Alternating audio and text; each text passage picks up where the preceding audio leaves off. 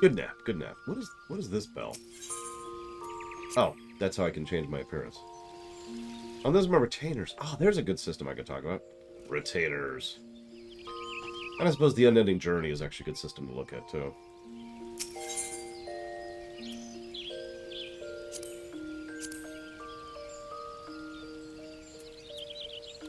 Yep, no. Is that a gameplay or a story thing? If only I had someone to consult upon. Alas. Alas and alack.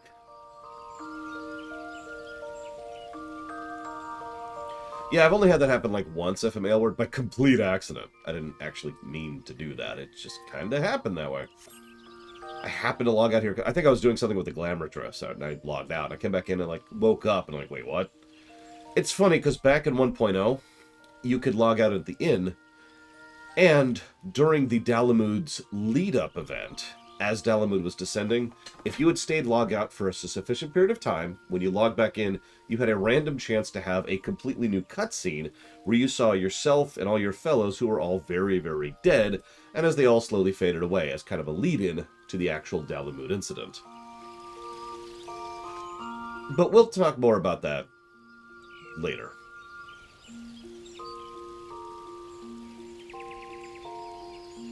This is something we have to address, though. I feel like this should be a gameplay thing, even though it directly affects the story.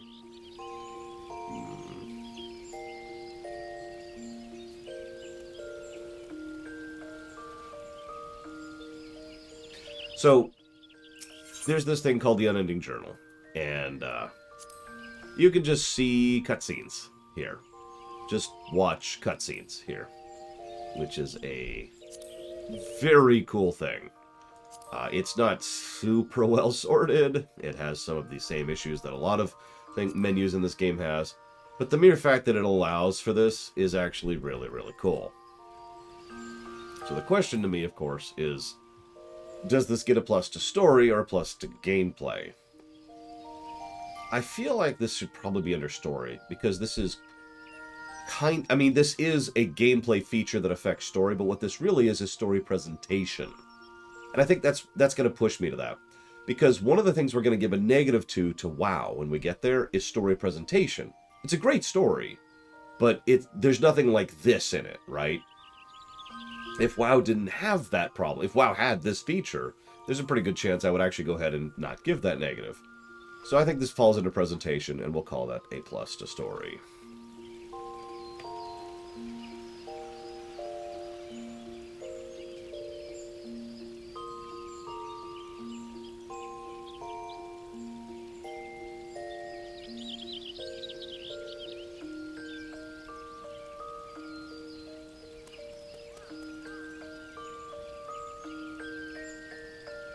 And as you may or may not have noticed, we've updated the HUD a little bit with some of the pluses we've given during the lunch break.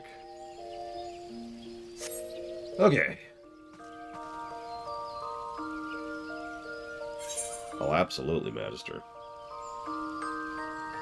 Yeah, Warframe has a great story. Good luck! Okay. Clearly. Yeah, I guess I could do the cinematic now. It still feels weird to do it now. But sure, whatever. We'll go into it now. So I hate to essentially repeat cutscenes again, but whatever. Here's another cutscene.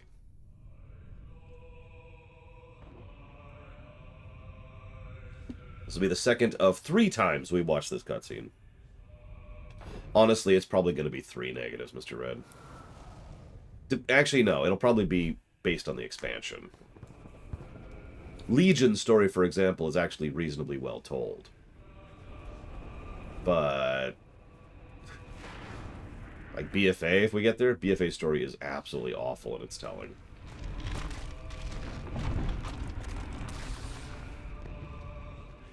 So, in case it's not obvious, that's Dalamud.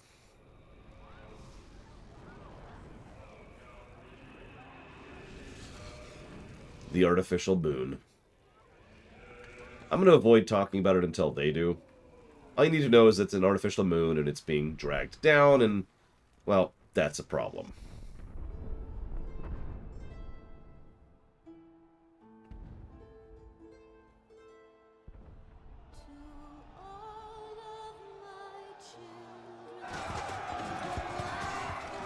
There's the Battle of Cartineau. A battle we were losing, I feel like pointing out. Even regardless of Dalamud.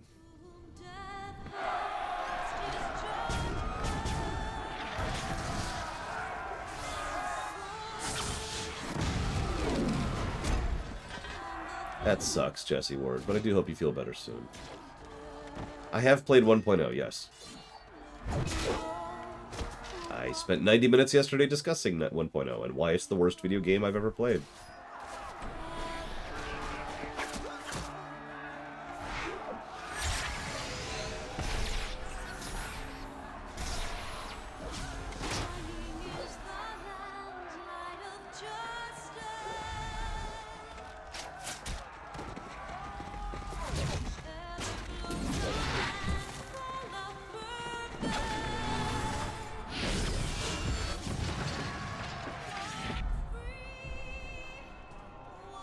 Who's that guy?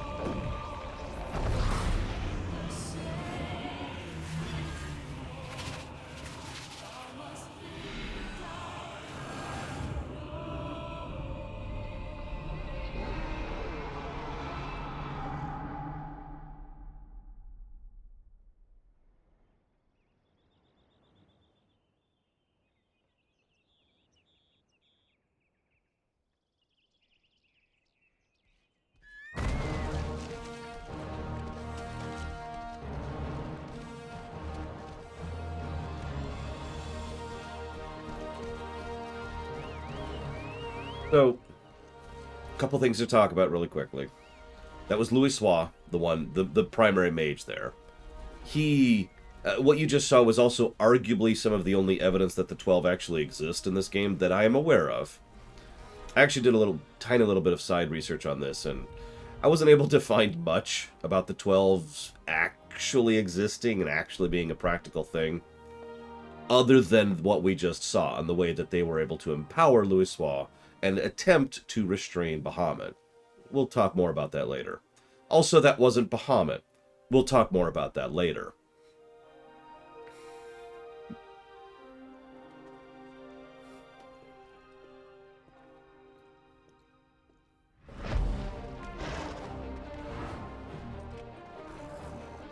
Me too, honestly, Valvedrix. Put another way, Ifrit doesn't really exist. There is no Ifrit. There is the Primal we have summoned, which takes the form and appearance of Ifrit, but Ifrit is not a real being, right? And that's the way I've always viewed the 12, personally.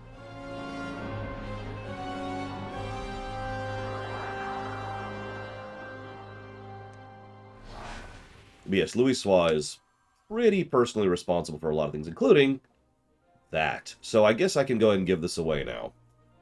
One of the things Louisoix did was he actually, before everything went to hell, he warped several people, not just the adventurers, he actually warped quite a few people, into the future.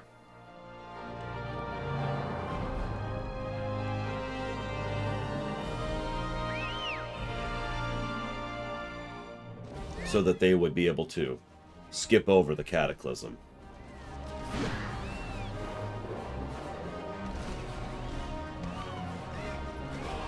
Yeah, about 24 people, give or take. Most stories I was reading about indicate that he pretty much beamed everyone who was still alive at the battle away, which also included the adventurers, obviously.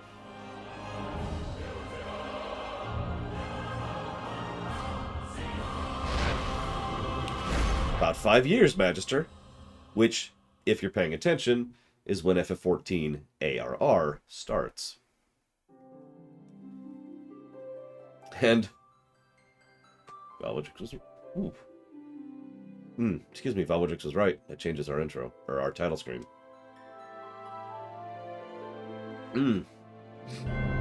Excuse me. Also, my personal favorite title song right here.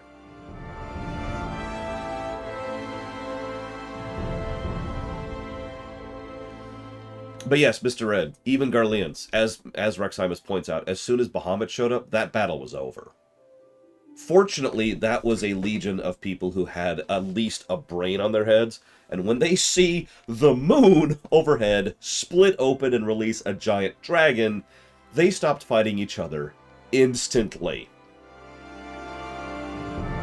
One thing to note about the Garleans, with a few exceptions, and there are exceptions, they're not your typical evil empire. These are people. And I do like that about them. Up.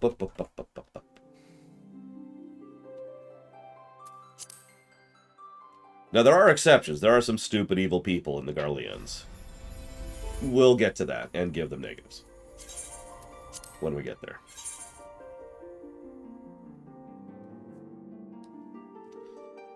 Yes, we need to burn out the rot so hard. That's a longer story that we'll discuss later, Trihexia. Anyways, that is a cinematic. Cinematics qualify as story, so yeah.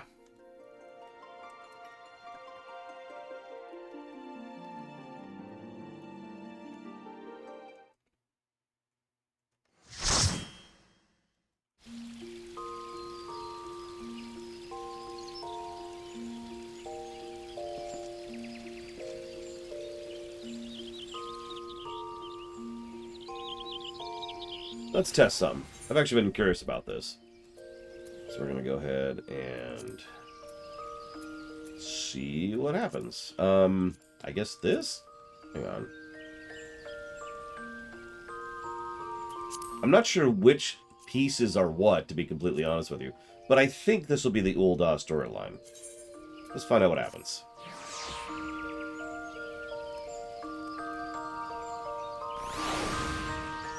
Okay, so we're still here. But we have a quest. Somewhere.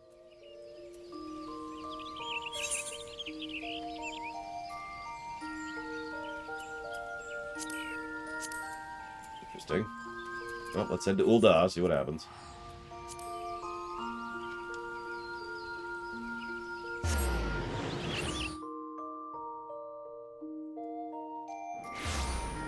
Yeah, I tried to click it, nothing happened, see.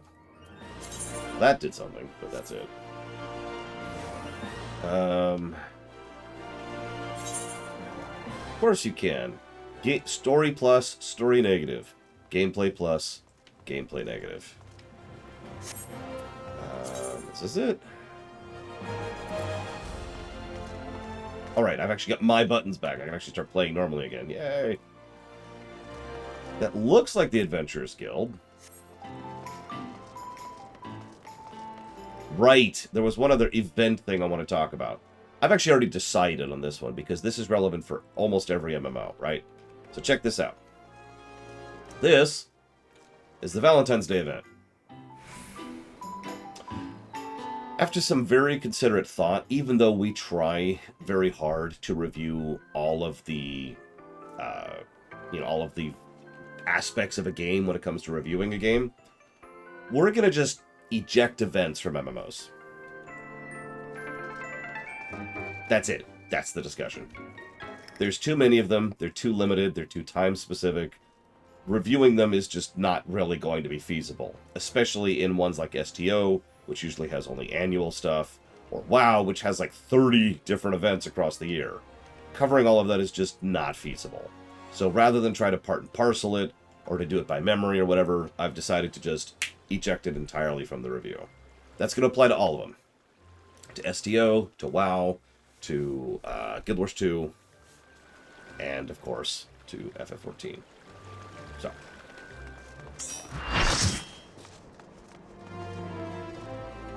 So anyways, we've just gotten off the dock.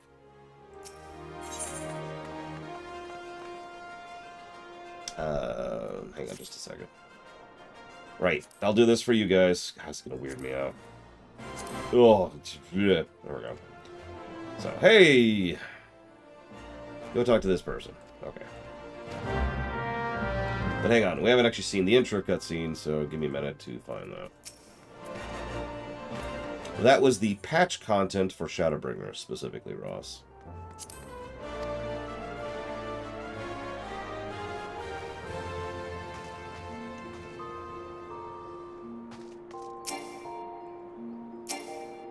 Really?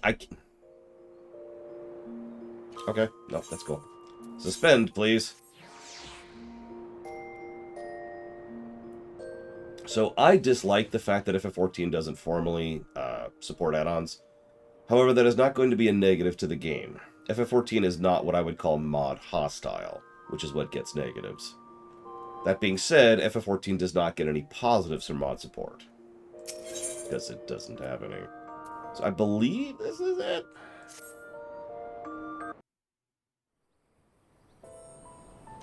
Nope. Sultan tree, hallowed spirit.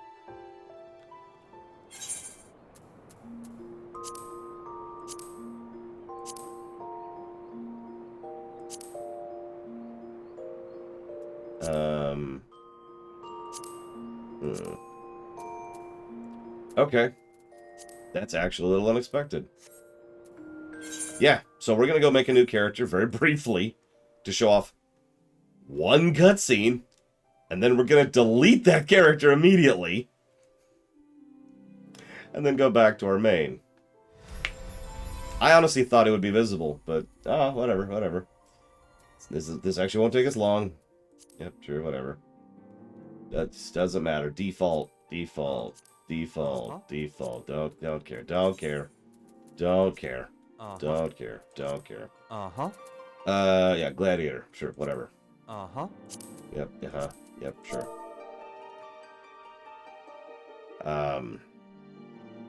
We'll call it, yeah, the default runner. There we go. Default runner. Let's go. I wouldn't know anything about add-ons for this game. Although, actually, let me double-check something while we're here. While we're here. No reason. Don't mind me.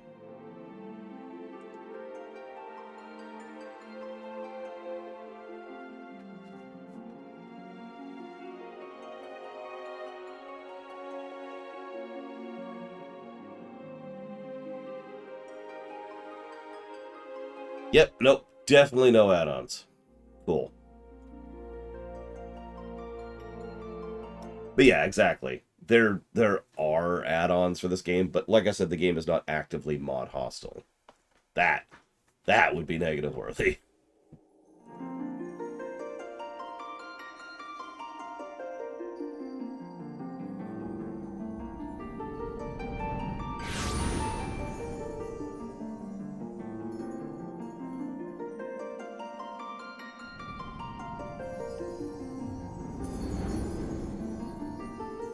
Remember, we have to watch this because if we skip it, we skip all the cutscenes. So sorry for the repeat.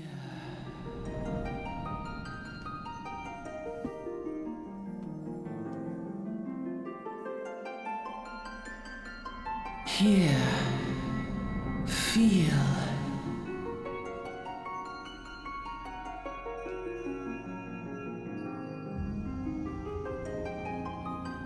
I suppose it's a good time to answer some questions. Hang on, let's see the Q&A queue.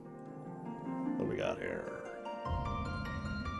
So someone asks, I didn't catch a name on this one, Final Fantasy VI is your favorite game, but based on genre specific, what's your favorite RTS game? That's actually a very easy answer. StarCraft 2.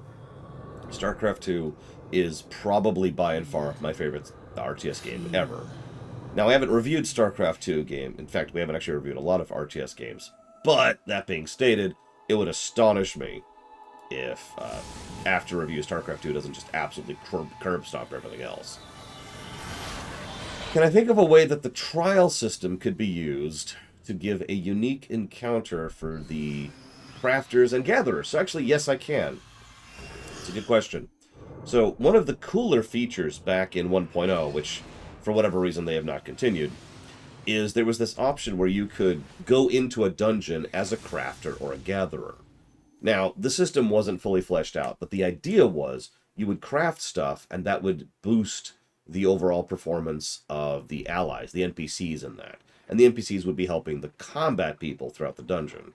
The gatherers would gather stuff, and that would boost it as well. So you could gather stuff, you could craft stuff, or you could fight, and all of these things would gain progress, and you would get benefit for whatever it is you did.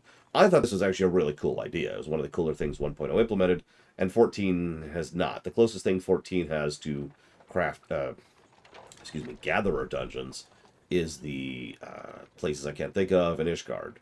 The sea of going and doing stuff, or ocean fishing, which we will, of course, be talking about as well.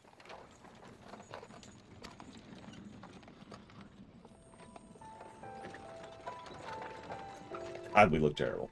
Default appearance. You alright, lad? You're mounted something fierce for a while there. The diadems, thank you. That's them. Feeling the effects of the ether, I reckon. You'll get used to it, don't worry. It's always ether, isn't it?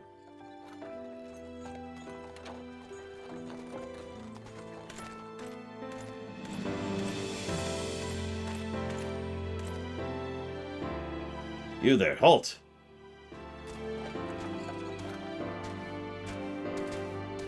What's this all about? Inspection! Men, search the carriage.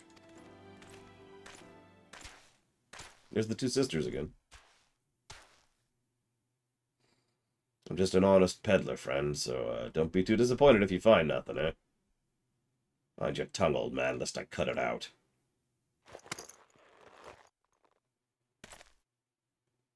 Look, sir, Somnus. Honest peddler, was it? Since when do honest peddlers deal in prohibited herbs? Just in case you missed that, he pulled that out of his own pocket. Very obviously, I might add.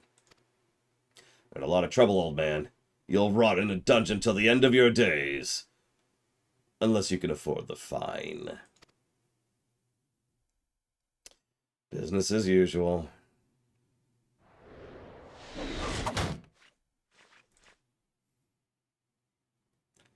Amalja! Amalja! Arms! I guess you're right, we do see the Amalja pretty early on. Seven hells. Consider this a warning. Now go, all of you.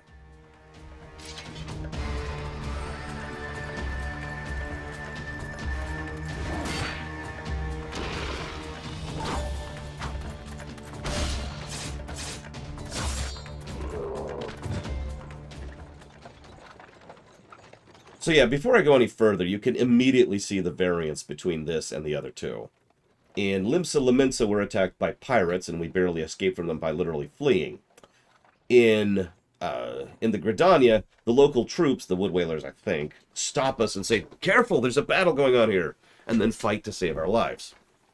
In Ul'Dah, the first thing that happens is the local cops, that would be the Brass Blades, plant evidence on us and demand a bribe to be allowed through. And the merchant in question says business as usual, indicating just how normalized this thing is. It's the first thing we see about Ul'Dah, and it says all it needs to about this place. But, and Ina Michio just mentioned this out in chat, this is important. It is worth noting that when the Beast Tribes show up, they do drop the facade of being the corrupt cop. I shouldn't say the facade. They stop being corrupt cops and put on their actual job mask and go and actually start dealing with the threat. But that is Ul'Dah in a nutshell. Oh, thank the God. Oh, sorry, I missed a dialogue there. You be careful around the Brass Blades. Bastards will have the shirt off your back if they fancy it. Like common bandits they are, only less honest. Thank the gods for sending some beastmen to the rescue, huh? Seeing as we still have a long ride ahead, you mind keeping me company till we arrive? These two never talk. Actually, if you're paying attention, they haven't said any lines of dialogue at all, even though they've been in about 5 scenes. Brent's the name. Peddling's my trade.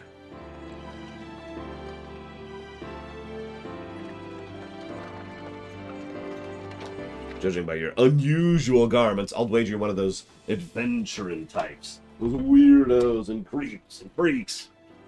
I know it. Going wherever the wind blows, seeking fortune and glory. Now that's what I call living.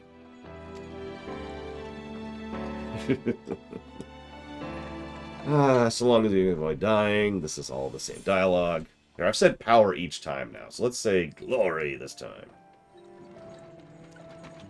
Glory. Oh my god, I just realized that's the face of her brother in Stormblood, isn't it? Anyways, glory, huh? Well, if you're willing to take on tasks as other foes ain't, an adventurer like yourself can win fame what coin can't buy. When you arrive in town, you'll want to point to the Adventurers Guild and do adventuring stuff and yada yada. This is my first trip to Ul'Dah.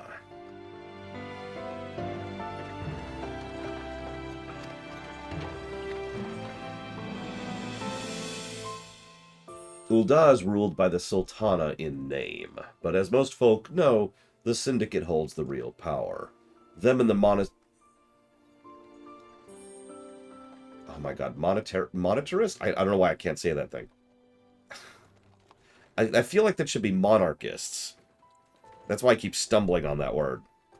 Them and their monetarist cronies could happily get rid of her grace altogether, but that won't happen while she still commands the loyalty of the royalists.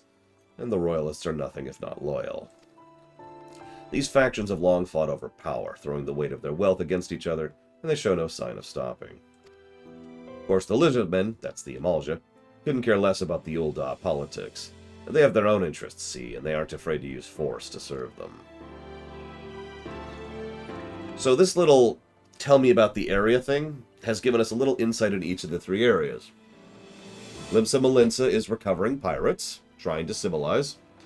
Gridania is a place that's trying to live in harmony with the local spirits and failing at it. And what do we hear about here? Factions and politics.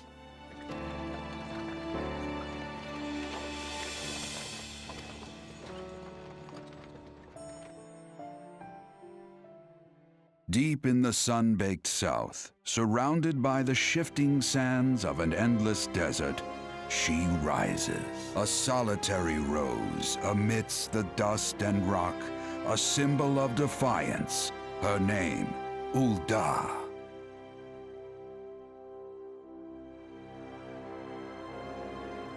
Even with the coming of the 7th Umbral Era, hope springs eternal for the mongers and merchants who vie for lost fortunes in this bustling oasis. As the twin faces of Nold Thal maintain their vigil over all that has been and shall be, the present proffers a brave soul.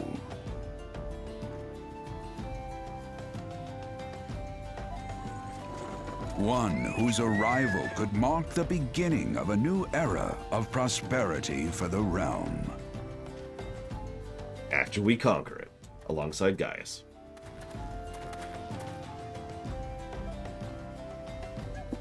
This is where we part ways. I'm off. Peace. Oh, thanks. What about those two? Oh, whatever.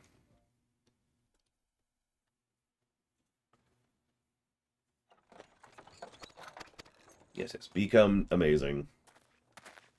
I will never become amazing. I lack the capacity. May the traders nurture our fortunes as they kindle the flames which burn within us all. For by fire are we reborn. Until a certain quest chain in, I'm pretty sure it's Heaven's Word, I was actually pretty convinced that Garlemald was the better option of the 5 nations I knew of at that point. That opinion went down a little bit, I'll be honest, after encountering some of the less savory sorts within Garlemald. Like I was saying, you just need to get in there with a scalpel and just dig out the crack, dig out the cancer. As I say, we've got literally one more cutscene to do. Which is just, we're going to talk to the guy here, and then this character is going to be deleted.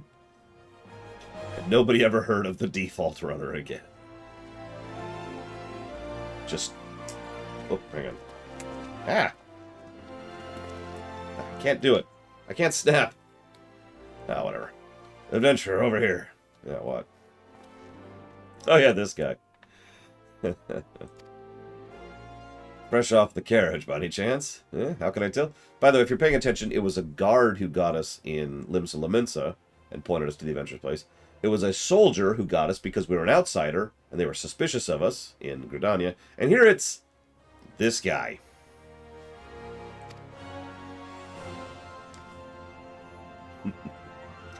Name is Wymond, and my business is knowing every bugger else's. Now then, what if I was to offer you some invaluable advice by way of welcome to our fair city? Free of charge, even. Just this once, like.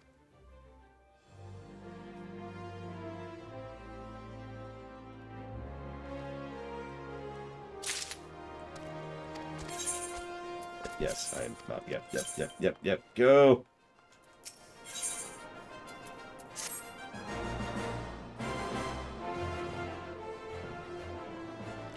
"'Tis plain to anyone with eyes that you don't know your way around here. If I let you go wandering off the darkest alley, you'll like to get mugged, or worse, and I don't want that on my conscience. So, before you do anything else, head to the quicksand. Meet the Adventurers Guild. It's over there, where your actual character is waiting to start that quest. That's as much as you're getting for free. Good luck!" And I like the idea that as we're standing in front of Wymond, just staring at him, we just sort of suddenly fade out of existence, and we're never seen again.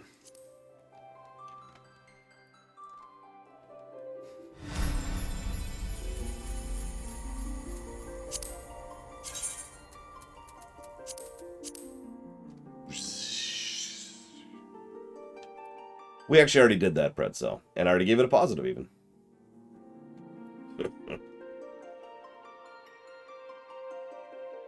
Wait, you can? Ah, that's actually funny. Yes! Delete. And all of a sudden, I was just a level 80 paladin. It's weird how that works out. I mean, I could be a level 90 dancer instead, but I figure paladin's a good pick for Ul'Dah.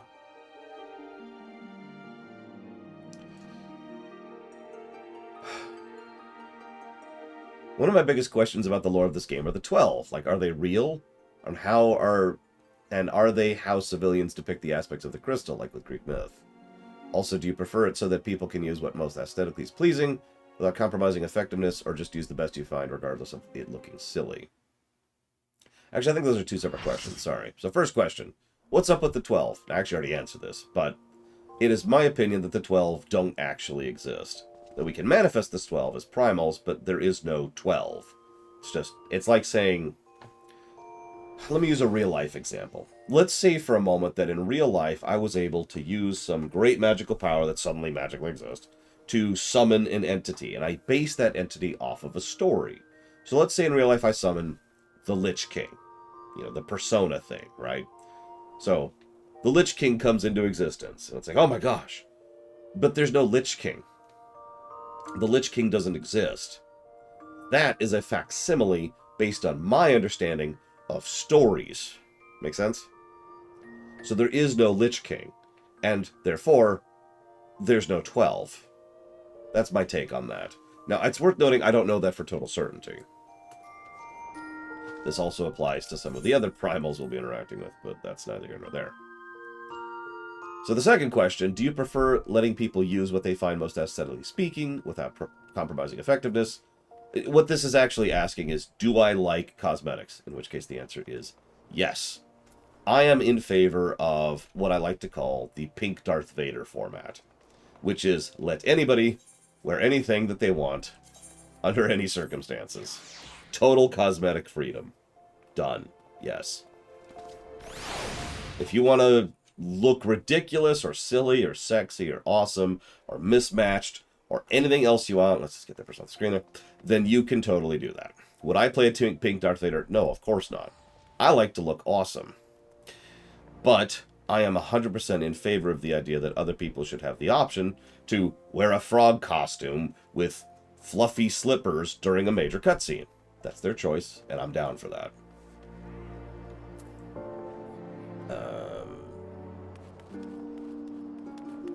Right, I've actually already done the quest. That's why it's already moving me forward. Yeah, exactly, Doom Rider. I am very pro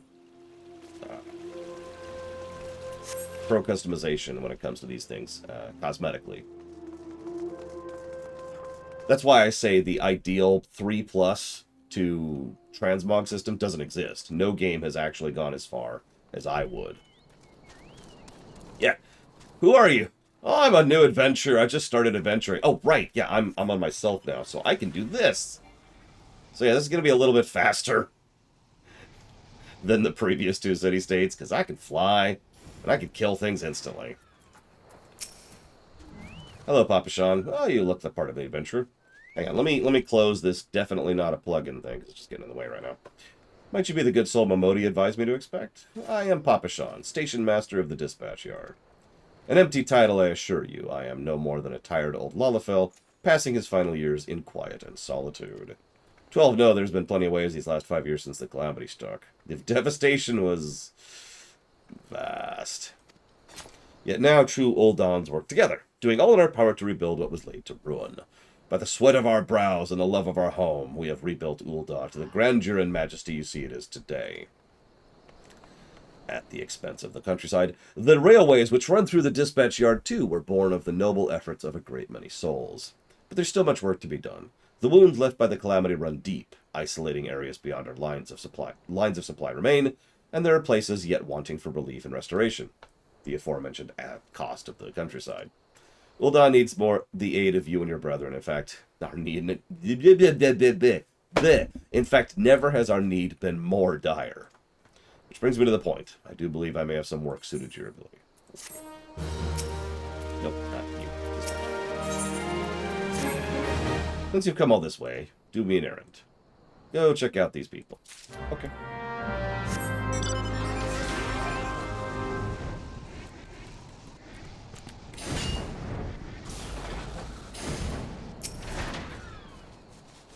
Halt! I'm gonna have to ask you to put the pretzel on the ground and put your hands over your head. Here, have a pretzel. State your name and business. Oh, a Twilight pretzel? Oh, forgive me. You could say this new post has my nerves in a twist. I'm terribly sorry for that. Yes, you may rest assured the dispatch yard is safe as long as I stand watch. Please give him my thanks, and tell him I only wish to repay the favor. So, quick talk. The Gridanians have spent the last 5 years trying to restabilize their balance with nature and failing at it. The Limsa Leminsons have spent the last 5 years trying to turn themselves into a proper city-state and having issues with it, but kind of succeeding. The Uldahs, I probably do, the Uldanians have spent the last 5 years doing everything they can to build up and support Uldah itself. Now, you're probably thinking, well, what's the problem there? And I've already said it twice, but in case I'm being very unclear here, Uldah, the city, despite its issues, is actually doing relatively well. Even the homeless in Uldah still have safety and succor and security. Everyone outside the city walls is screwed. And you're going to be seeing this as we go throughout this story arc about how they have kind of really pulled in the wagon, so to speak, and circled the wagons, and left everyone outside just kind of to do their own thing. And yeah, we're not even getting into the refugee problem yet. We will cover that too. Have a pretzel.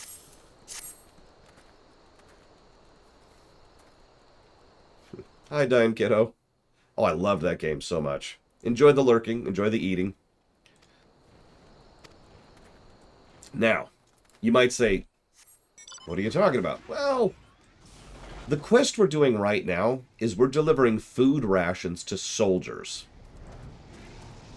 Each one of them is talking about how they're actually surprised by this, because these kind of food rations are not a part of their ordinary operation. This is a gift from Papashan.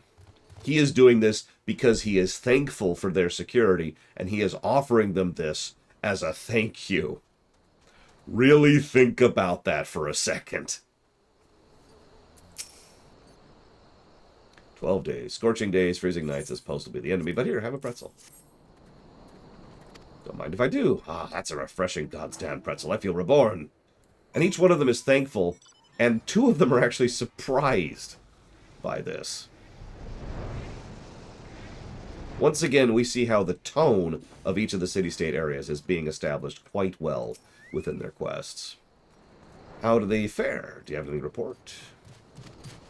Nothing? Oh, dear. Thank you for your troubles, then. And stay a moment. There's more I would ask you. Yeah, sure. I need to report a bug. I'm not getting quest rewards from these. Lore, I have just this moment. No, the time for concealment is past. The truth is, even before I had you deliver those pretzels, I was privy to most unsettling news. Which is the real reason I sent you to meet those soldiers.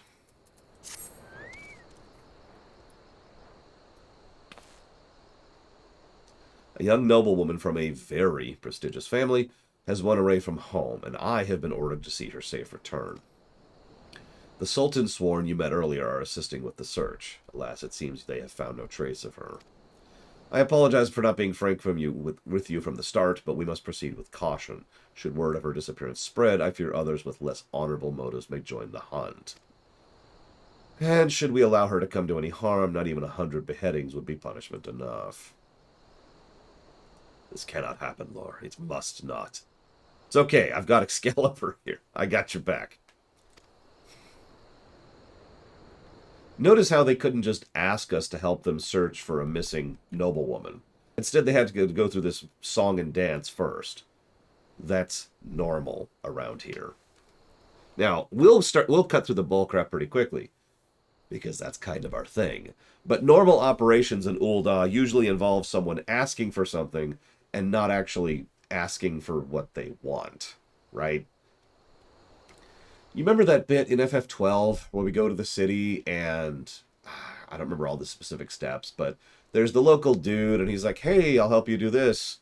And Balthier's like, that means you'll get this, right? And so he helps us in a way that gets to us to do something that's what he actually wants. And that's Uldah on a normal basis. That's how they standardly operate. So we're looking for Lady Lilira.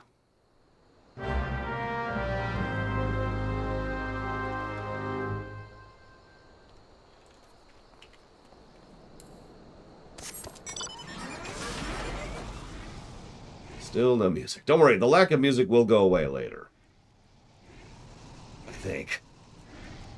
Pretty sure. Yeah, don't mind me, sir. I'll find your lady.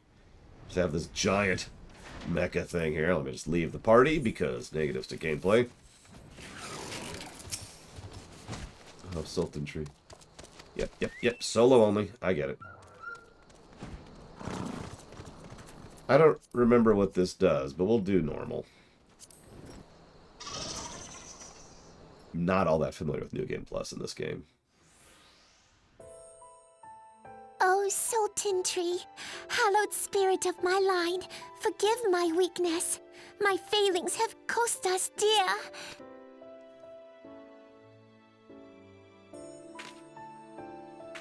Show yourself. I'm right here, lady. Oh, hi, Thancred. As you command, O Lilira. This is Thancred.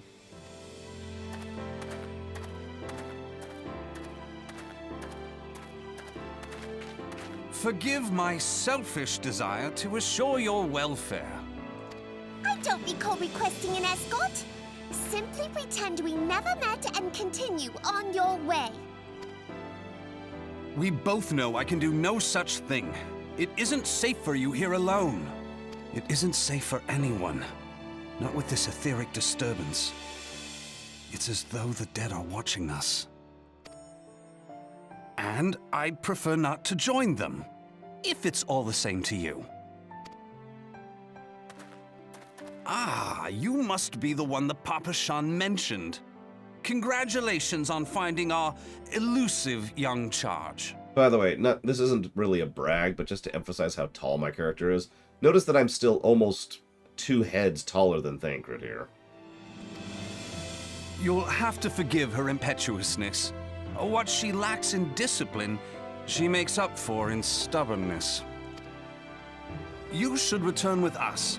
The station master will be eager to thank Lady Lilira's protector in person.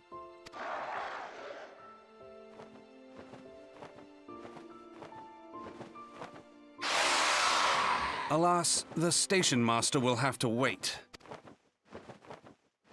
Dear Lilira, for my sake, please stay out of harm's way. As for you, dear friend, for Lilira's sake, please stay in harm's way. Already like Thancred here.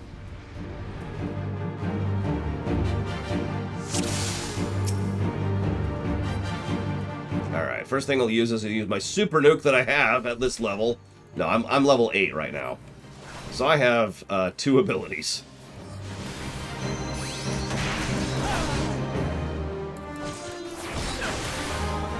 So, we've already talked about that, but this is demonstration. You see how full my bar is? I got 2 of those.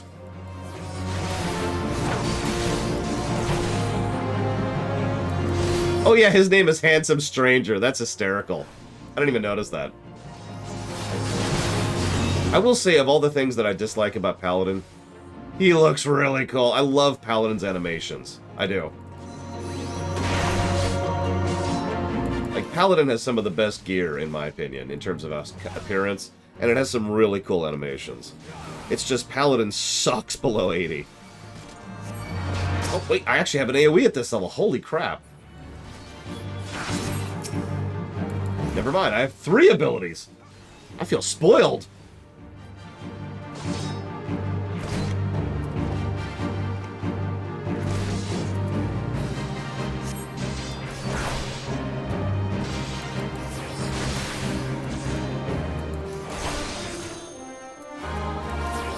I mean, if you want to pull technicalities, yes, I have 3 live buttons, a taunt, and a sprint, but I have 3 abilities. I have attack, second attack, and AoE. And yeah, tanks get AoE substantially earlier because they're tanks. They should get AoEs earlier.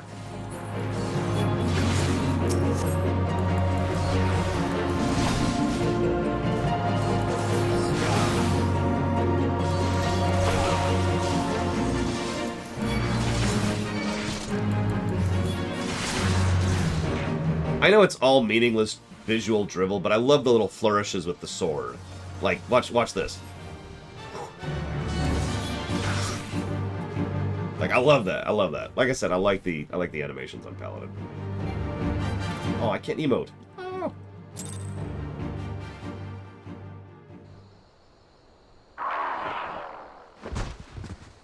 That's not your heart, Tara. Whew.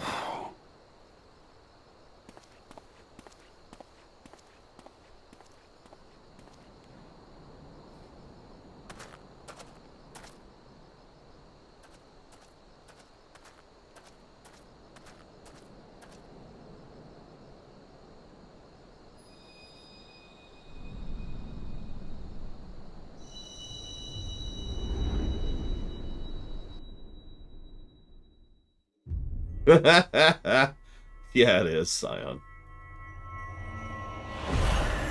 What? I am the hero of light? Impossible! Look at my outfit.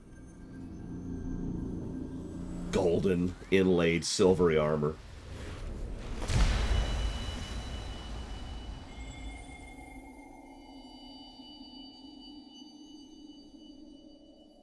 Hear, feel, think.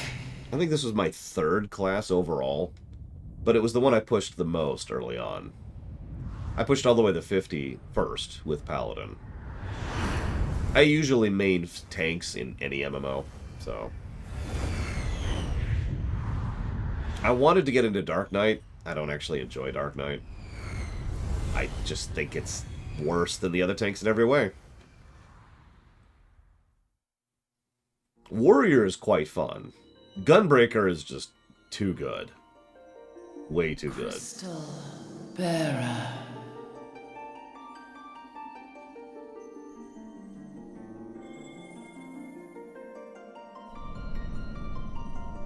I am Heideleen, all made one.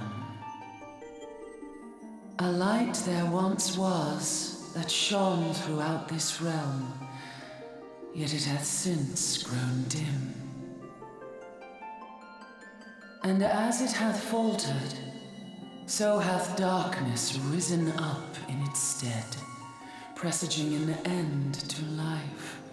Yeah, exactly, For the Casual. sake of all, I beseech. It's similar to how Sage actually plays more like a DPS than a healer. Which I do also enjoy, it's worth noting. The power to banish the darkness dwelleth in the crystals of Both Itemization. journey forth and lay claim to them. I know, right? I would love it if during New Game Plus they just added a line where it's like, you are here. Oh my god, you're level 80.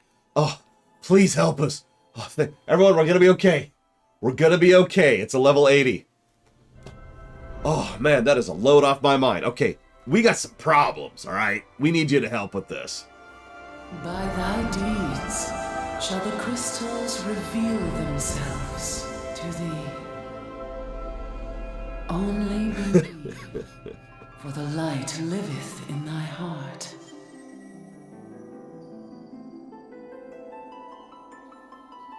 I mean, look at these little... Everyone else is in, level 8 gear. Level 5 gear. And then there's us.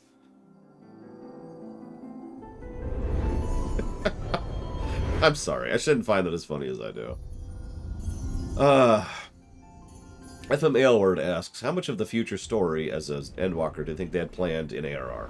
So I've actually already answered this, but to repeat myself, I'm fairly certain that at least by Heaven's Word, they had the bones, the skeleton of the story written out. And I sincerely doubt they had the actual details. Shine thy light on all creation. So I think they had a decent chunk of it, but... Like, let me put this way. I have all of Star Trek written out in terms of the skeleton of the story. But in terms of details, I've only done like 12 episodes of Enterprise, right? Same concept. Ah, coming around now. Yeah, do you want me to just go flick Gaius really hard? Would you mind telling me what that was? If I only knew. A denizen of the void at any rate. The Void sent? Here? But how? The question isn't how, but who. We're not dealing with bookless bandits.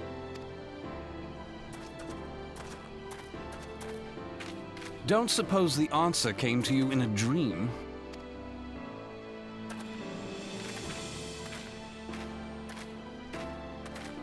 No sooner did you fell the beast than you fell asleep.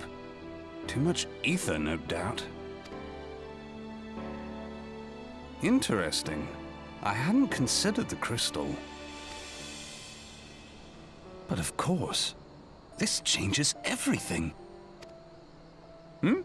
Oh, just thinking aloud? At any rate, we haven't a moment to spare. I must return and report this at once. I leave Lady Lilira in your capable hands. How dare you pass me about like a swaddled babe? I shall return and tell them myself.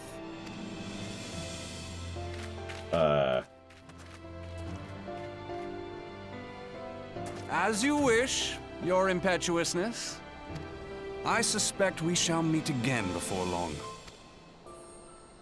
Until then, do try and stay awake. Sure thing, Thancred. Hang on. Stand still really quick. Blink! Oh! Sorry. Here, let me res you. I feel vaguely uncomfortable with what's happening here. But that's okay, because I can get away very quickly. Mr. Red says, tell me about Default Runner's backstory in excruciating detail. Once, long, long ago, in the great darkness before the terraforms.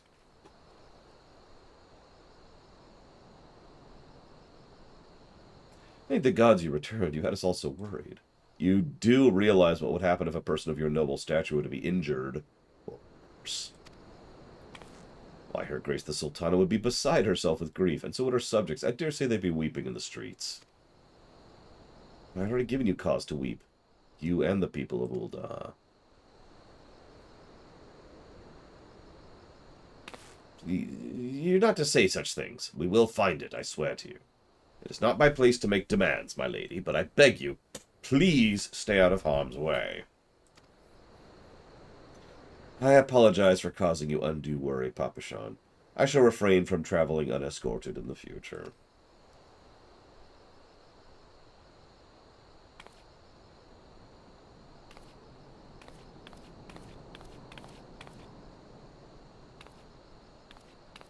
If you need to know how tall I am, look at the Rogadin next to me there. If only I could be even taller! I cannot thank you enough, Lar. I understand you fought bravely to protect Lady Lilira from void-sent fiends.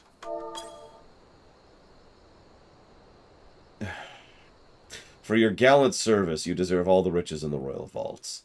Alas, a small token of my gratitude is the best I could offer. Taller, Terra! A sarcastic man with a strange contraption strapped to his shoulder? I see you met Thancred. He's a scholar who spends his days investigating oddities in the ether. Rather too fond of the sound of his own voice for my liking, but perfectly harmless.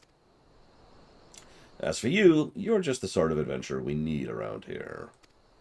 I pray you show the same kindness to the people of Thanalan that you did to us today. Not the people of Ul'Dah, the people of Thanalan. That's the surrounding territory.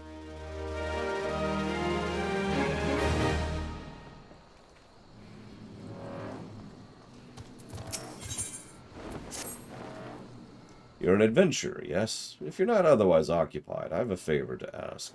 I've resolved to repay a debt of gratitude which I owe the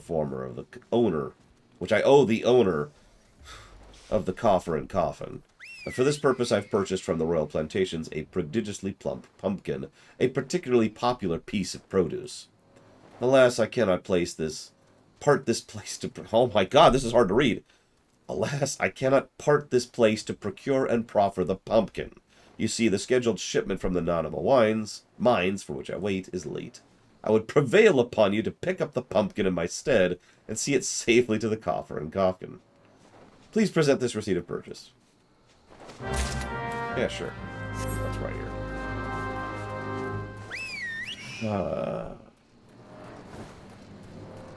Ooh.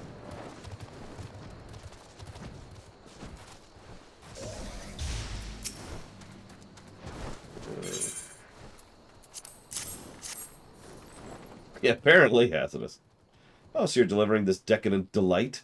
I can say with confidence any gourmand would be grateful for such a grand gift. Here's the pumpkin. Fresh produce is somewhat scarce in these parts, and as such we are always deluged with demand. You know the way. Yes, I know where I'm going. Thank you. I have a quest log.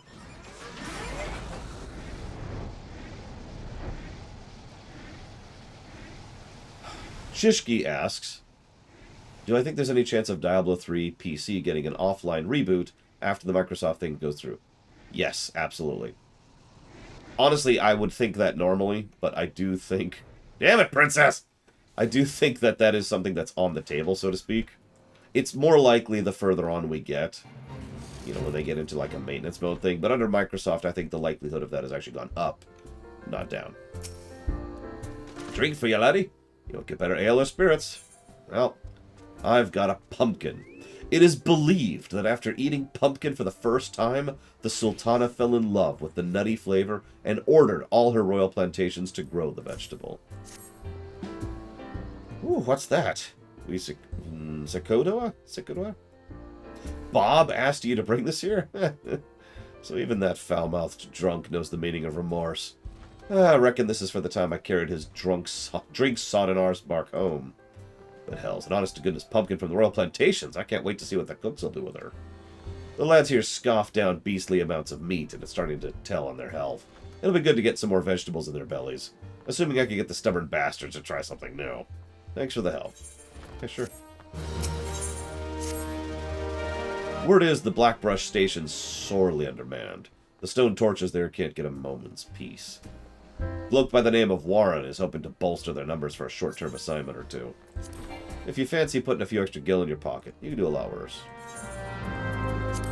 Oh yeah, by the way. Oh, S.A. Ross isn't here, is he? Never mind, hang on. So you're on Fife. I'll show that off in a minute. Actually, it looks like I removed it from my bar? Hang on. Where's my emotes? They're here, aren't they? I think? No. Where are emotes?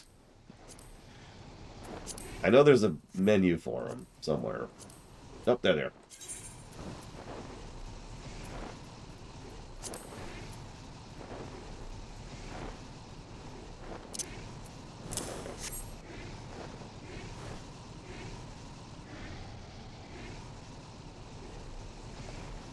Sorry, that's one of the first actual inhales I've been able to get for a while. With both nostrils. I better get my ether while I'm here. Oh, right. Believe it or not, I've only been playing on alts for like a day and a half, and I'm already having trouble getting back into the mindset of playing on my main. Looking for work, perchance? If so, you couldn't have come at a better time. We stone torches are sellswords hired by the Imagina and Sons mineral concern to protect its interests. Our primary duty here is to keep the tracks clear of pests, and for this purpose we require your aid. I should point out, however, that it can be messy work, and liable to get messier if you're ill-prepared. A single piece of gear can mean the difference between life and death. I'll not have it on my conscience I send an ill-equipped adventurer to untimely demise. Alright, I have to wear... It's very important. I have to have gear that's higher level than 5. I'm ready for inspection. I'm good. Know that naught is guaranteed in this world. Fate is a fickle mistress, after all. At any rate, capable adventurers like you are few and far between, and I would not have you throw your life away. I've had to bury too many comrades who brushed aside cracks in their hauberks and dints in their helms. No matter what you face, do not disregard the importance of gear. Yeah, what is my item level right now on this dude? 505, which actually isn't all that high because I've got level 70 weapons. But I have level 80 armor. Here, hang on. It's like dark. There you go. 530. Is this acceptable? Am I good enough for you? Is this good enough for you? I will show you the true pain. Sorry.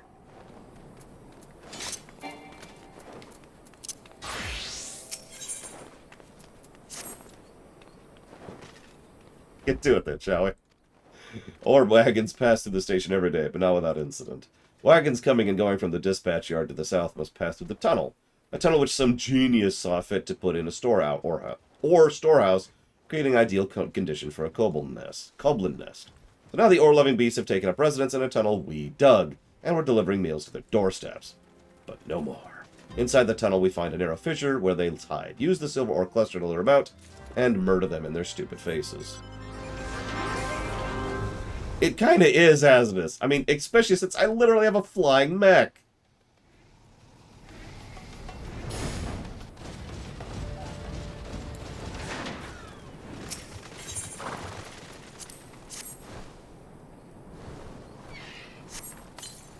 Alright, this is going to be the most dangerous battle we've ever fought. Okay, we're done. Well, hang on. Okay. Oh, there's another one. Okay. Is that everything? Okay, we're good, we're good.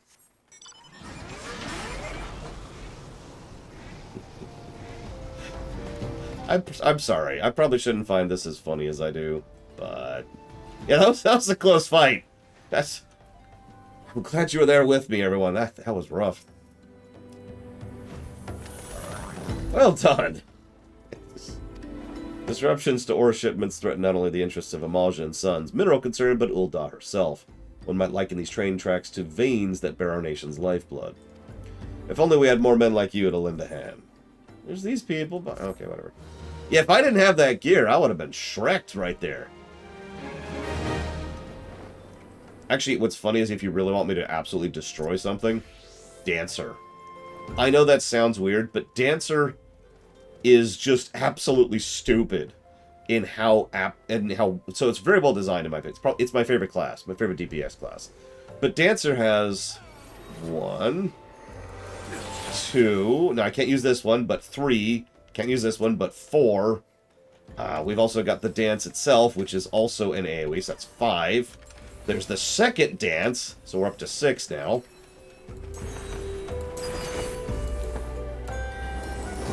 Oh, there we go. So that's 6 AoEs.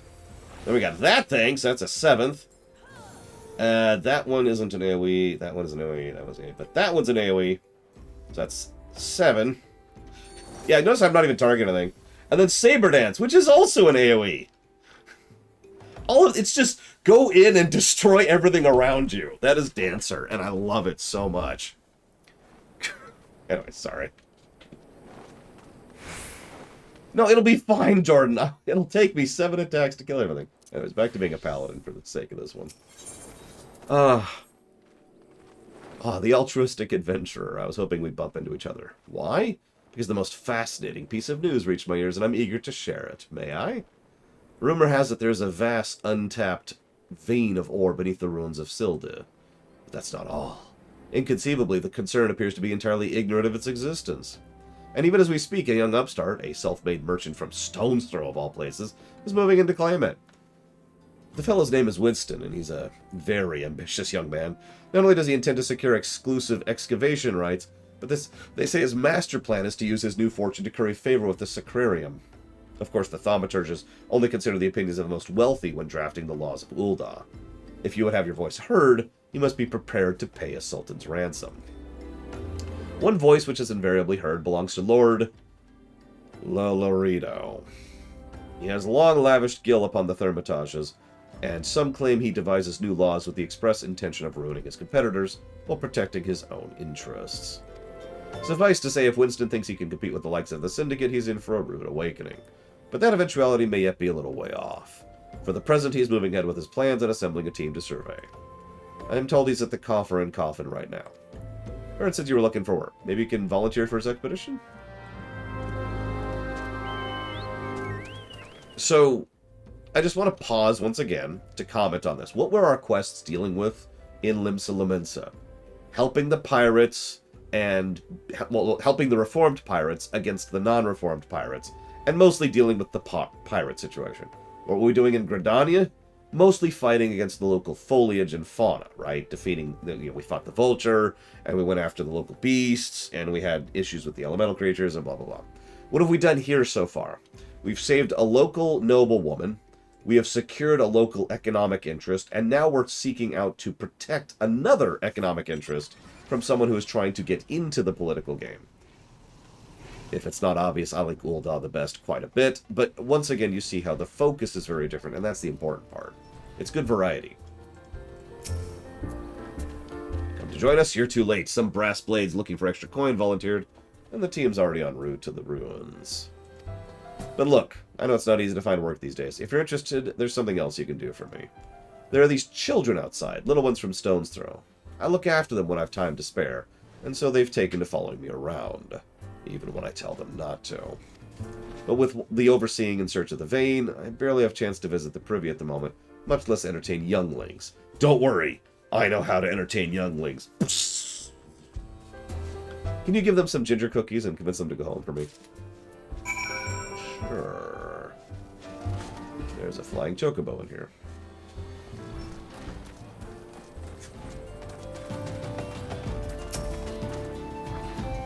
I ain't going nowhere, mister. I'm too hungry to move, besides, so you have to carry me.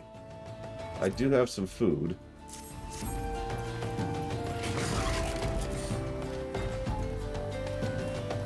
This is also kind of starting to show the underbelly of Ul'Dah very early. Obviously, the very first thing we saw was the local cops trying to pull bribe money out of us, right? First thing we saw. But notice now what we have is these kids who are not doing great and are here begging for food from Winston. So we give them food so they'll go away. Yeah. Also, in case you missed that earlier, the laws are drafted from money. Let me say that one more time in case I didn't really get that clear. I want you to imagine a situation in which, let's say Rax is a senator. And let's say I go to Rax and I say, hey Rax, thunk, here's $50,000. Write this law for me. And then he does. That's how laws are drafted in Ul'Dah.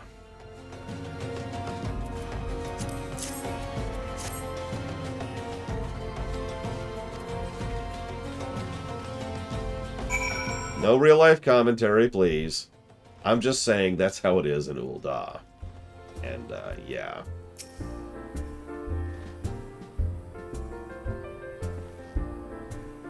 Thank you, adventurer. I only wish I could do more. Stone's Throw is no place for a child.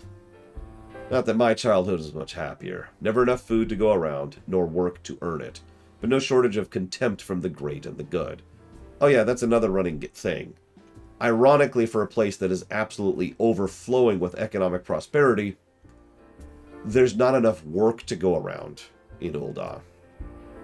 Now, pause. This is actually very understandable, because almost all of the wealth of Ul'Dah is done in trade, aka you buy low, you sell high, and you gain money on the trade that goes through you. People pay you money to do trade here, and then you use that money to buy things to sell elsewise, so that more people will pay money to trade you, blah, blah, blah, blah, blah, right? So if you're paying attention, there's not a lot of work that's generated by that. Now, this has been true historically for several actual places where their primary import/export was trade. Like, they just facilitated trade, and that's where they got their wealth off of. But the natural consequence of that is, without some kind of external thing, all you have is a situation where the only people who are actually wealthy are the people who are actually running the trade. So the state may be wealthy, you know, if you zoom the camera out, if you just take into the whole thing, but an inordinate number of people who live there are not, because there's not really a lot of work for them other than simply the bare bones taking care of the people who are doing the trade. So in other words, there's a lot of what I like to call janitor work, and that's it. And janitor work doesn't pay well. So we've got starving kids, corrupt cops, and not enough work to go around. And we haven't even hit the refugees yet. I remember thinking things could only get better, yet now, after the Calamity and everything else, for us refugees, hey, to be forced to live outside the gates like bloody beastmen is a disgrace. They say with enough money you can change the laws here, so I'm going to make a fortune and do just that. I'll buy excavation rights and start my own mining business, and then I'll give my fellow refugees the work they're crying out for, and pay them fairly. The mining companies have profited from our suffering for too long, but in their hubris, they've grown complacent, presenting us with a golden opportunity. And we will take it, adventurer. We will reclaim our dignity and with it our place within these walls. We found her. The vein. Winston, come and see. Yeah. So, that was only a one throwaway line, but did you notice how refugees are forced to live outside the city? I don't know if you've heard me say it 3 times by now, but all of that wealth that they're generating from trade is going towards that, the city. So this local terrain is actually extremely undeveloped, relatively speaking. There are veins, there are resources, there are hubs, I gotta leave party. There's a huge amount of stuff that is not actually being done. Because why bother? That's not where the money is. And that's the logic, by the way, which just absolutely I find hysterical. There's no money in actually developing the countryside, so why bother? Oh, but you go live in the countryside. Anyways, as you can see, there's a bit of a situation here. I suppose this would be a good time for a lore shock. We'll set it to very easy to speed these up. So, yeah. Hell's balls, son. A vein of ore in the middle of a ruined bloody city? Idiot. Whoop. Shoot. I missed a dialogue there. What did you think was going to happen? That you'd strike it rich and get cozy with the Order while the Masters of Ul'Dah looked on? No one crosses the Syndicate. The Syndicate? Finally sunk in, has it? Oh, look at this. Not all your friends have deserted you, it seems. Lucky boy. Now you won't have to die alone.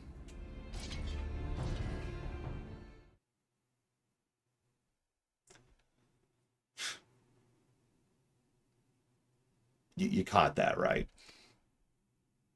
The local guards were actually going to murder him after having already murdered several of his miners for daring to try and set up his own mining firm here. Just think about that for a second.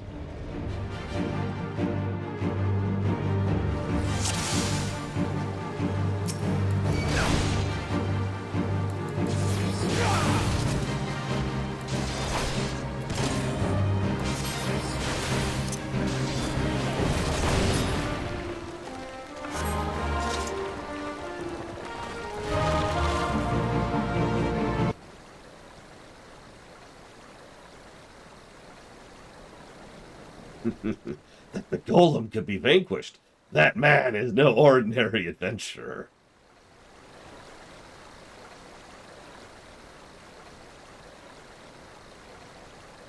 I'm feeling better, but not good, Aria. That was a rough battle. Whew.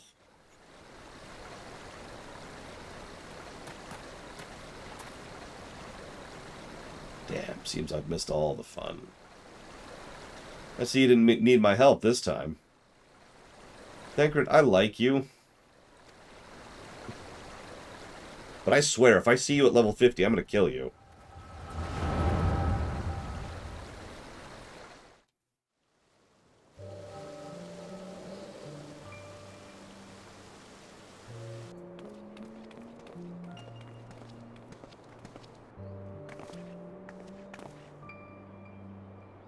What, Pyro? I would compose a ballad in your honor, but I fear no words would do you justice. The songstress of Ul'Dah herself could not rival your beauty. Mirthful maiden. Sure. I have oft heard it said a blossom's beauty can move a man to love and long, but I never truly believed it until I met you two desert roses. Really? I hear they attacked another caravan. Aye, and business is suffering for it. Bloody Amalja. What stirred him up, do you reckon? Another raid, and I'll wager the caravan was carrying crystals, much like the last. I do like Thancred. He's also a very good spy. Probably the best spy of the group. Of course, he's a rogue. If they truly mean to summon a Primal, we must act quickly. You coming, love? You would keep a girl waiting, would you? Right. Plenty of time for sex. So tell me, where in this marvel of a city might you lovely ladies be staying? Yeah, that's a good point. He was a rogue before rogues were playable. Because I forgot, rogues were patched in. Level 30, I want to say, is when that was unlocked or something. It's a weird one, I know that. Because like Red Mage and Samurai are 50. Machinist is technically 30, I think, isn't it?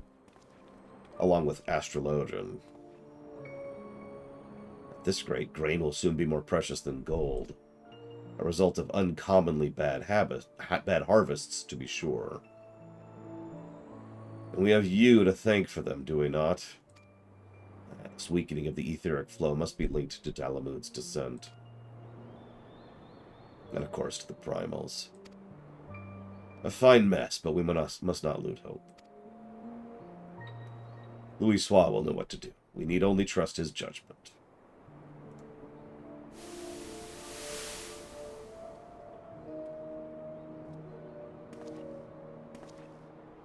$15, that's it. I knew it was a weird one. Because there's the 30s, there's the 50s, and there's the 70s. And then there's Rogue at 15. Truly a marvel of Charlayan ingenuity. It's as if I could reach out and touch the ether.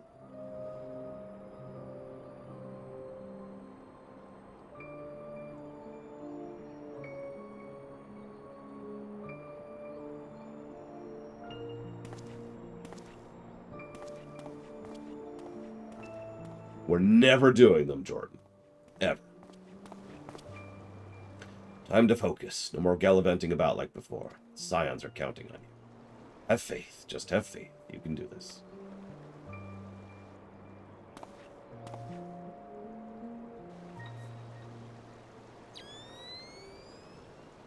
The disturbance is recent. The Sultanry? Maybe Papashan will know something of it.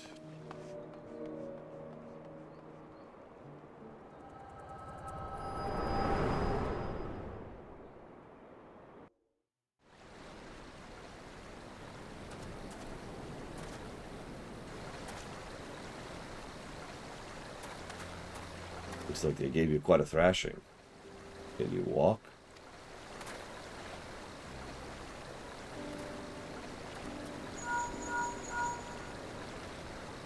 It's me. I was too late.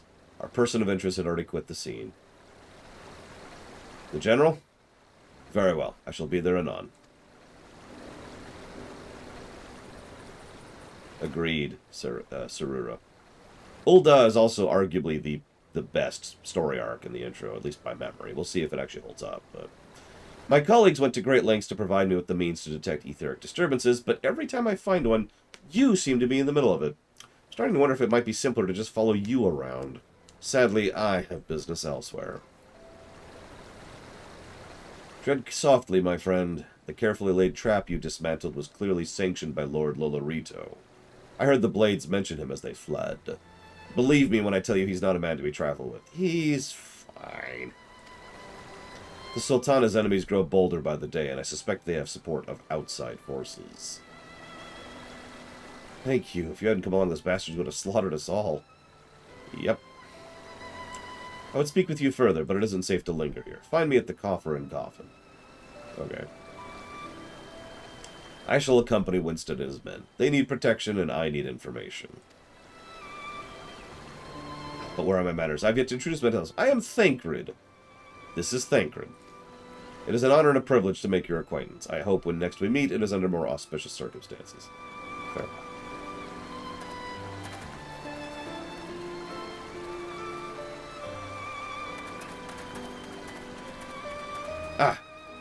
One moment. It occurs to me never mind. Yeah, I was actually thinking about that too. In the overall narrative construction, Gridania and Limsa Lominsa don't really matter to the plot all that much. It's not like they aren't relevant, and they do obviously have some significance. But Ul'Dah is directly connected to the plot at multiple intervals, whereas the other two kind of aren't.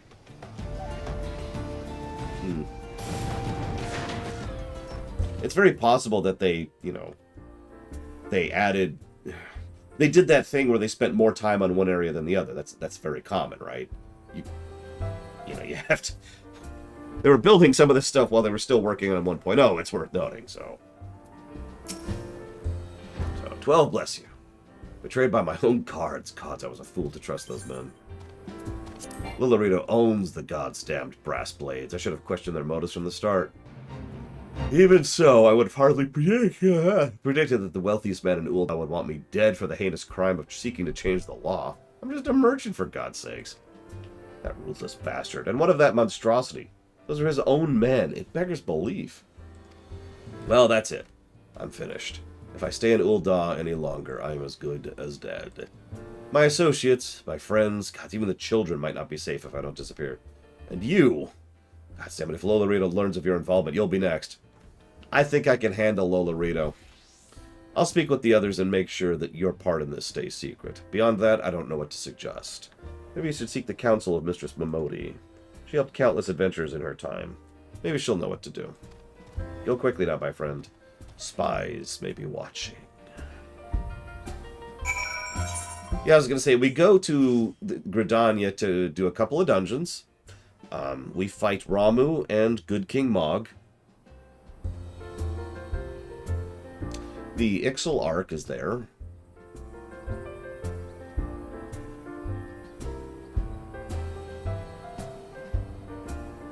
That's all I got.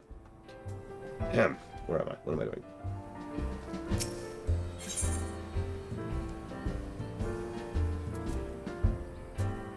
Like I said, there's a couple of dungeons, little Billy.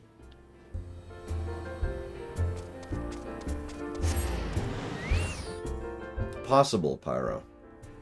Because I've actually thought about this a few times. It's also possible that what they did was they designed the three and they intended all three to follow through on, to really flesh them out and do more with them. And they decided, you know what, let's just move on and go on to the next area, Ishgard, instead. And so they focused on the one they'd already spent the most time on, Ul'Dah, and then they just moved on. Not a great decision, but a pragmatic one. One I could understand. And yeah, Ishgard is part of the lore, even back in 1.0, so that kind of tracks too. Oops. Settle down, Laura. You've got nothing to worry about. No one seems to know you're at the ruins. I'm not scared, lady. Winston, on the other hand, is now a pariah. About as welcome around here as a rabid wolf, poor bugger. Suffice it to say, that boy risked the wrath of the wrong man. Lord Lolorito, chairman of the East Aldernon Trading Company, generous contributor to the Order of Nalthal, and member of the Syndicate. Didn't get where he is by leaving loose ends, that one. Which is why he ain't above killing his own men. So even if those blades knew it was coming, it's not like they could refuse to do their benefactor's bidding.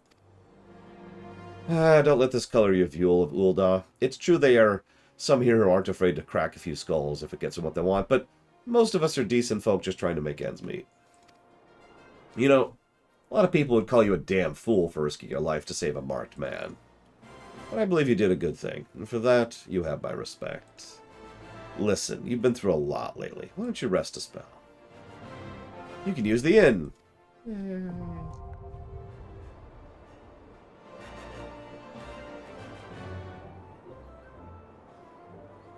No, absolutely, Pyro.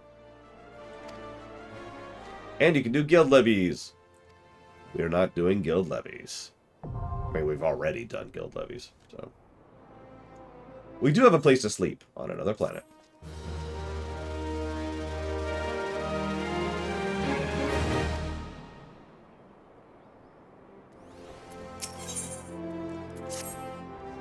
Look at the coral dragged in. I'm right. I'd ask what brings you, but I reckon we both know the answer to that already. But have I ever let you down before? Don't answer that. So, happens I know a fellow by the name of Dadanin who needs a hand. He's a merchant by trade, selling precious stones to those in Ul'Dah who with the means to buy them. He's asked I send any looking for work his way. So, you can find him in the horizon. That's in Western Thanalan. Okay. This is what chocobos are. Don't worry, ma'am. I don't need... Where I'm going, I don't need chocobos. Because I've already been there. Whoops, shoot. Yeah, there we go.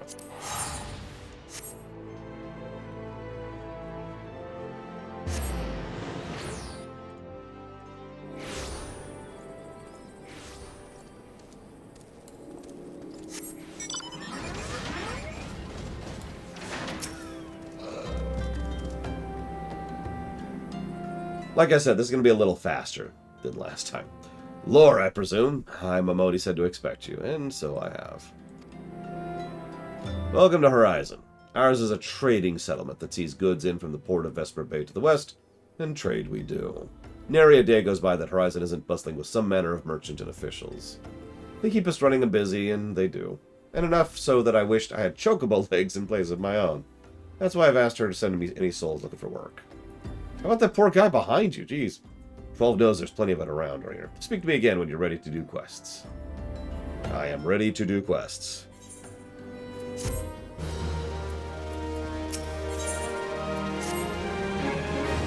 So, I have a situation that must be resolved post-haste. And I do mean post-haste. I'm plumb out of premium product, and my latest order is yet to arrive. If I keep my customers waiting any longer, it's going to irrevocably damage my reputation. That's worse, I paid the man in advance for his services, despite his assurances that it would be a simple affair. I've heard nothing since he departed for Copperbell days ago. Bind to the drunken stag and give him this notice. I cannot afford further delay. Done. But I'm not doing Copperhell. Until we get there. At which point I will do it. And give it negatives. What do you want? Huh? Dadden's product. Yeah, give me the product. He can send all he notices he likes, but it won't change a thing. The concern closed the mines. It's a goddamn shame, too. Lost a decent haul just over yonder during the chaos. The product you heard he's going on about is a valuable gemstone known as raw nashashite. I actually digged up a goodly amount before the mines were closed off. Packed it up and hauled it out, even. But then the 12's damned goblins came along. Not like any goblins I'd seen before, and hungry only for the good rocks. They had eyes for my gemstone, so I had no choice but to oblige. The stone torches had their hands full evacuating the mines, so they ignored the beasts. Even now, they're only concerned with keeping people out. Could you go fetch the... Yeah, okay, sure.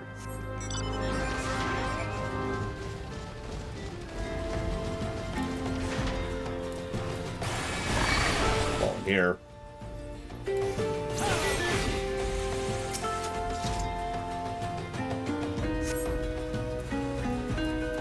I mean, if it was Wesley, that would be funny, Saruru, but I don't actually know at the moment. Like, they could go a lot of directions with that, but it really depends on which actor or actress they were able to get a hold of. And I'm not sure about that one. Don't worry, it's not de-effective necessite. That would be awful.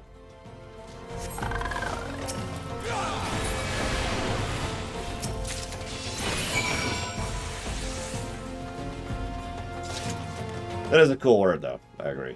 I also happen to enjoy the word manufactured. Just because I'm a weirdo, I guess.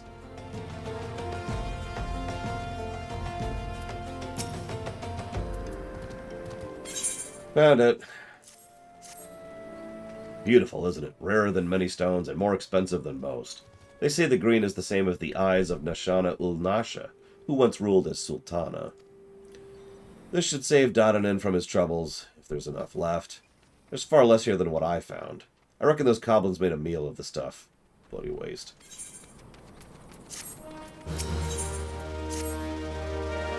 You'd like a chance to make some money, right?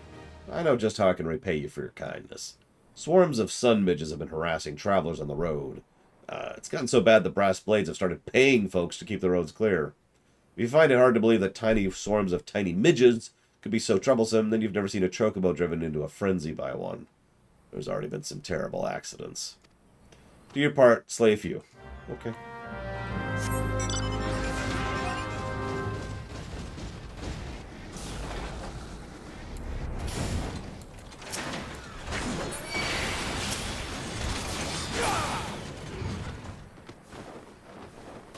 Riker would be a good pick because Jonathan Frakes is someone who, you know, has relatively recently been in contact with and doing Star Trek work. Whoop, whoop, whoop, pay attention.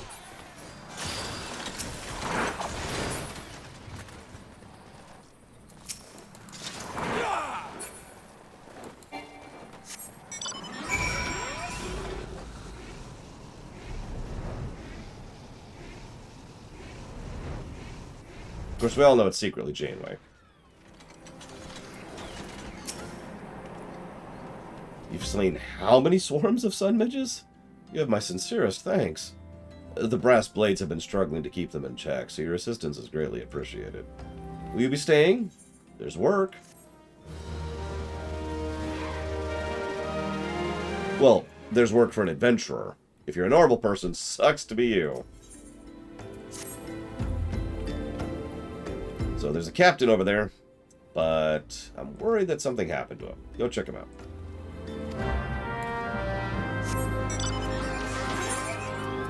You got it.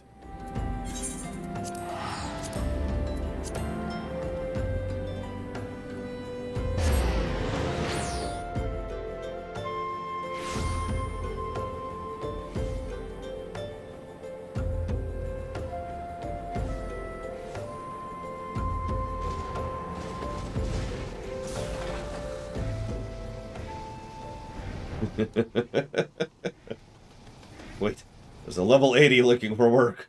I should just be on one of my 90s, make it even more ridiculous. My dancer.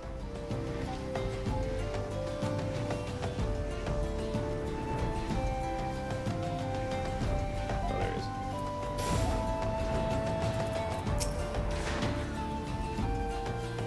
is. Letter? Oh, I've got the missive right here. I won't be delivering it anytime soon, though. My bird's injured. Even the most minor of cuts can fester if ignored. Yeah, sure, I'll finish delivering the message to the town up here that I technically just came from. More, consequences of the Dalamud incident over there, by the way. We'll be seeing some of those a little bit more up close later.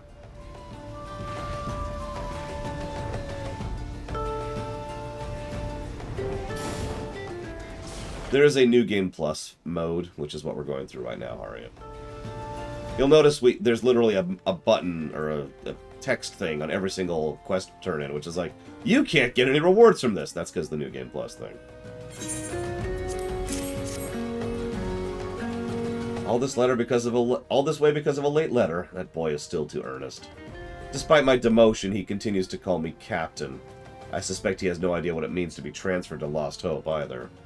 The brass blades don't give a kicker's arse about this settlement. No one in Ul'Dah does. All here have been forsaken, adventurer. Refugees, their protectors, and you will too if you're seen associating with us. Thank you for the letter. Now leave. See you right there, in the middle.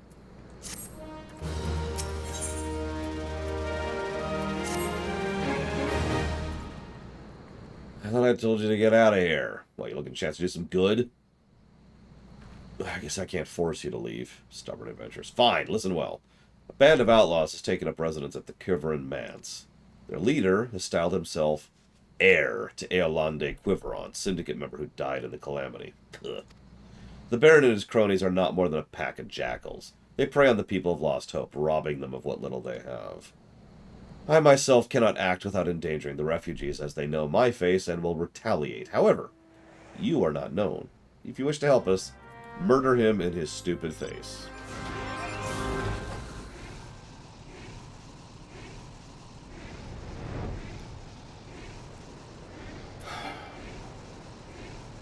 Not that I'm aware of, Pyro.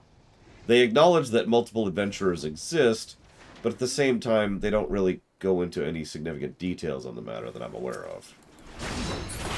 And he's dead.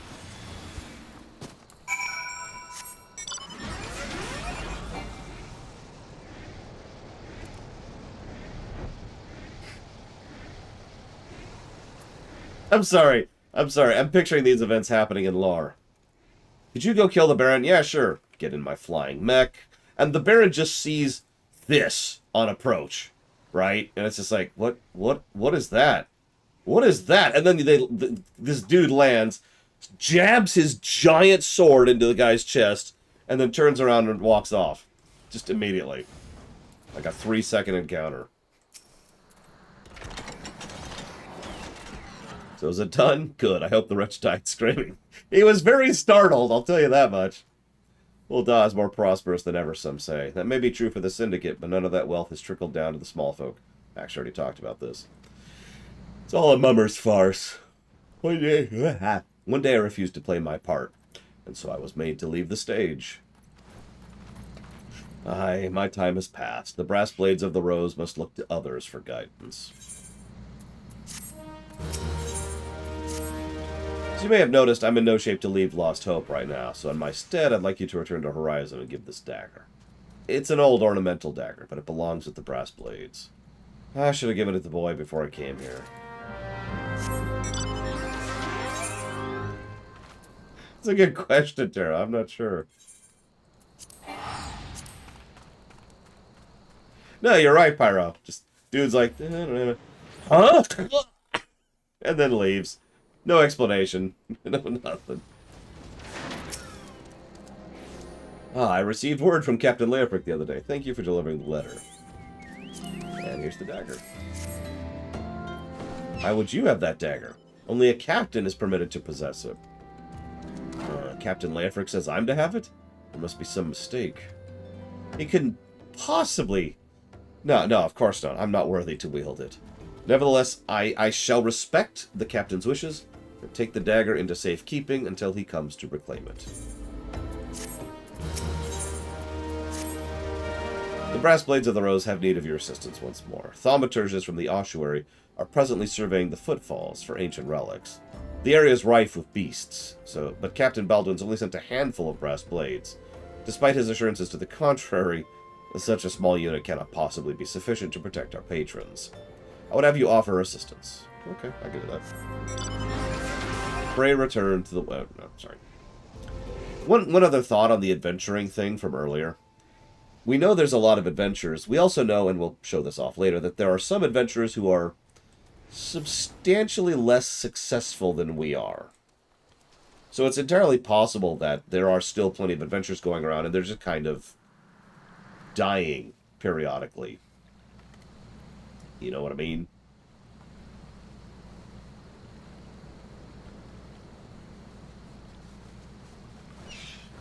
And thank you, Candyman, for the sub.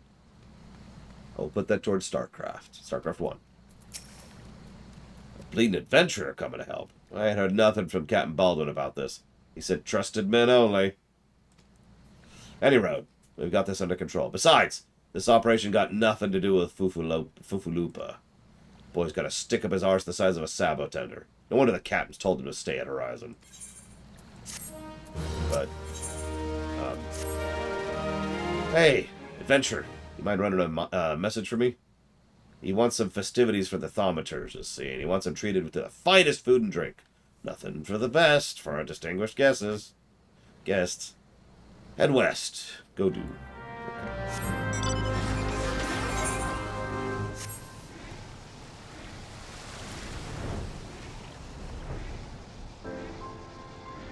But yeah, exactly, Blade Traval. Most adventurers probably don't make a career out of it so much as a brief side job that ends one way or the other. Fresh fish? Of course! We'll do our best, sir. Unfortunately, we've had a poor catch in recent days on account of the rough seas. More boats should be returning soon, but I can't promise what their catch will be. Don't worry, sir. The captain will his fish, I swear it. Oh, God, don't kill me! Don't kill me! Okay, now then.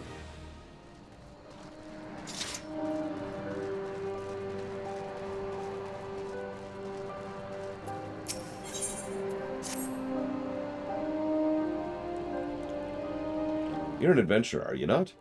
I know this is sudden, but I have no one else to turn to. Last night, a gang of bandits from the Quiver and Manse were in their cups, and I overheard them discussing their plans. It seems they come to collect gemstones stolen from the Copperbell Mines. Nashashite, I think I heard one say? They're to meet a co-conspirator soon at the Footfalls. What did you say? Illicit exchanges and shadowy dealings? The brass blades cannot abide such malfeasance. Okay, that's adorable. Forgive my eavesdropping, Laura. I merely came to thank you in person. I never imagined I'd uncover a criminal conspiracy right outside Horizon's gates. We must act quickly. I will notify Captain Baldwin at once. No! Oh, gods. You must stop it before it's too late. Captain Baldwin himself is working with the bandits. Da-da-da-da!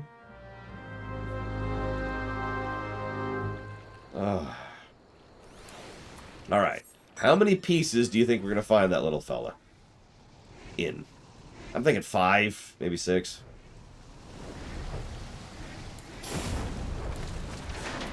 Leave group.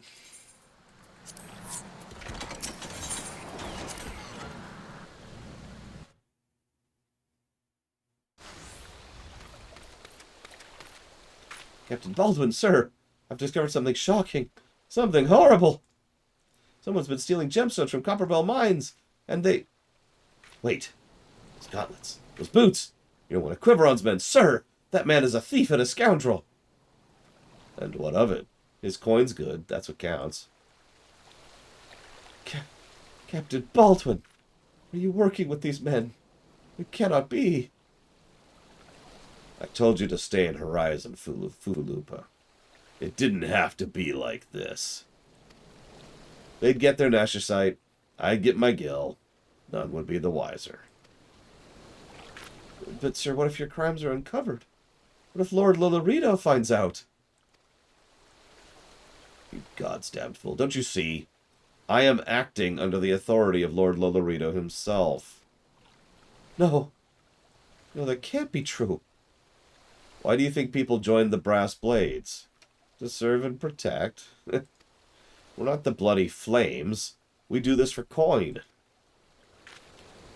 You there, adventurer. Do you remember me? Well, I remember you. I admittedly do not remember this person. I am Sir Baron von Quiveron IV, Esquire. You killed my brother. How did you know that I killed your brother? How did you see me? I was there for like 3 seconds.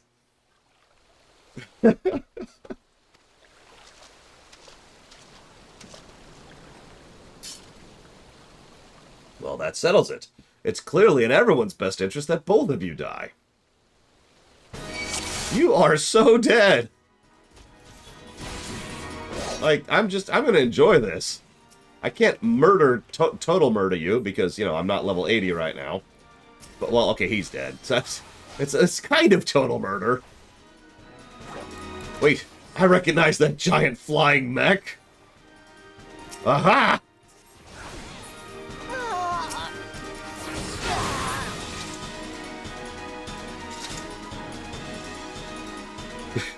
Just murder, murder, murder. And moving on. That's enough, Baldwin. Your partner is dead, your plan's undone. You've no reason left to fight. Stay out of this, Lurifric. I don't take orders from you. I may have spared your life before, but if you interfere, I will not show you mercy. You are not in a position to give threats. What mercy will he show you, I wonder? You who have done so much in another man's name. What are you blathering on about? Every fisherman in Crescent Cove knew about your meeting, you arrogant fool. Quiveron's men couldn't keep their mouths shut. Imagine Lord Lolorito's surprise when he learns that a rank-and-file brass blade was using his name to advance a personal agenda. He knows?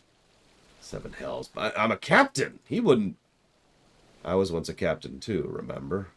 We both know what happened to me. Well fought, boy. You've done the brass blades of the roads proud. Captain Lurifric, Captain Baldwin, he said Lord Lolorito. Lord Lolorito wouldn't waste his time on a small-scale smuggling operation. This is all Baldwin's doing. What else did he say? That our brethren know better. Each and everyone cares not for coin. This is all excuses to justify his schemes. We've no shortage of greedy sods. Some would probably sell their own mothers into slavery if the price was right. But there are men like you, Fufulupa, good men and true, whom the small folk respect. Which is why I gave you the dagger. The brass blades of the rose need a leader with honor, and you're the most honorable man I know.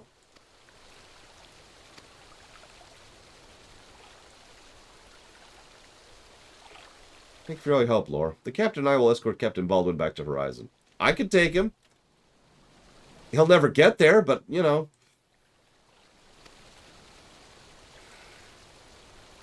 I'll save you a piece. How's that sound?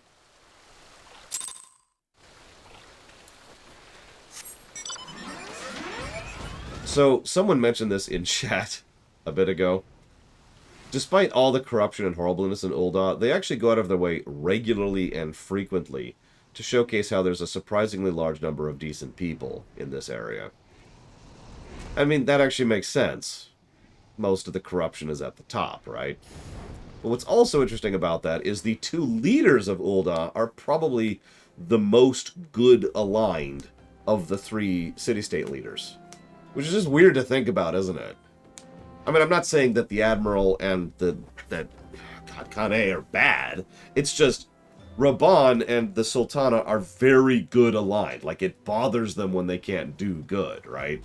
And yet they're in Ul'Dah. Anyways. Yeah, the flames are handpicked by Raban, for God's sakes. Anyways, just... Welcome back. So much has happened. Captain...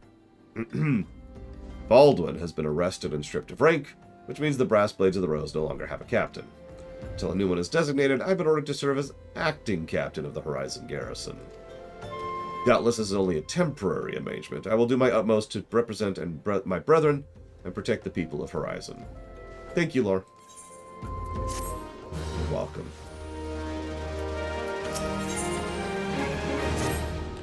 I salute you, honored friend. As acting captain, I should be much obliged if you would grant me a personal request.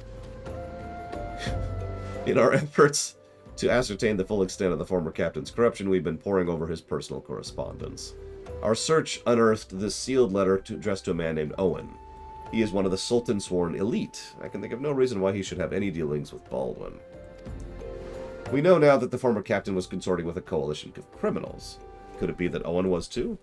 The letter may well serve as evidence, so I dare not tamper with it myself, but given the events of recent days, I know not who to trust with information until now. I have chosen you! Okay.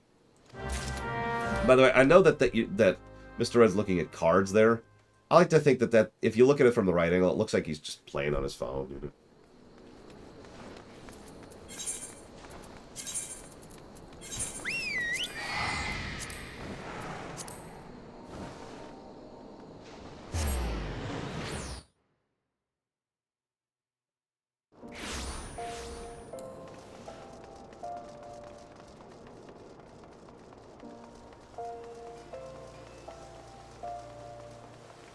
What is that?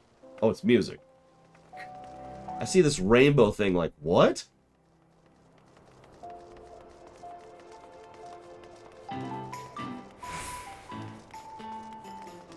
Sorry, got too close to Valentine's Day. My bad.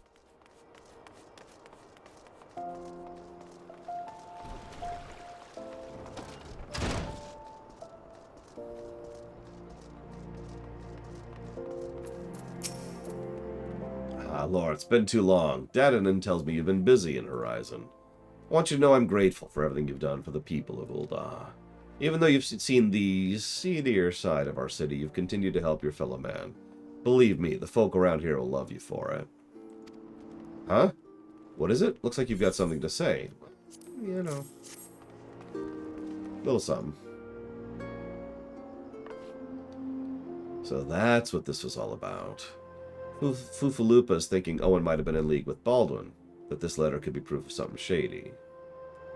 Well, he didn't worry. Owen's as loyal as Sultan Sworn as I've ever known. I haven't the foggiest what this says, but... Wait a minute. Wasn't Owen the one who... Oh, hells. I've got a bad feeling about this. Listen, Lore, I think I know what this is all about, but I need you to swear to keep it quiet. If you'd rather wash your hands of this business, I won't hold it against you. But if you're determined to see it through to the bitter end, say the word and I'll explain. We can just walk away from the quest? Wow. Alright, nope, I'm out. No, okay. Yep, I quit. Hang on 1 second, I'll be right back.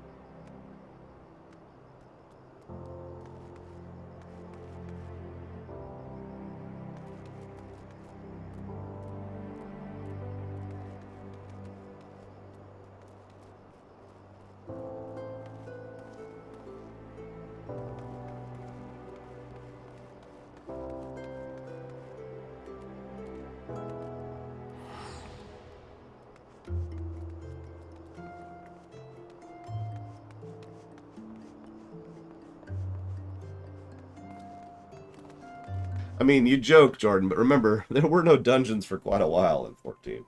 1.0.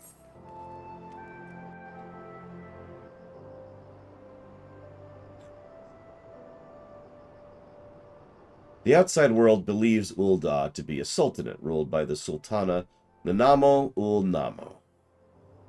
Truth is, however, its 6 wealthiest citizens hold the most sway, the Syndicate. I really don't want to get into real-world connotations. All I want to point out is within this fictional setting that we're covering right now, that the vast majority, I think it's actually something like 80% of the wealth of this city is controlled by 6 people. Just think about that for a minute. Anyways, the Sultana has the support of the people. She might struggle to keep that if a certain incident becomes public knowledge. It pains me to say it, but Her Grace's crown, the symbol of the royal dynasty, has been stolen. Owen is the one who was charged with guarding it that night.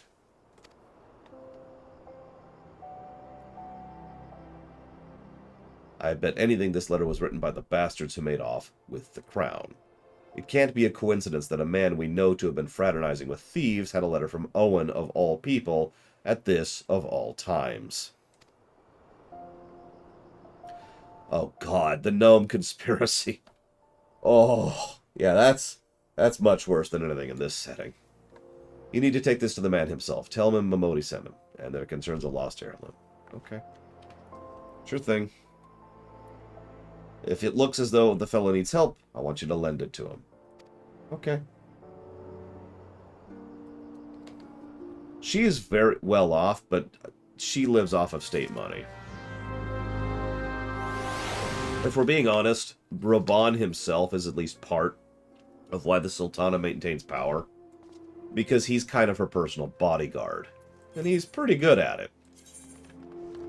Honestly, I mean, you'd have to do some absolute nonsense, like fake poison her in order to actually get...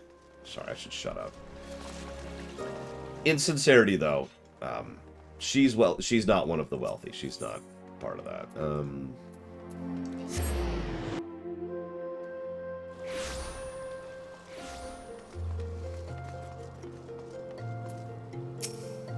Let me in.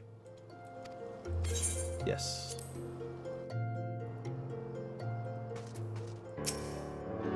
Well met. A letter. For me?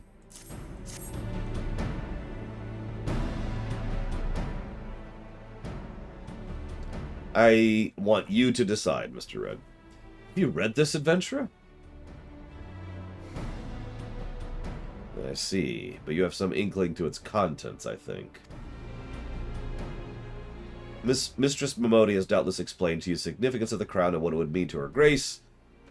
This theft shames the Sultan Sworn, and me most of all. The blame is mine, you see. I grew lax in my duties, and in a moment of carelessness... it will do no good to recount the tale now. Since the hour of the theft, we've searched frantically for any signs, any whispers, and found nothing. The identity of the thieves and their motives seem fated to remain a mystery until you arrive bearing this ransom note. In it, the criminals state their price for the return of Her Grace's crown. And though it pains me to say, I fear I have no choice but to acquiesce to her demands. Too much is at stake to do otherwise. The crown symbolizes Her Grace's birthright, identifies her as the custodian of Ul legacy. It must be recovered. I have an idea. Though I'm not foolish enough to meet these men alone as they stipulate, I dare not bring a host of my comrades, lest the thieves take fright. Friend, will you be consent to... Yeah, I'll get your back. No problem. I will kill many people for you.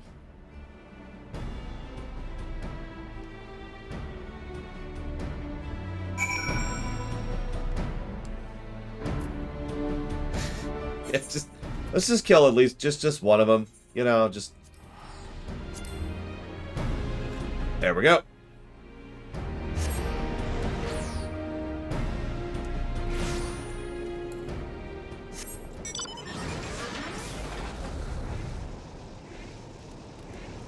So it was only mentioned in brief there, but you also get a little bit of the political balancing act that's going on here. Because on the one hand, you have the 6, the Syndicate. They're the wealthiest people in the city. But they couldn't really maintain power without the benefactor, without the Sultana being their benefactor. She is, of course, a symbol, oh god, I can't think of the term. Figurehead. She's a figurehead leader with no real power, but her presence and her actions do help maintain the support of the citizenry.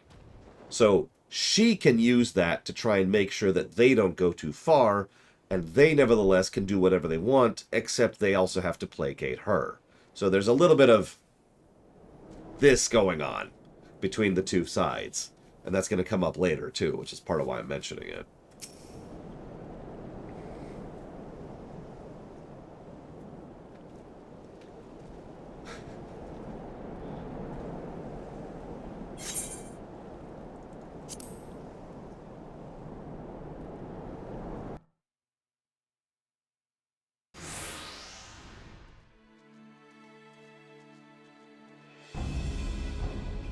That was agreed. Now show me the crown. Ah, you'll have your precious crown once we've been duly compensated. Think me a fool? What assurance have I you'll honor your part of the agreement? I like his shield. Now, Owen, you're the least trustworthy man here. Not only was this crown stolen on your watch, but it looks to me as if you violated the term of our exchange. Did we not say you were to come alone? And given that you are not alone, what guarantee have we that there isn't a company of archers surrounding us even as we speak, ready to feather me and my men the moment they catch a glimpse of the crown? So you have made a mock of our trust. The deal is off. Wait, here's your payment, as promised.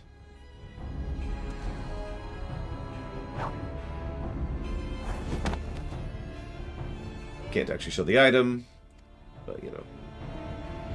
1,000 thanks to you, boy. You've succeeded where scores of thieves have failed. Now, at long last, we have it, the power to create an army of undying soldiers, the traitor's spurn. It can't be. What have I done? Surely you must have wondered what it was you were handing over. What it was that seemed as valuable as the crown seemed to you. Or did you assume we were feeling charitable? Ah, you must feel terrible, knowing you've brought us the doom of Sildil. Worry not, boy. We'll grant you a quick death and spare you further ignominy. Oh no, it's a couple more people. There's too many. Lord, run! Run while you still can! It is your duty to serve the Sultana, lad, and you'll be doing it for a good while yet. Hi, Papa Sean. Sultan sworn, put these thieves to the sword and secure the crown.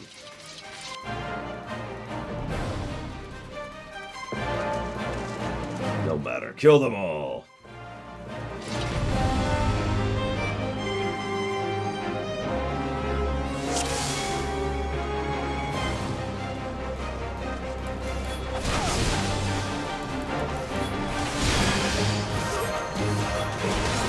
Okay, they're dead.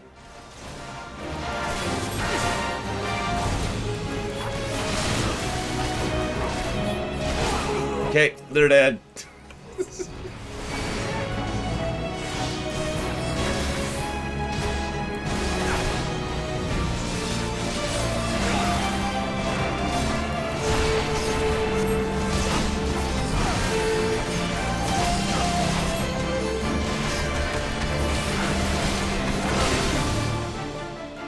Oh, absolutely.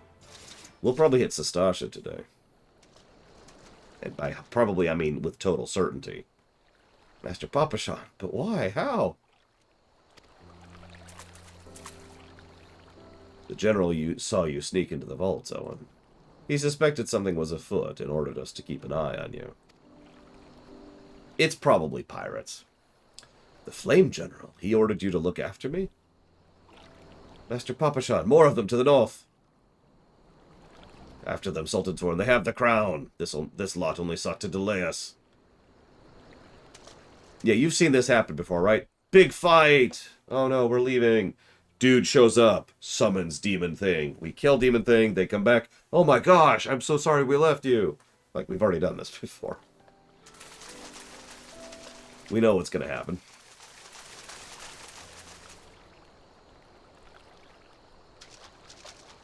Yes, I am in fact psychic. Sorry, I've been meaning to tell you all. And prescient. Now, I'm gonna go ahead and do this because this is literally the exact same scene. So, with the exact same dialogue.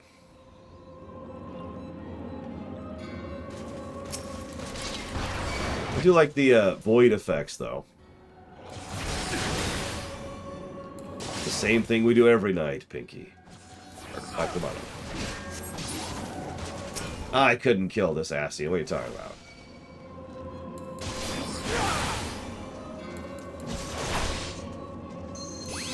Hey, it's Thancred.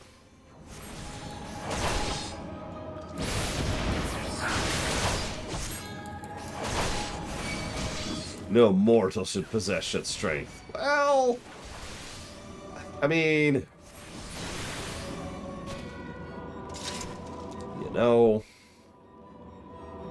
I like how I got 248 experience out of that fight.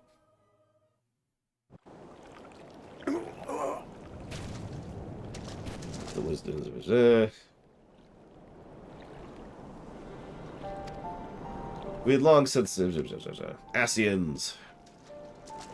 They're involved. Yeah, hi, my name is No Mortal. I possess this strength.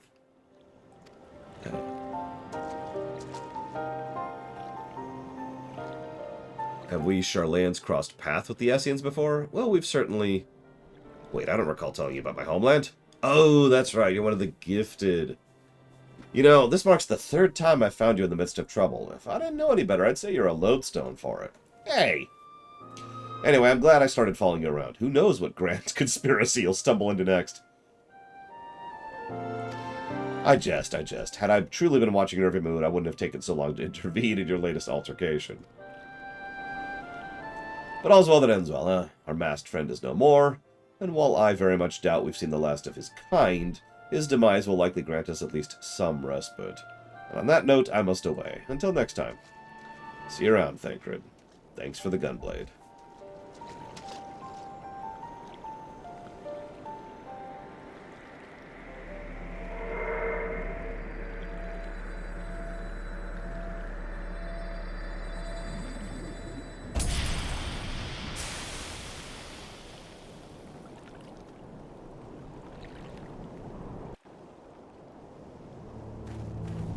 Ah! God, that's the 2nd time you've got me with that. The same frickin' thing, too. I'm getting out of here. Screw this nonsense. Rex asks, if it isn't already Final Fantasy VI, what is your current favorite video game story? Now, that's actually a very good question. Now, I could cheat, look at the list, and see what the highest story score is for pluses to story, and the answer to that would be Witcher 3. I'm going the wrong way. But as we've already kind of mentioned a few times, while that is good for reviewing and whatnot, that doesn't really have anything to do with my personal preferences and my own thoughts on the matter.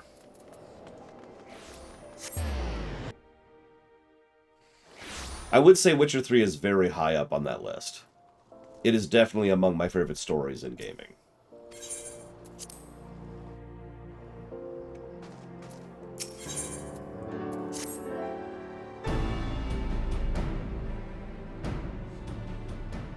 Does it surprise you to see me dressed so, Lore?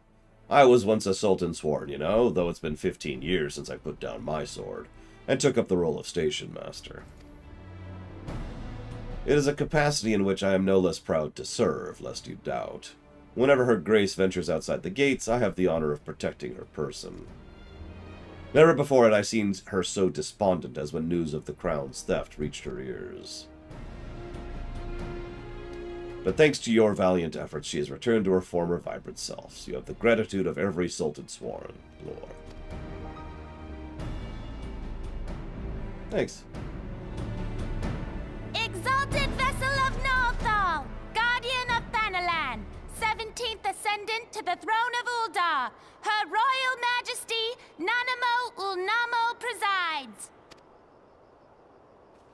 Long live Nanamo! Long live Glory Nanamo! to the Glory Sultana! to the Sultana! Forever may she Forever reign! may she reign!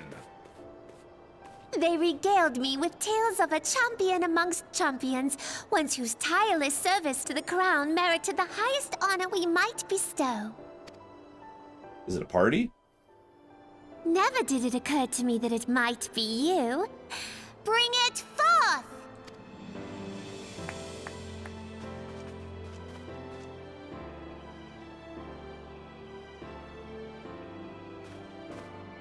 Betokening our gratitude and esteem, I, Nanamo Ulnamo, Sultana of Ul'Dah, confer upon you this gift. Raoban, Your Grace. see to it that our champion is my personal guest at the banquet. As you command, Your Grace.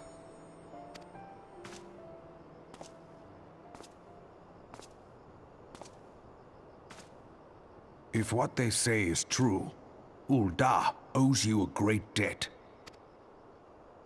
I am Raoban al-Din. With the consent of Her Grace, I oversee the affairs of the Sultanate. Brave souls are few and far between in these times. I count my blessings when I find one. Her Grace invites you to join her at the coming banquet. I trust I will see you there. An honor! Huzzah! Indeed. Come, hero! Until then, for the sake of Her Grace and the glory of the Sultanate, may you walk in the light of the crystal.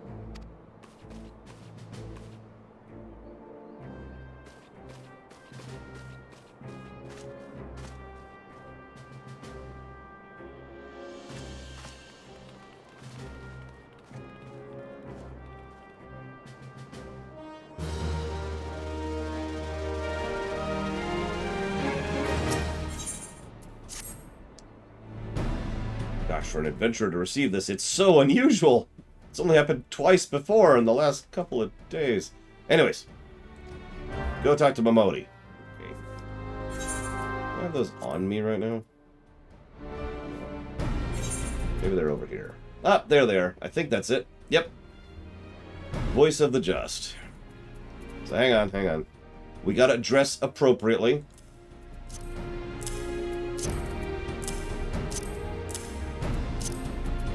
There we go. Ready to go.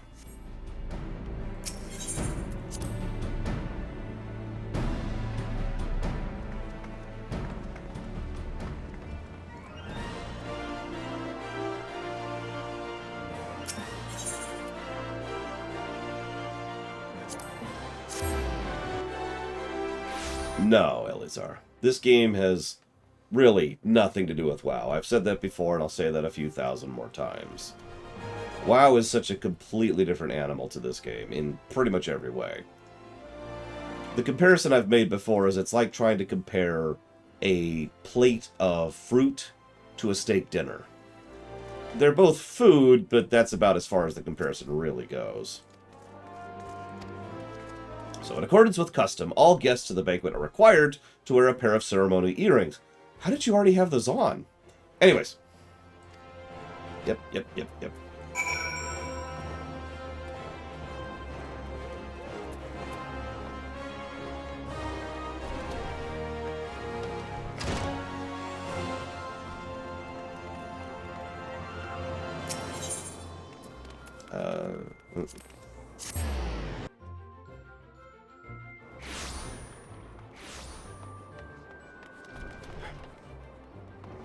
I would say that there are 3 games which are in contention for my favorite... 4 games, which are in contention for my favorite story in video gaming. Yep. Thank you. They are Final Fantasy VI, Dragon Age Origins, World of Warcraft, and Witcher 3. If you really put a gun to my head and forced me to pick one of those, I probably could.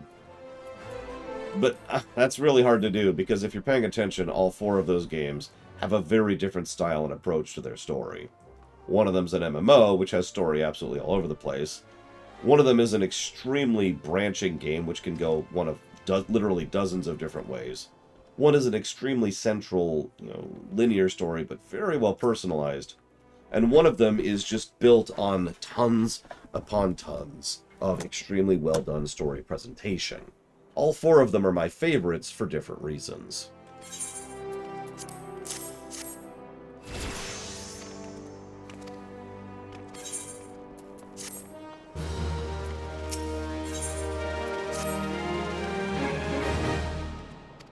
Yes, I have the earrings on, in case you missed that. So let's actually talk about this really quickly. The quests don't give any rewards, so that quest doesn't give the earring that you need to do this quest. So how do you do it? Well, there's this dude right here. It's that vendor right there. And they actually sell you old quest gear. In fact, I also have some Imperial uniforms on me for when we get there. And that's how you get that stuff when you're, doing it on New Game Plus or a second time or whatever. Yeah, the Calamity Salvager had a lot of stuff for me. It took me a while to find these, because... That's a good question, Blade Travel, and truthfully, I'm not sure. So, I don't mean this in any way to sound unkind, but the story of FF14 didn't really catch me until Shadowbringers. Heaven's Word was good. Stormblood was okay. ARR was alright. But Shadowbringers was the first time I would consider this to be, in the running, so to speak. Yep, I have the earrings.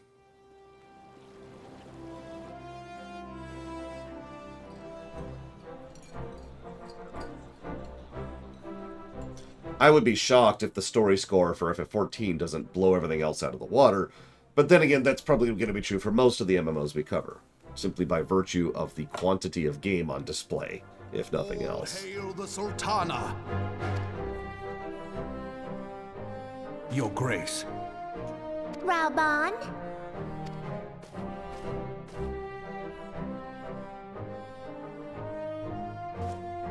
By right of the Royal House of Ul, I, Nanamo, 17th of my line, have summoned you here. We are graced this day by the presence of a hero to Ul'Dah and dear friend to the crown. You know what's funny is 2 people flirt with us in the Limsa Laminsa thing. Nobody does in the other 2. You notice that? Honored guests, I give you our champion. And with that, I bid you enjoy the feast.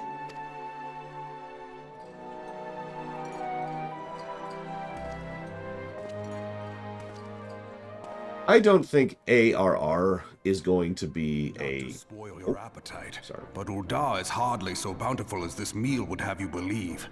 While we gorge ourselves, children starve in the streets. Nor can her grace do aught to help them. She is thwarted at every turn by those on the Syndicate who derive their wealth from the workers' poverty. Beneath her mask of stately serenity, she is aghast at the plight of her subjects. But there will be no hope for the masses until the crown is restored to power. I am truly grateful for all you have done for Ul'Dah.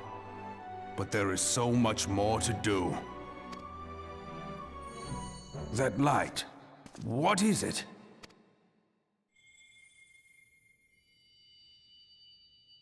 So bright, almost like by the 12.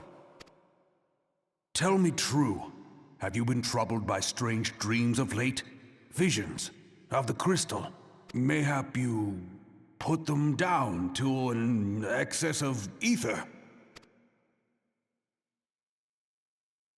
Yes, you are like they were.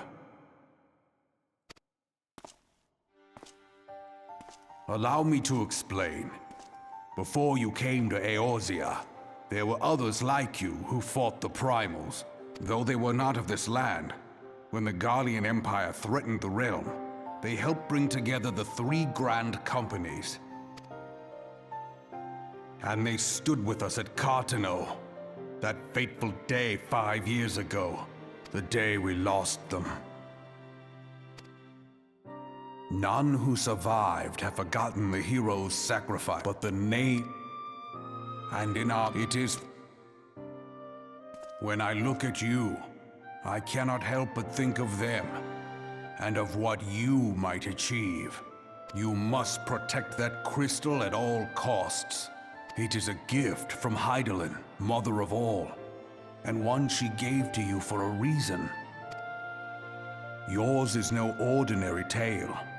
If I am right, the fate of the realm may yet hang upon your deeds. Only heroes and martyrs are fit to bear such a burden. Let us pray you are the former.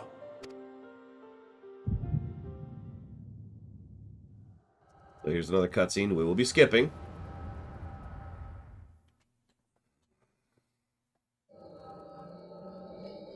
Yep. Exact same cutscene. We've actually already talked about this.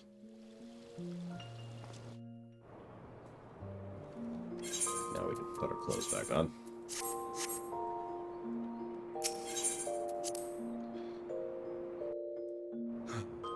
Trihexia asks, have you ever played or heard about Adventure Quest Worlds? I've never even heard of that, so I'm gonna go with no.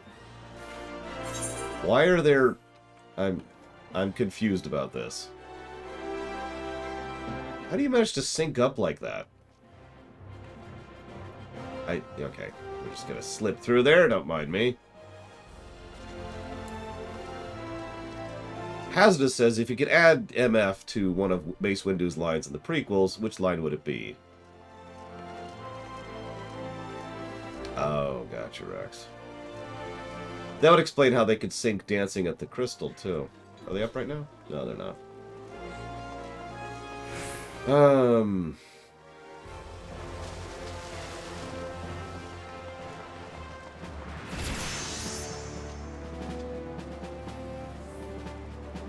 Honestly, the scene in episode 2 is most likely the best scene suited for it, when he's already kind of being a badass. But it would be either that or when he confronts Palpatine in episode 3, one of the two. Yes, I'm all recovered. What do you got? Wait, no, cancel.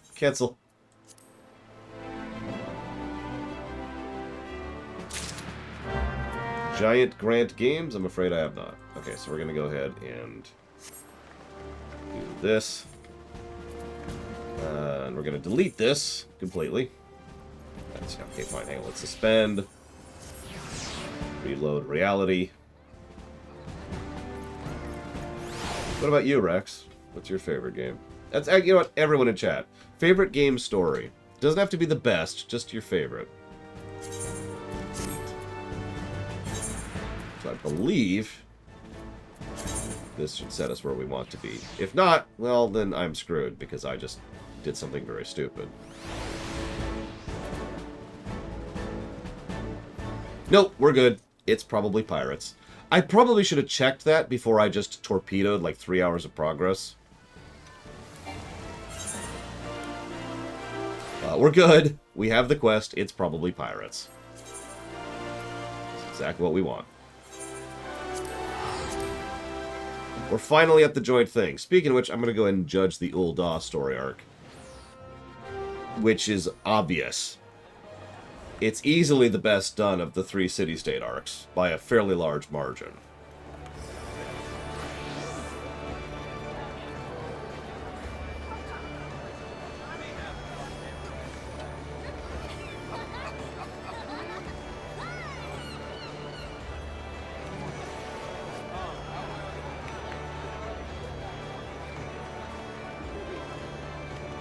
So, that's Ul'Dah.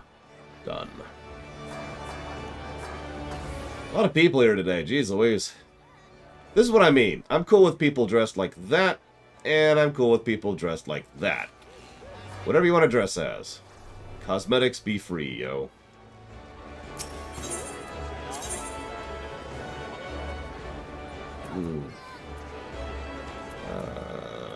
Give me the other area.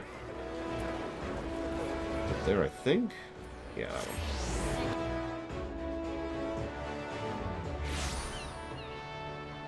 Well, I haven't played the Yakuza's past 1 at this point, so...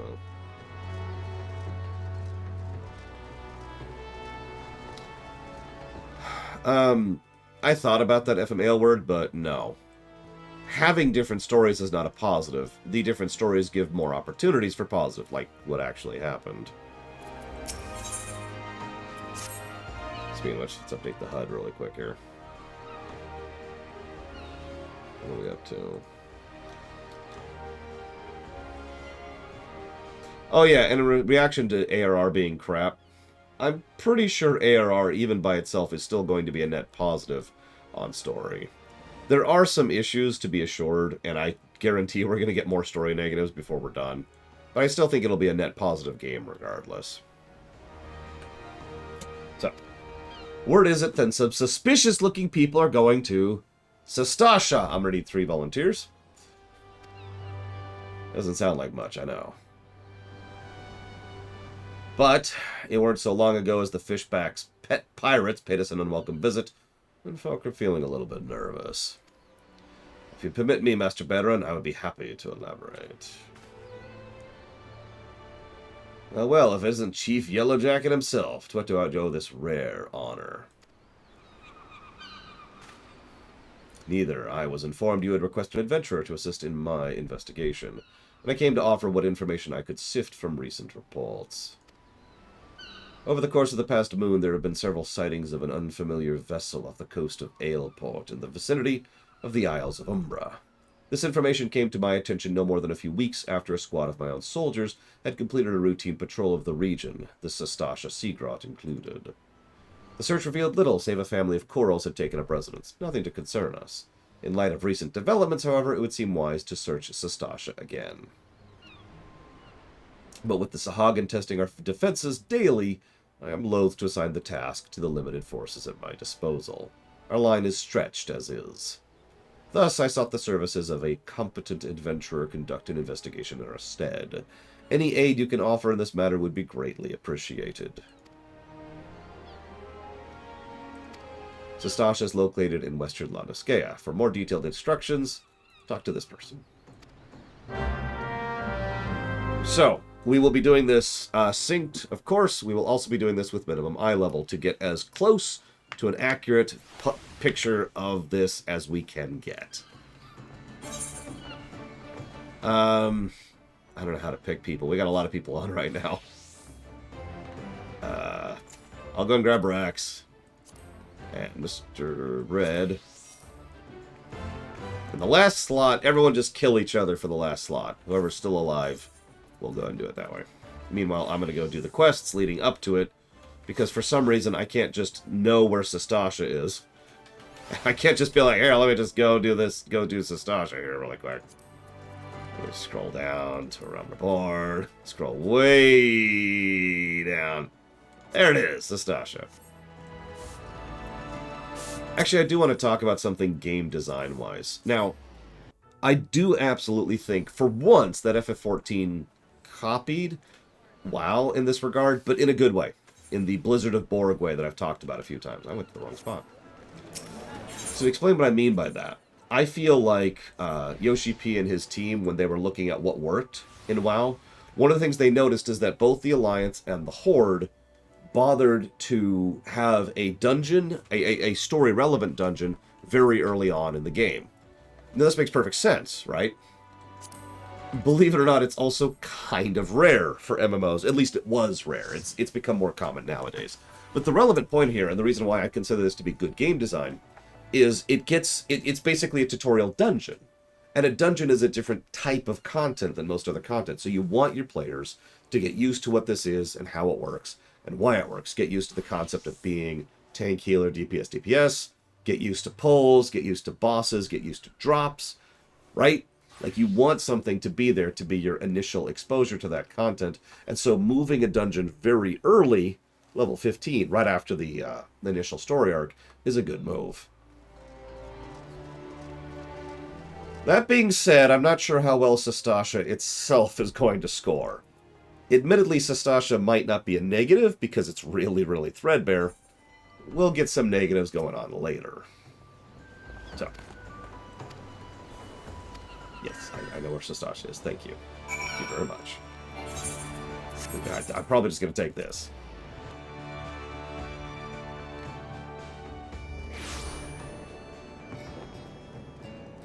No, Elizar. Also, I'm not sure where you're getting that information from, because that's wrong.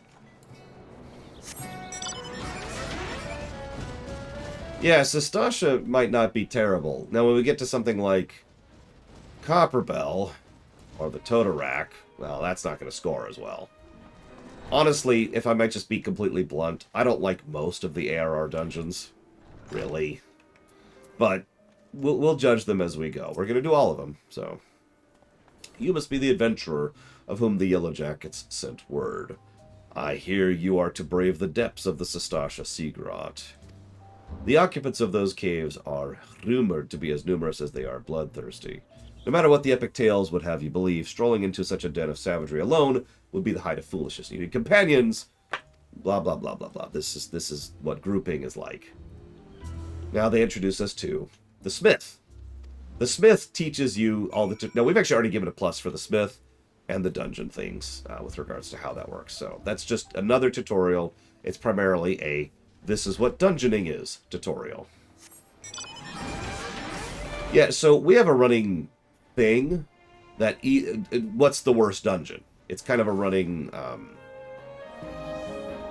guessing game. I don't know what to call that. A running bet. There we go. We'll call it a running bet.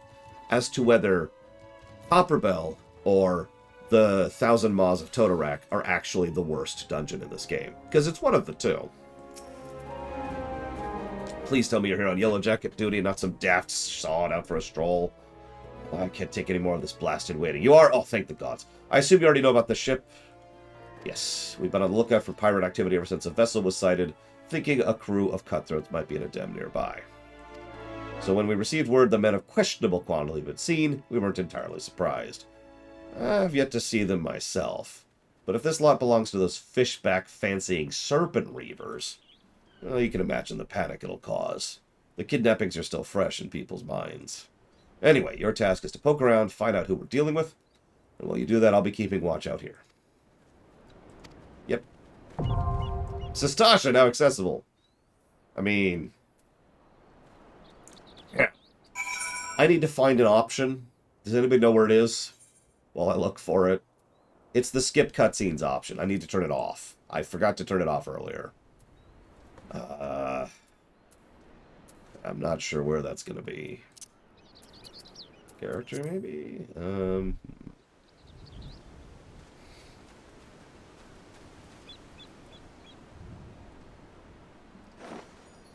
Well, we're in character config.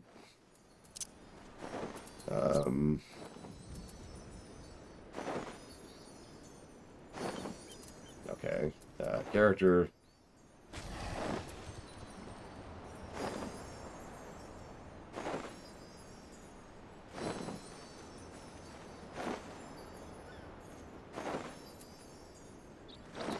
Oh, there we go. Sorry. I'm like, where? There it is. Cutscene skipping. Yep. So we'll turn off skip previous scenario cutscenes. And yep. Okay. Good. All right. Let's do it. Let me write down a note really quick here, because I'm keeping track of who we do which dungeon with. So that's...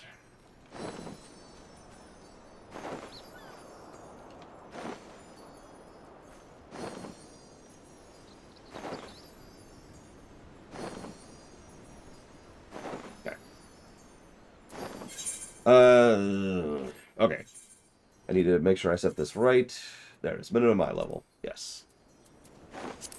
That's all I need, right? Is just to set minimum eye level. Just want to make sure I don't screw this up. Because, well... So, I love the roulette system. I love the queue system. I really do. I hate how awkward and cumbersome its menu is. Like... You can't change classes when you're in a dungeon. You can't easily replace someone when you're in a dungeon. Like for example, let's say we go into the dungeon and Rax is like, oh no, I need to go. I can't just invite Brigwin in to replace Rax. If someone leaves, like there's no really good way to leave unless everyone votes to leave.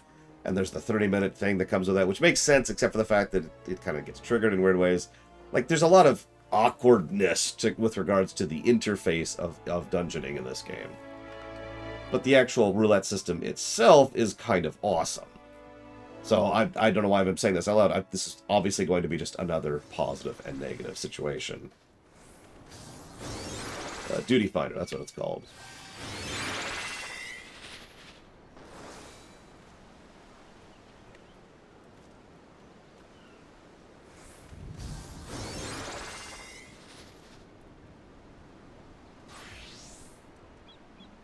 And of course, there's the options, which I only show this off briefly. So we've got join party in progress, which, duh. We've got unrestricted party. That means we go in, I think, as level 80 death dooms to just smash something in the face. Minimum eye level means we're going to be not just shot down to the level of the place, but our eye level is going to be shot down too. So in other words, it's as close to an accurate experience as we can get, which is why we're doing that. Silence Echo prevents echo bonuses from being granted. Explorer mode is exactly what it sounds like, and it's actually awesome by itself, by the way. And limited leveling roulette, which I only became aware of recently, is a thing where you only get stuff within range as long as you've unlocked it. So if you're doing a random roulette and you're level 70, something from 63 to 70 will be chosen, stuff like that. You can also set loot rules and language and blah, blah, blah. But this is a good system. This deserves a positive. The awkwardness and the jankiness of it, I don't know what else to call it, deserves a negative. Hang on, I got one more thing to talk about before we move in here.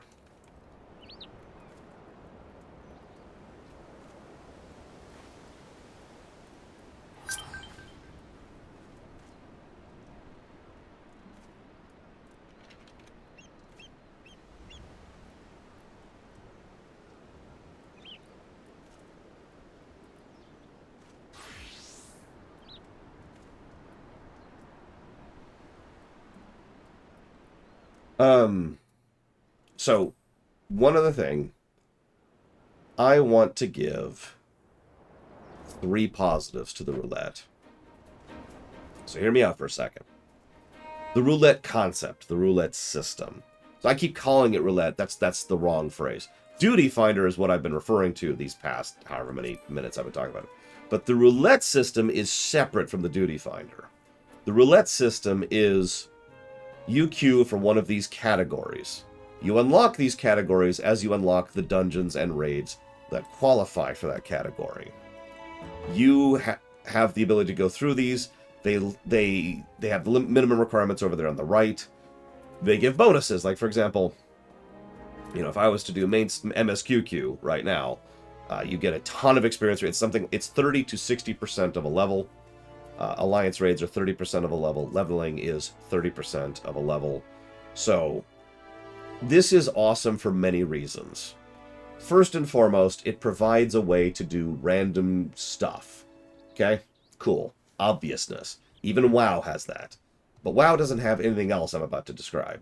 So the second thing it has is it has the option, if you do it without limited roulette, which I actually usually do on purpose, it allows you the option to go ahead and get older stuff. So you can get older stuff as a new person, and you can get older stuff for a new person. What I mean by that is the point of doing a roulette with not limited roulette on is it allows you to get places. Like, let's say I was actually a new character right now, and I'm doing Sastasha, and I need a group for Sastasha. So I queue for Sastasha, and people doing the leveling roulette have a chance to be slotted in with me, and I get 3 people who are just doing the leveling roulette to help me do Sastasha. I get help doing new content for me. They get the experience in tomestones or whatever they're after for bonus benefiting them. Sense make? So it's beneficial because it's a random thing. It's beneficial because it helps new players, and it's beneficial because it keeps old content relevant. This is good, good, good. And furthermore, this is always relevant because the benefit to higher level players is that it's not just, so like I mentioned earlier, these give percentage experience. I actually already told you some of them. You know, main scenario, the MSQQ gives you 30% or 60% of level. Doesn't matter if you're level 51 or level 79. It's still going to be a huge chunk of a level because it gives a percentage experience. When you're at max level, they give you current max level tomestones. So it's always relevant to you. And there's always some benefit to doing it for you. These reasons are why I feel this system deserves a full 3 positives. This is brilliant in many ways. It is still flawed. There are still ways it could be better. Oh yeah, sorry. I actually forgot about that. If you're doing a dungeon and one of the people in your group is doing it for the first time, everyone gets a bonus for that. I actually forgot about that because I don't see that all that often anymore. Yeah, it's a great concept. Wow! Steal this!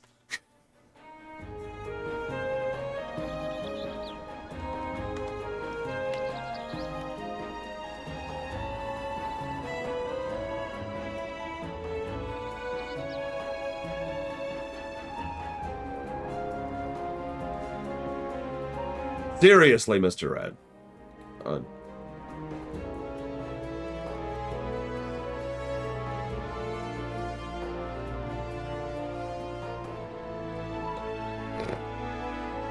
Listen, Rax. I know you like to be an elitist dick. No, I'm kidding. I'm kidding. Seriously, though. Wow, steal this. Do it.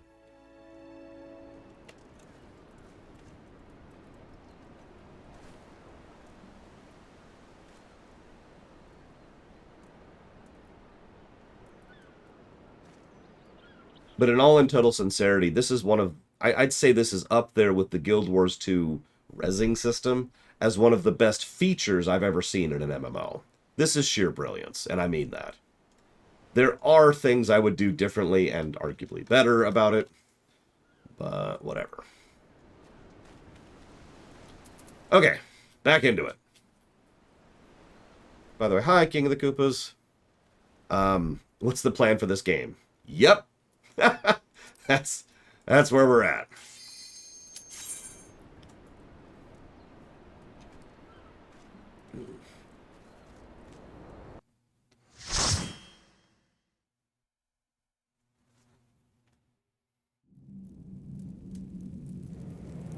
Oh god, for just a second I was confused.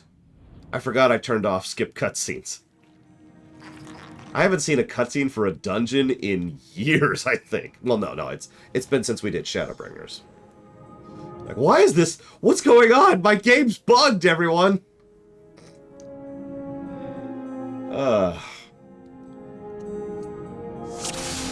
Alright, what do we got? Let's get our tank stance up. Let's get our tank stance. That's our tank stance. There we go.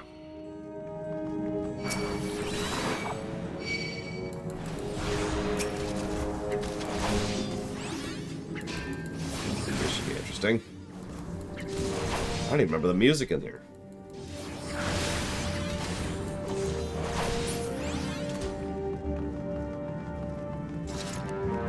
Yeah, wall to wall. We're doing it. Wall to... No, I'm joking. We're not doing that. Hey, look, a bloody memo. Whoop. Someone else gets to see it. I'm gonna do my job.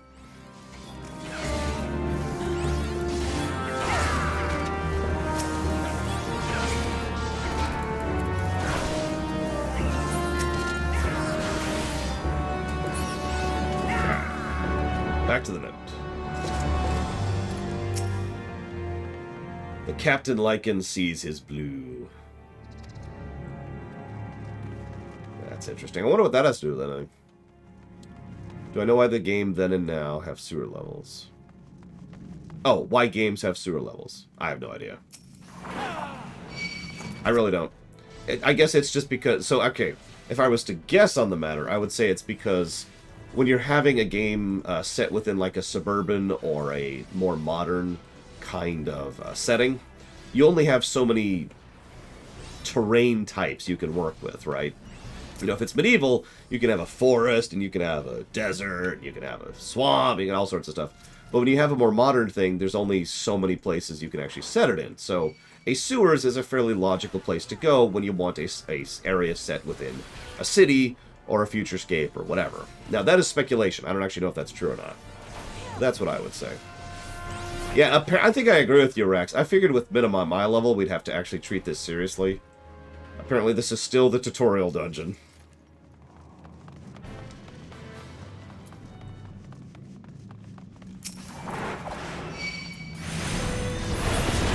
WoW does not have a sewer level. This game does not have a sewer level. Next person to say Black Temple is getting stabbed in the face. So we do need to judge this as a first dungeon. We do. This is, for all intents and purposes, the tutorial dungeon. Unlike in WoW, where there's actually 2 tutorial dungeons, there's only one here. There's the one. Narrow corridors, nothing really to speak about in terms of terrain. You notice they start off with 2 mob packs, and immediately move up to 4 and 5 mob packs. We have enemies that are hard hats, aka the Zelda enemies that are just periodically invincible.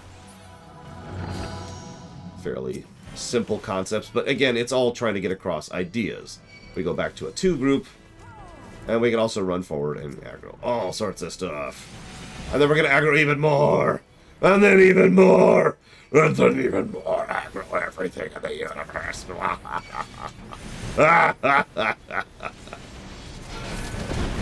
are going to hit a few buttons here.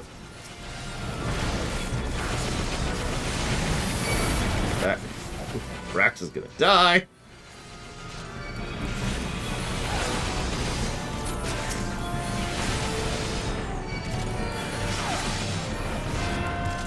Ironically, it's best for me to just mash C for this guy. At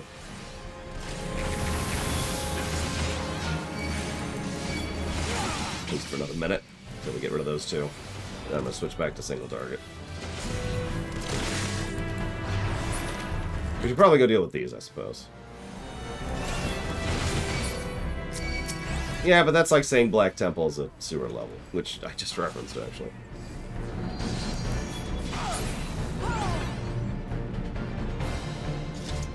Hang on. We missed one. I think we're actually in aggro with it. I'm not sure. The music certainly sounds like we're in aggro with it. It's okay. I got this.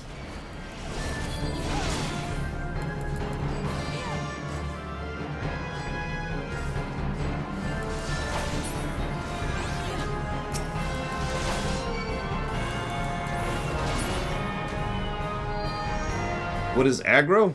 I don't know what it stands for. It refers to what enemies are attacking, in other words, who they're focused upon, and so every action you do, does it actually just stand for aggression? I thought it. Anyway, whatever. I don't care. Point being, there's like let's say I attack Mr. Red over here. So I'm the only one who's on his table. This character actually has a table with how many people he's mad at and how much. There's a numerical value there. So he's mad at me for 50 because I hit him for 10 because I'm a tank. But then Maverick hits him, and so now Maverick's on his aggro table, but I still have more aggro. I'm at 50, Maverick's at like 5, so he's still focused on me. Whoever has the most aggro, that is the person who's actually going to be the person that enemy is attacking. This is why tanks have something called tank stance, which in my case is Iron Will as a paladin. That means I generate substantially more aggro, which helps to mitigate the fact that I do substantially less damage than the rest of the party. Aggro is actually a relatively recent invention. It only came about during the Silver Age, specifically. Anyway, so, well, there's nothing here, I guess. Nothing going forward. There's these weird coral formations, though. So let's see what happens when we hit red. That's a good idea. Let's see red.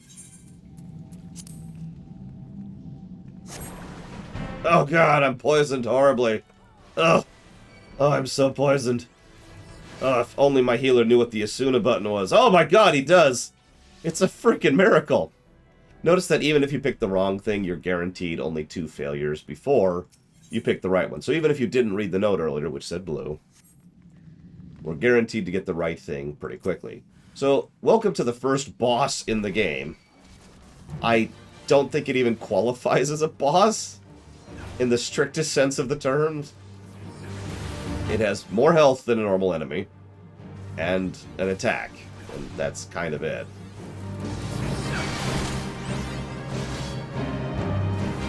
I believe it's randomly generated each time you do the dungeon, if I'm Aylward, but you can read the note at the beginning, and that will tell you which one it is for your dungeon. Boss dead. There's the loot. Someone looted it. Whoever looted that is getting 15 DKP minus. Pass on all this junk. Get this out of my inventory.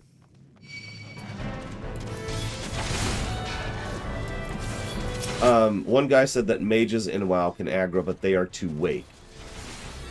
I'm sorry, I don't understand what you're asking me. I apologize.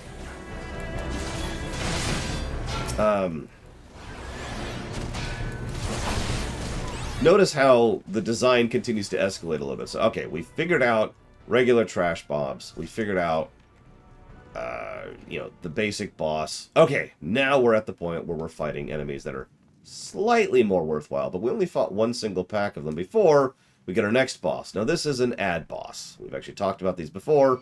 They're pretty common in most MMOs. An ad boss is exactly what it sounds like. It's a boss with several ads.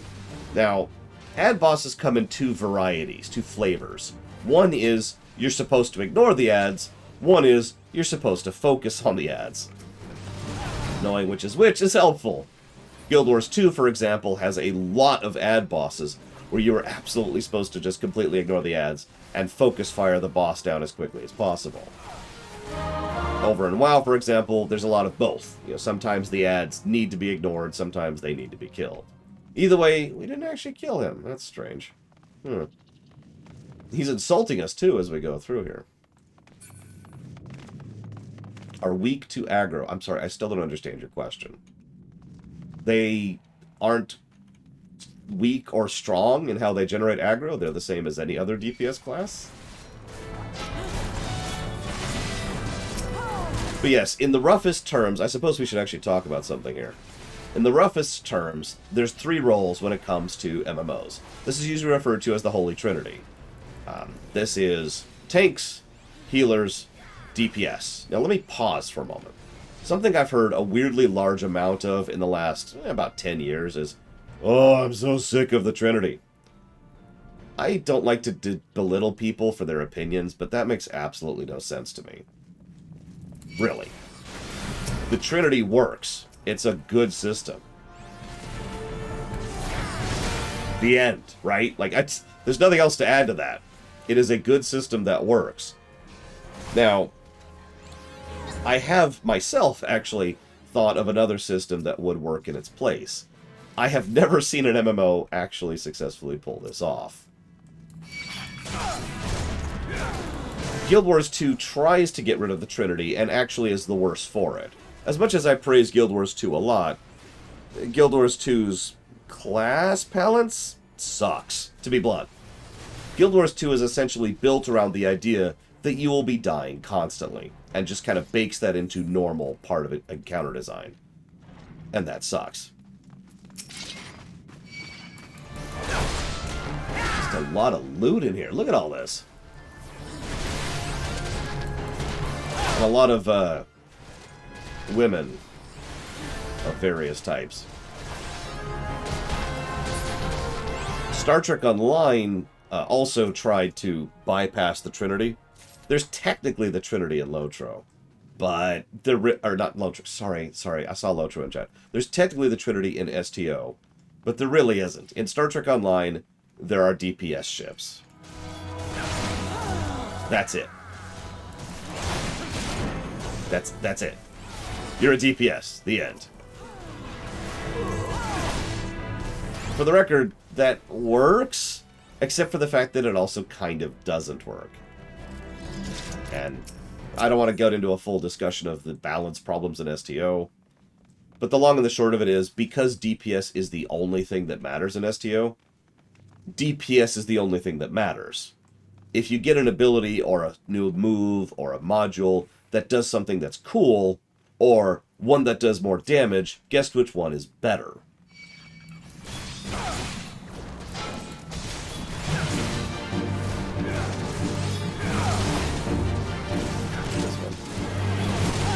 Anyways, so, moving along.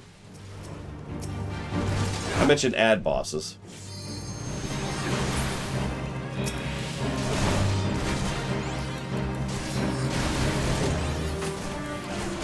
Yeah, exactly. Hear my noise. It's funny, because I'm actually a medic when it comes to my career in STO. I have regretted that decision ever since I took it. I like how these are literally scurvy dogs, by the way. I don't know if you caught that. Yes. And yeah, ground combat is a separate thing and arguably doesn't even matter. And he runs away again. Jackass. Well, your question is still very weird, but I think I understand what you're asking now. By the way, I'm not going to pull this whole room, because this is the room most likely to get you killed for pulling the whole room. So I'm not going to do that. So, yeah, aggro has nothing to do with anything you're asking. What you're asking for is survivability. A tank has increased health and/or increased armor and/or increased avoidance and/or abilities that allow them to survive. That's what makes a tank a tank. Generating aggro, generating threat, isn't really a tank's job, as weird as that may sound. A tank's job is to hold threat, sure, but a tank's real job is to live. This is something that MMOs have dipped in and out of, so let's go back to WoW for a second. During Cataclysm in WoW, they experimented with the idea that tanks wouldn't generate extra aggro. They wanted the majority of the gameplay of a tank to be generating aggro. This was absolutely freaking terrible. I shouldn't even have to explain how and why, but in practice, what this meant was the tank's job was... and it was absolutely horrible. Speaking as a tank. They got rid of that in one patch, by the way. They patched that out almost immediately. Because that was a terabad idea. So instead, what most MMOs... and FF14 went through this too, by the way. Most MMOs have come to the realization that generating threat isn't something that really should be the tank's job. Instead, the tank's job should be living, surviving, and controlling. Now, there's a lot of ways you can do that. Exactly, Magister. There's a lot of ways you can do that. You can do that with unique abilities that stun, or hold, or redirect, or do whatever with regards to enemy damage. But long and the short of it is, it makes the tank's job moving through the encounter and controlling the encounter.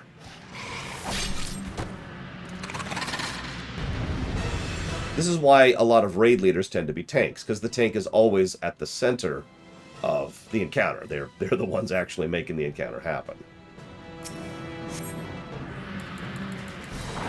So, a Sahagin! I believe this is actually our first Sahagin fight, like ever. Just gonna move over here, don't mind me. I am one of those people, by the way, Sarura Wrench. Pandaria had some truly excellent class balance. It's a shame they threw it out the window for Warlords.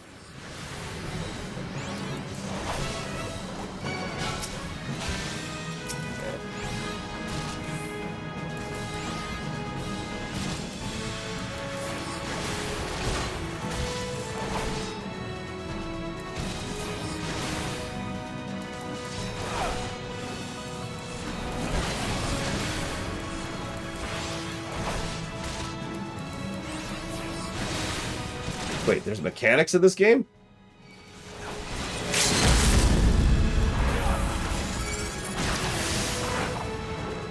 Really, really minor thing I wish this game would do.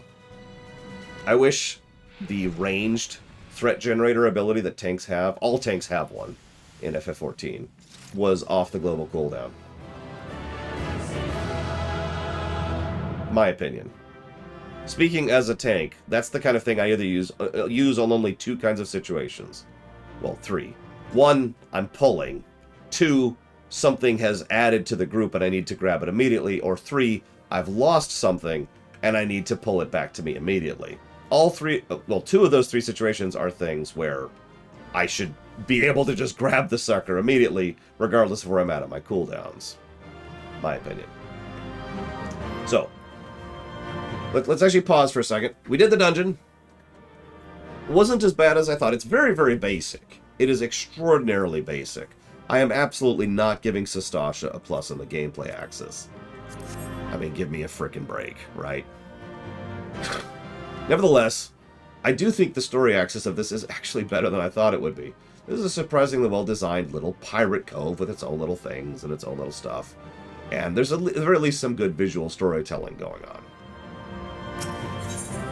Also, there's something that's going on that... So, one of the things that I approve of that I wish they had done in the MSQQ, we'll get to that later, is most of the story for virtually every dungeon and raid in the game happens at 2 points, before and after. Now, the brilliance of this is it means that the overwhelming majority of the content which you are going through, you don't have to pause the dungeon. People don't have to sit there doing nothing in order to go ahead and progress forward, right? You get the one cutscene at the beginning, and then everyone leaves, and the person doing this for the story gets the cutscene after. No, we don't actually have a cutscene because there's none for this, but you get the general idea there too. And now we just go back to Battaron? Looks like. Yep, okay.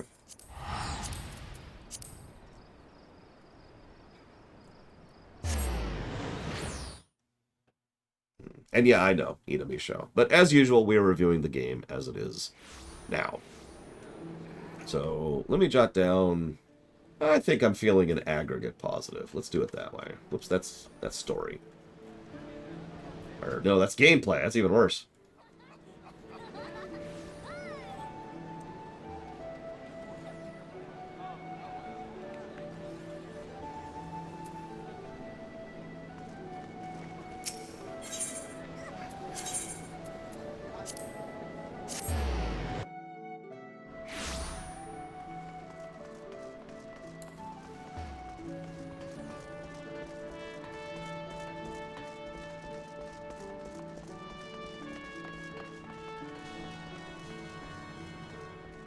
Thank you, as always, Hariant. Forgive me for not doing a full bow. I'm still not doing super great. But I'll put that towards STO. Oh, I have no idea, Jordan. Let's get some story in. Very important. You know what? Let's just skip all the story. Nobody actually cares about the story in FF14. So, hey, look at these random adventurers. Such a task was on the books. Was mined. I'm afraid that ship has already sailed, friend. Hi. It's Dolorous Bear. Might you be the adventurer who accepted the job of investigating Sastasha? Yes. Well, it seemed that ship has not only sailed, but now returns to harbor, and none the worse for its voyage. A pity. We dragged our boots too long on this one. No matter, the wheel will turn and our chance will come. You are right, of course, but there shall be no rest till we have attained our goal, lofty though it may be. Not a wink of sleep, great leader. Our aim, lest you wonder, is to perform such feats of heroism as will earn us a place in the songs of every alehouse in Eorzea. We mean to write a legend which will inspire adventurers as yet unborn to follow our shining example. Do you have such a goal? Large or small, it matters not. Only have a star to reach for, and you will reach higher. Purpose can sustain you through times of hardship. Keep your eye on the prize, and all obstacles will be overcome in time. You would not think to stride into battle unclad, will you? Well, goals and arms are armor for the spirit. I wish you fortune in your endeavors, sir. Okay, Rex.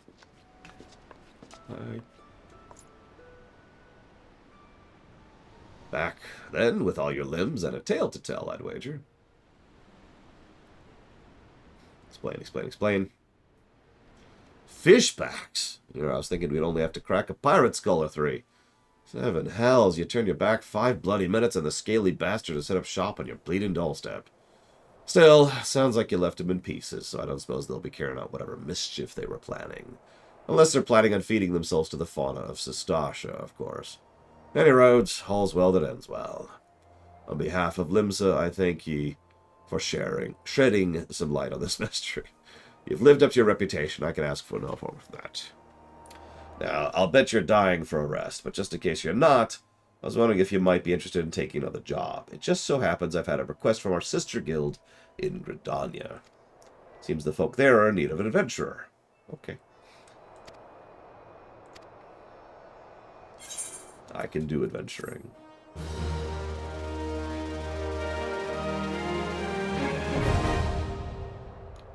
Party Finder unlocked. I mean...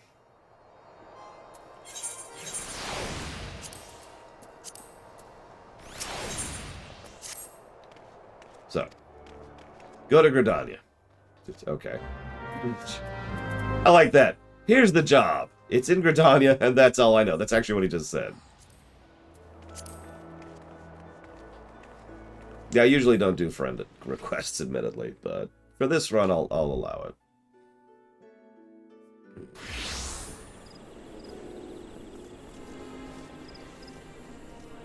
Am I excited for the Live Alive remake? So am I excited for it? No. But only because I know nothing about it. I actually never played Live Alive. I always meant to, and it's one of those I never had time kind of deals. But I am curious. I'm very curious what it is, because I hear a lot of praise for it. And usually that means one of two things. Either it's actually really awesome, or it's not.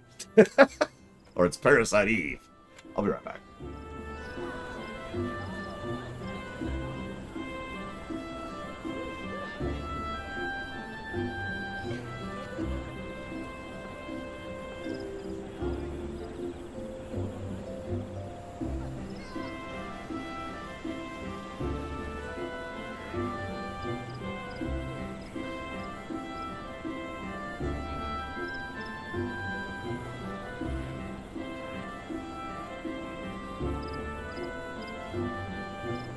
To explain that a little bit, I'm not trying to bash Parasite Eve. Parasite Eve was actually a phenomenal game, and it's really understandable of how how popular it was at the time. Like, it was a big, holy crap, this is trying a bunch of new stuff game. But, in my opinion, Parasite Eve has not aged well. Right? It's the same with a lot of games from that era. It's kind of a natural consequence of when games try things when they're not really ready for that on the tech level, you know? I mean, I like Secret of Mana well enough, but Secret of Mana is not actually that good of a game, you know? Anyways. Hi! Yes, I know who you are, Mion. Tell me about the quest.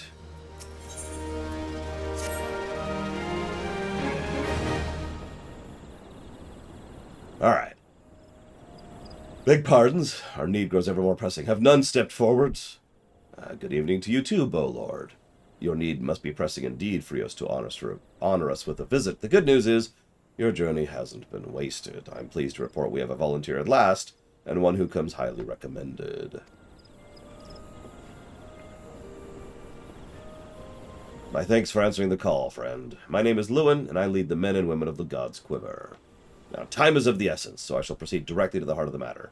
We wish for you to nip a potential threat to Gridania in the bud. Beneath the central shroud there lies an underground burial site called the Tamtara Deepcroft. The place was once a Gelmoran settlement, but we Gridanians have long interred our dead there. Of late, however, shadowy figures have been seen skulking about the Deepcroft with ever-increasing regularity. Based on accounts of these various witnesses, we suspect that these individuals belong to the Lambs of Dalamud, a doomsday cult which sprang up prior to the Calamity. These zealots have proven themselves dangerous in the past, and we leave them to their own devices at our own peril. Ordinarily, I would have my best men flush out the people, but the Calamity has decimated our ranks. That was 5 years ago, and the limited forces at my disposal are constantly required to keep the Ixal at bay. That makes more sense. The Birdmen have grown restless of late. We saw that in the Gridania intro, and I fear a storm may be brewing. In anticipation, I have been compelled to spread our forces throughout the 12 Woods, lest we be taken unawares. The situation is so being that we must turn to others. Yeah, I got you. So, who wants to come along for Tamtara? Don't worry, this is also not one of the bad dungeons. That's another thing. You probably want to start off with a dungeon that doesn't suck, right? There you are. When it comes to dungeon design, when you want to start off a dungeon, you know, if you want a dungeon that's not going to make the player go, ugh, what is this nonsense? It's why Ragefire Chasm has gotten 3 revamps over the years, to use an example. No, Rasalisu, I've decided, in fact, I'm just going to quit the game right here, rather than actually review the game like we always do and everything ever. I don't know how to sound sarcastic. I'm too sick to sound sarcastic right now. Yes, we will be doing as much of the content as we possibly can. That's always going to be the answer for any review.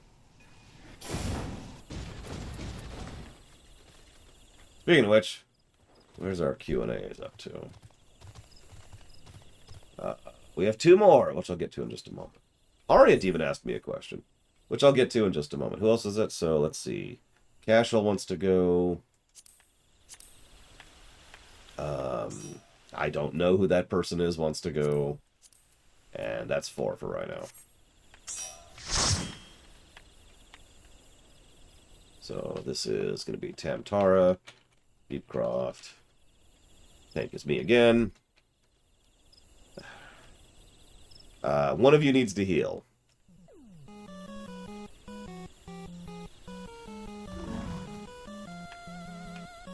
That's a good point, Harriet. I do believe firmly in the rights of people to make terrible games. And, in fact, I actually have a new job position for you. Yes, it's out behind the shed. Just come back around the shed with me. Oh, don't mind the rifle. It's for the dangerous varmints that get back here. It's here to protect you.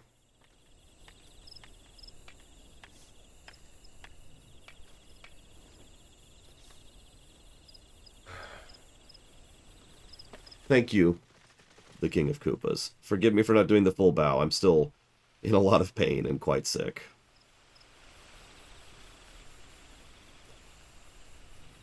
I'm having some issues. But, thank you very, very much. Give me a moment, I'll jot all that down.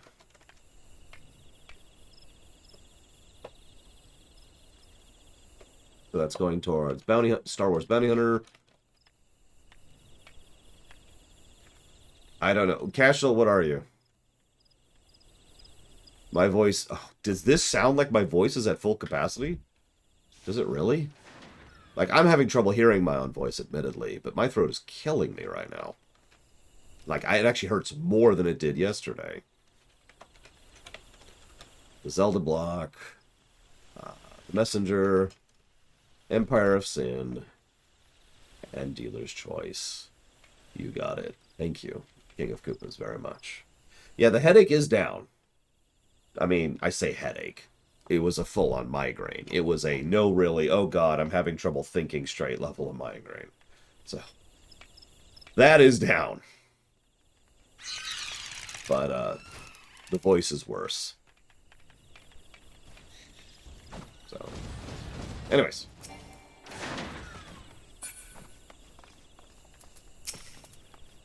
You're a lore runner, I take it. Thanks for helping us out, friend. No doubt the Bowlord has already informed you, but your task is to enter the Deepcroft and purge it of the lambs of Dalamud. Yep, they're occults, they're dumb, they're dumb, they're dumb, they're dumb. Okay, go kill them.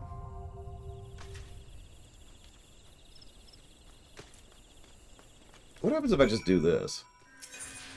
Huh. Alright, so hang on. Make sure we're still at minimum eye level, which we are. Tamtara Deepcroft. And yeah, we're going to be doing Copperbell in a minute. That one's probably going to start to get some negatives. That should be fun. Question man. So, Harriet says, can you describe your idea for a non-holy trinity combat system? Yes, I can, actually. So, it would be a duo system. There would be healers and there would be DPSers, but there would not be tanks. So the idea for this system is actually relatively simple. It's entirely inspired by a game called WildStar. Now, in WildStar, they had this thing they call telegraphs. You know what a telegraph is because you see it in the very game you're playing right now. In case you don't know what that is, thanks, Dance. Telegraphs is the stuff on the ground, right? Now, WildStar drifted into this territory but didn't go full tilt. Let me explain how I would do this, rather than explain what WildStar failed to do with this. I would make it so that every attack is some form or another of telegraph attack. Now, if you don't understand the significance of that, what that means is hypothetically, 100% of damage would be dodgeable. All of it. Now, that requires skill. That requires you to dodge things. If you screw up, or you're distracted, or you make a mistake, well, that's kind of what the healers are for at that point. Consequently, a system like this would necessitate giving the healers something to do other than healing. But that's the basic of it. That's how you remove tanking from the equation. Make it so that every attack can be avoided simply by the player avoiding the attack. Now, some people would disagree with that on various levels. There's a concept when it comes to encounter design. It's called unavoidable attacks. Now, unavoidable attacks are there as a healer tax. They are there to pretty much prevent you from doing an encounter without healers. See you around, Elizar. Because in most MMOs, hypothetically speaking, other than the tank taking damage, your group will, under an ideal circumstance, take no damage. So most raid encounters usually have unavoidable attacks to make sure that you are still forced to heal the group. You've probably seen these without even realizing what they are. There's stuff that you can't do anything about. It's just the whole raid takes a hit, live with it. And then that's your option, right? Now, someone pointed out we didn't do any of the optional stuff, the optional rooms in Sastasha. So we should do all the optional side areas in these dungeons, of which there are not very many, but we'll still do them.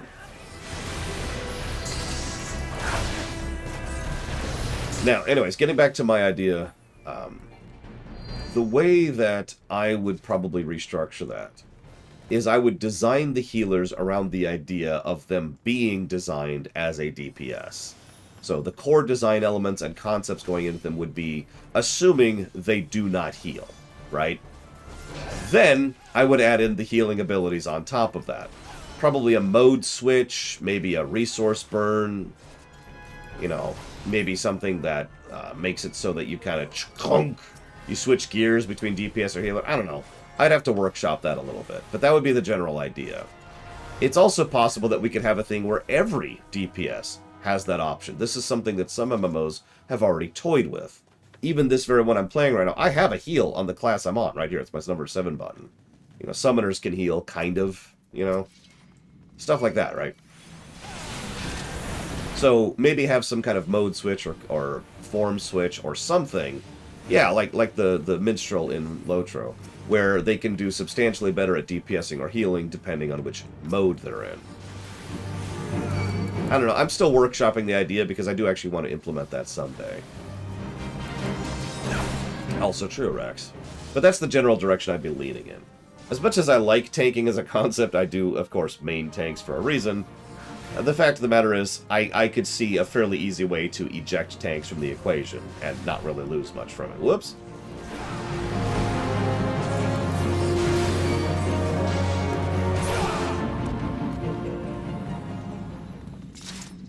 Oh, right. I should probably actually hit the orb. I'm paying attention, I swear. So Mr. Red asks a question. What's the best 2.0 dungeon? Remind me what the 2.0 dungeons are, and I might be able to answer you on that one.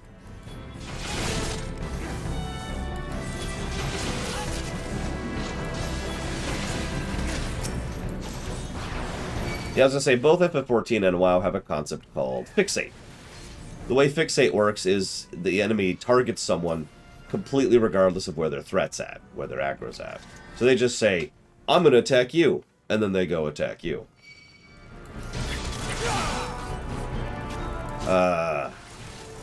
Oh, so you mean the best ARR dungeon? The Midgard's Armor one. It's arguably the only good dungeon in ARR, in my opinion. Although we'll see if that opinion changes as we go through this.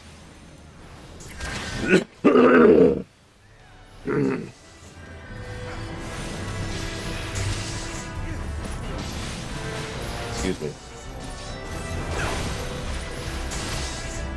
Only base ARR? Well, then they all suck. I don't have an answer to that. None of them stick out in my mind as being good. I'm sure there's one somewhere that we'll call good. Maybe. I'm not actually sure about that. But none of them stick out at me as being good.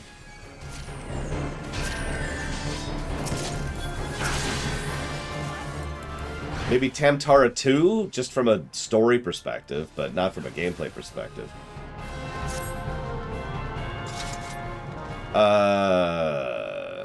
I forget the name of it, but I know the one you're talking about with the Tombury one.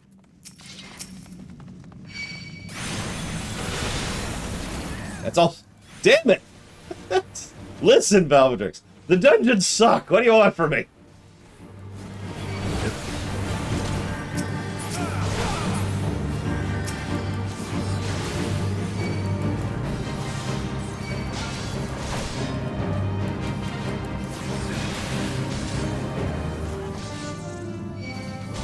Oh my goodness. So I suppose I should judge the dungeon I'm in, but honestly, and I really mean this, I sincerely doubt any of these dungeons are going to be anything.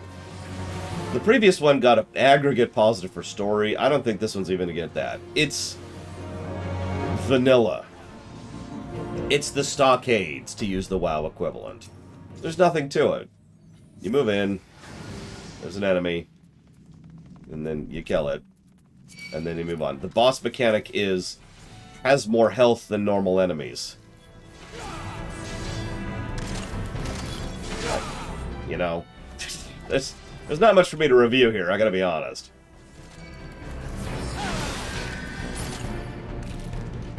It is serviceable, that's the word. Now, we are getting to a dungeon soon, and I'm looking forward to who's going to volunteer for Copperbell, by the way. Who's up for Copperbell? I'm betting the people are just lining up for that one.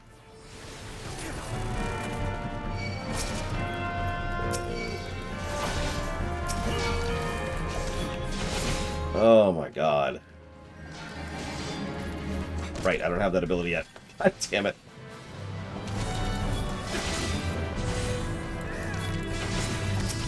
Yeah, join us, Valerian. Join us. There's a reason the place is named Copperhell. That's all I'm going to say on that. Like I said, I'm actually legitimately curious which dungeon will rate the worst of the 2.0 dungeons. Because it is either the Thousand Maws or Copperbell. Like, I can't imagine a dungeon that's worse than those two. There's other bad dungeons. There's Aram Vale, of course. And Brayflox's place. Brayflox's Laggy Blue. I can't remember, and I can't look at it right now. This is part of the negative I actually already gave. You are literally disallowed from certain functionality in dungeons. I'm not 100% sure why. Does anybody know why? I mean, I'm sure it's a tech limitation. Like here, let me open up my guild menu right now, or my social menu. Hey look, nothing's happening because I can't access that while I'm in a dungeon. For some reason.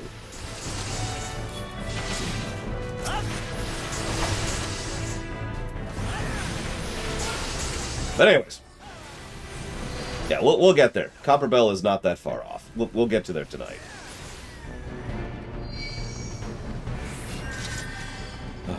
Yeah, FF14 really likes to lock people in.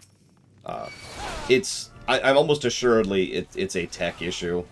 But when you do most instanced things in general, you are turbo locked into that.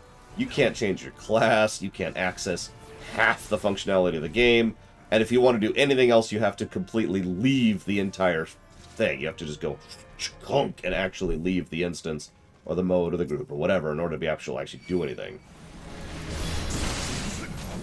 And yeah, I can't access my saddlebag right now, that's another one. Can't do tells in here. Yeah, anyways, I'm just talking out why I already gave a negative to that, if you're wondering where that's coming from. Okay, so the 2.0 dungeons, we got Sastasha, which is, whatever. Yes, exactly, Mike Tomato. Tamtara Deepcroft, which we're currently doing, which isn't bad. I don't think I'm going to give a positive or a negative. This place is the definition of a wash when it comes to dungeon design. And I'm reaffirming that as we go through it. There's only one encounter in here that I would even refer to as a boss, and it is the final one. We'll get there when we get there. Copperhell, we've said enough about that. Thousand Maws, yep, that's the other terrible one. Hawk Banner, which, I mean, I guess is okay. Brayflox's Hellstop. Cutter's Cry, I don't even remember Cutter's Cry. Stone Vigil, which can go to hell. The Dismal Darkhold, which I don't remember. Aram Vale, which can go to hell. the two Castrum places, which are their own problems. Ampidor, which I don't remember, and Wanderer's Palace, which I don't remember.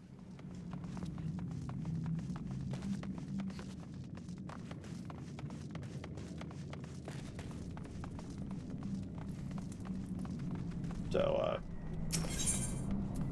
of those, the best 2.0 dungeon is probably Sastasha. You can quote me on that.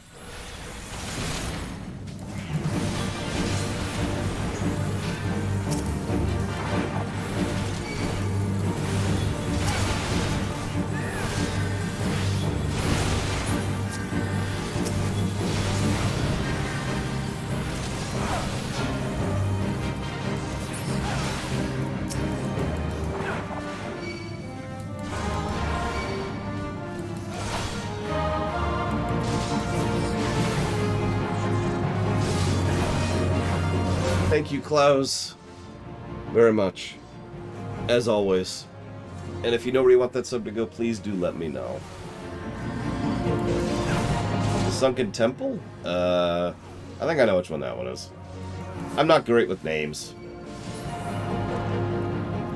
so I don't remember all of these.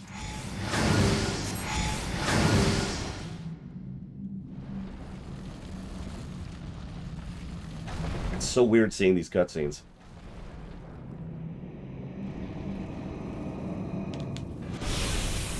Who summons me from the void to reside within this crude vessel? Hey look, it's the totally not Illithids from FF1. So this is the only thing that's approaching a boss in this dungeon. The mechanic for this boss is, wait for it,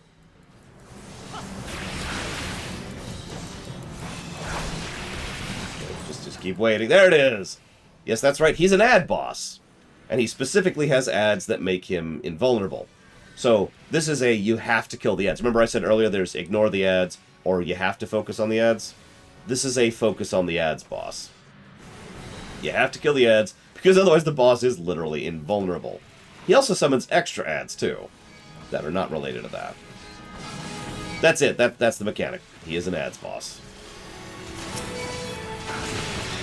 But it's a mechanic! It's something! Sorry, I'm kind of poking fun, but I'm not really. As I said earlier, these are tutorial dungeons, and they function that way well enough, in all in total sincerity.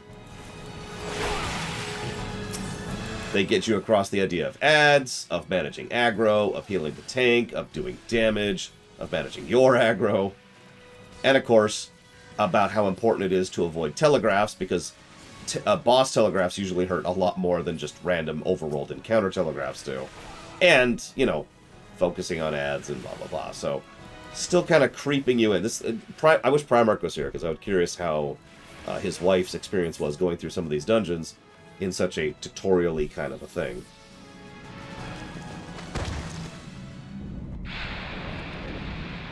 Yeah, exactly, Cashel. Van Cleef paid big for your heads. And that's about it. That's... You want a complicated dungeon, you do the heroic Dead Mines. That's a fun one. Sure, I'll agree on something. Hey, I got it. Yay. I got several things. Holy crap. Thank you, everyone, for helping with the dungeon.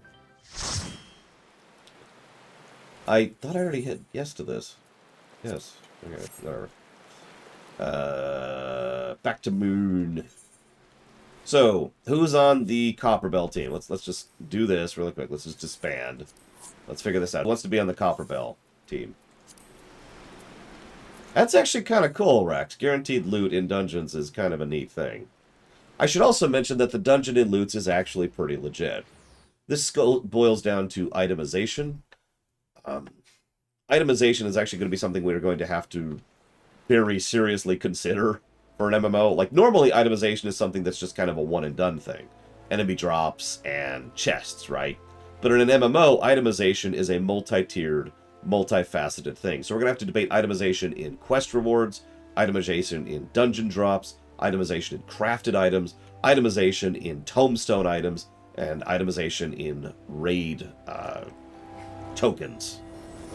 So that's at least 5 tiers of itemization we're going to have to debate when it comes to this game.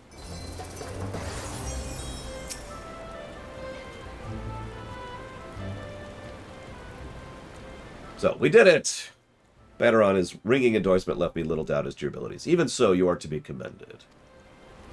I must say, it's something of a relief to be able to call upon such a capable adventurer. Pause.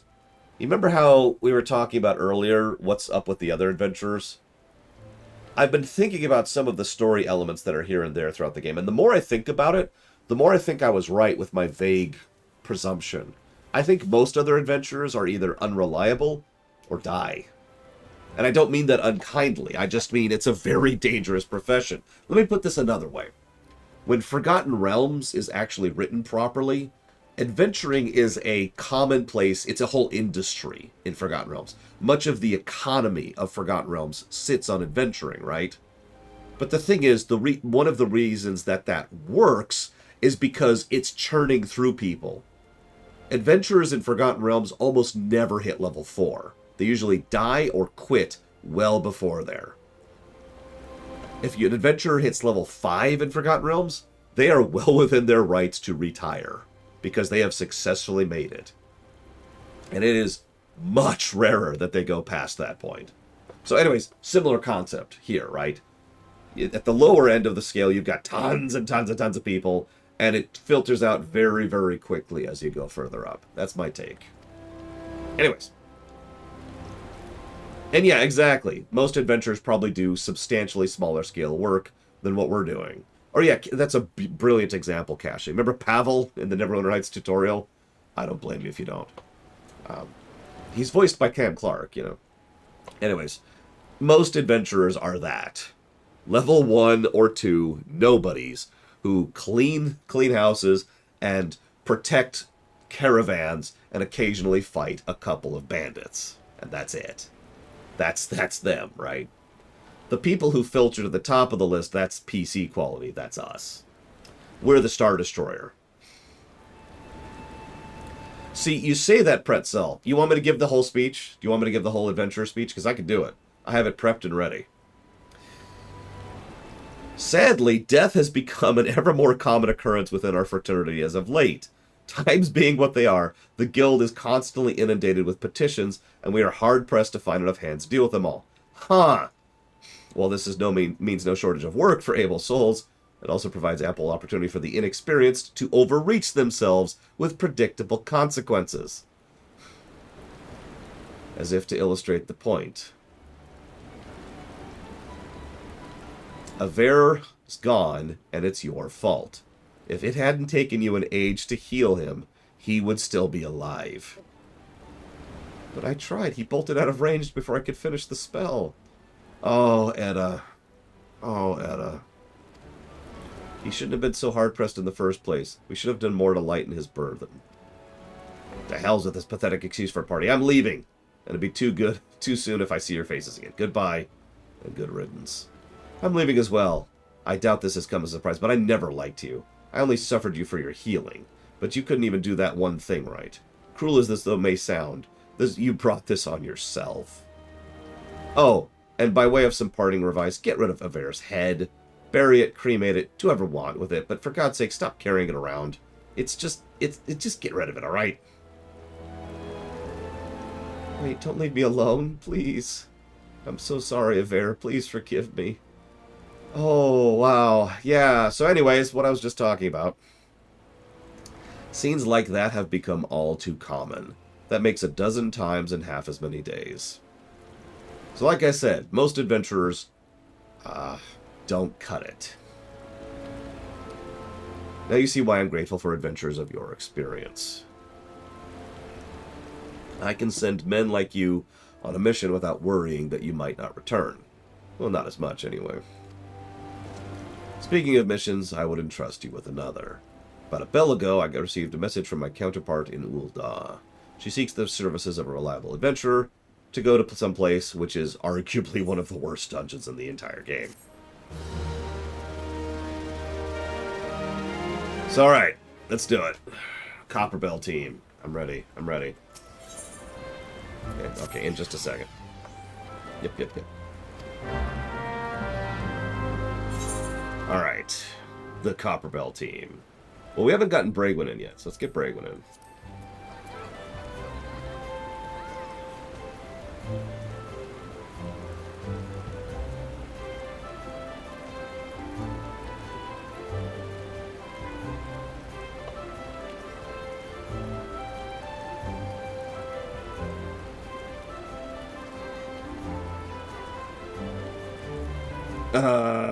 Who was our other DPS for the last dungeon we just did?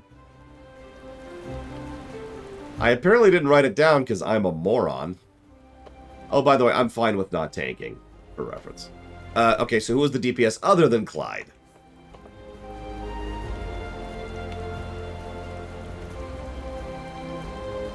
There will be no ruminations, Orient.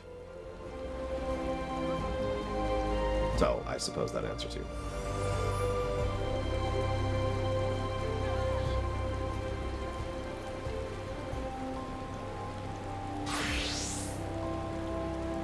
Cashel, I thought, was healing. Which is what I have it down.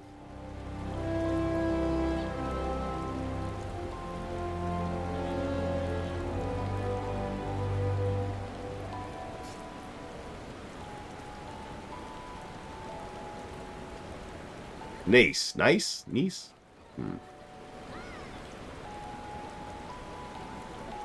Okay.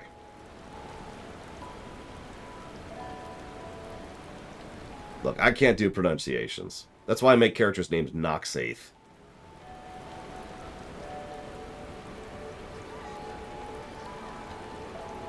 Okay, so Bragwin, who is ignoring my invites.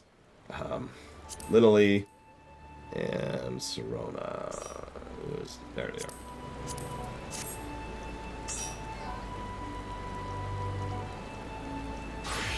Look, JDG, think about it. All of those kind of blur so horribly, Jordan. What do you want from me?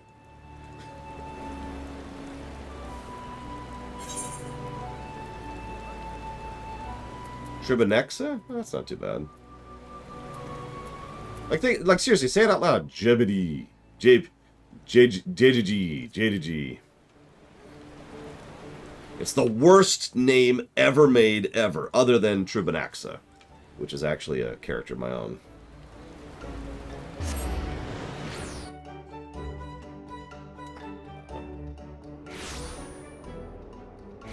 I'm trying to think. Honestly, I usually default to Noxaith, because most people just cannot pronounce Noxaith at all. I'm not sure I have a character name that's more complicated than Noxaith. If you're wondering why I say Noxaith is a complicated name, let me spell it in chat for you. There you go. That's how you spell Noxaith.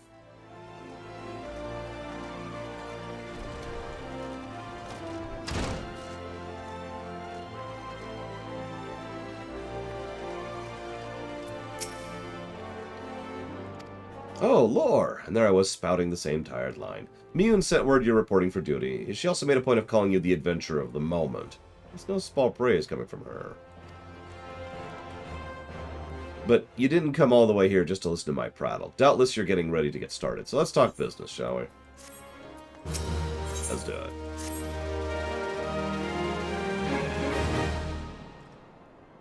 The petitioner ought to be arriving any moment now. God's almighty, another second out of that sun and I would have been set afire, a tankard of ale, if you'd be so kind. Hey, Papa Sean. Excellent timing, Papa Sean. It just so happens the adventurer who will be handling your petition is here. Oh, if it isn't my good friend Lore. It does my spirit well to know you will be the one who helps us. Mayhap you'd like to apprise Lore of his mission. Yes, of course. The petition in question was submitted by an acquaintance of mine at the Amijana and Sons mineral concern. It relates to an unfortunate development at Copperbell Mines. To be plain, giants have seized control of the plains. Oh no. These giants are of the clan known as Hecaton... fearsome creatures who were sealed within the deepest depths of the mines during the bygone Thorn dynasty. Alas, it seems they have managed to break through a layer of rock which served to imprison them, and they now prowl the tunnels where the miners ply their trade. The creatures are justifiably angry about their treatment at the hands of our ancestors, and their presence has forced the suspension of all mining activities on the site. No wonder they got angry. Didn't the Thorn dynasty come to end over 300 years ago? Oh, you know your history well, milady. The people of that age used the Hecatoncares to work their mines. By way of enchanted helmets, they would bind them to their will, but, as is often the way in such tales, the enchantments eventually failed, and the slaves rose up against their masters. In a desperate bid to contain the unbridled fury of the Hecatoncares, our ancestors induced the collapse of the mine's lowermost levels. So it was that our great giant revolt was ended, buried beneath 100,000 tons of rock. That's got me thinking. I seem to recall there being an article about Copperbell in the Mithril Eye a fortnight or so ago. It said the mines were being reopened so as to meet the rising demand for building materials. Like as not, our boys dug a bit too deep and freed the giants. Gods, to think that poor creatures are still alive and kicking after 3 centuries. That's a long time to nurse a grudge. They must be seething. Indeed, and that makes them a danger to us all. There will be no mining at Copperbell as long as they remain.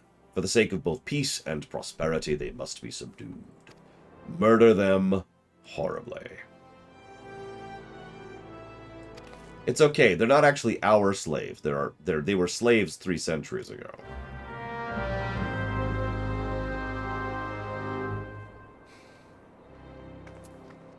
Did Bregman... Come on. There we go.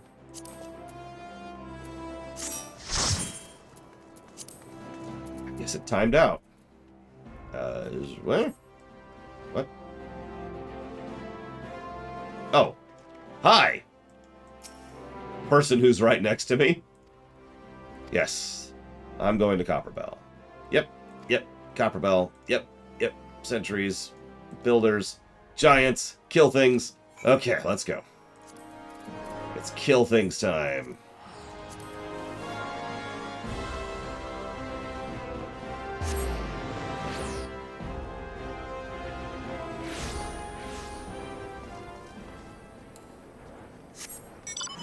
By the way, I know that I'm a little sick right now, so my pronunciation's off, but actually the J isn't silent, it's pronounced as a Y. Noxiath. Saying it a little more obviously to make it clear.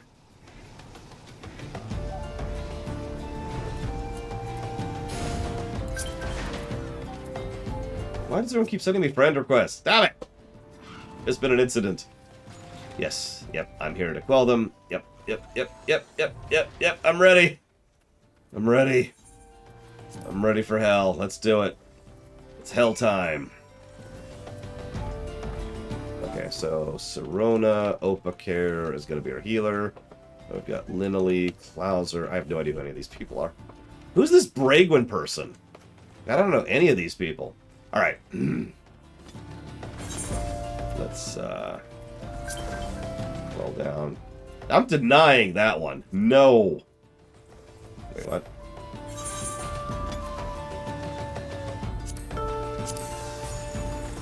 Deny friend request. There we go.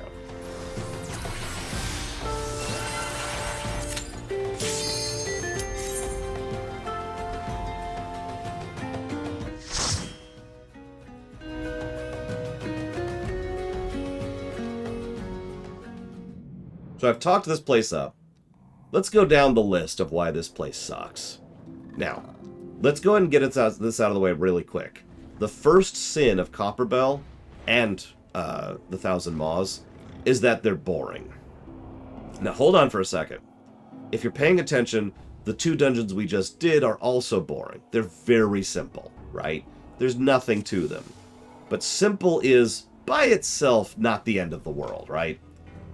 I only mentioned that at the beginning because it's a magnifier for everything else. Simple, but nothing else, then that's just simple.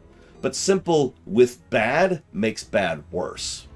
So, with that out of the way, let's start Copperbell.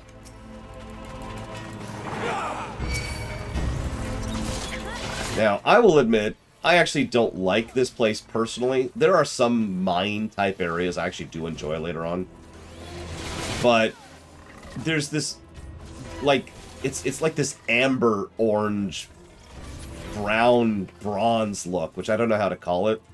And I don't know, it's probably just my pseudo-color blindness, but the color scheme of this entire dungeon just looks like mud to me. And not in a good way. So, bad visuals. That's... Oh, not yet. There we go. Bad visuals is problem number 2.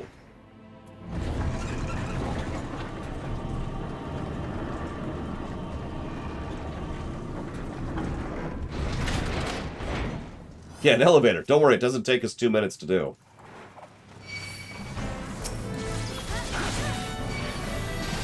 I'll just pull a little extra here.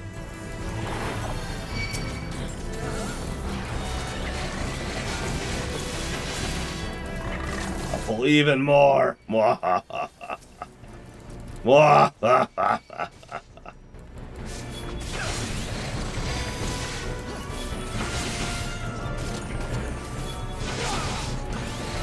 Do I have any new abilities yet? Like, our level is inching forward, so I keep thinking, maybe I'll have some new abilities in this dungeon. No.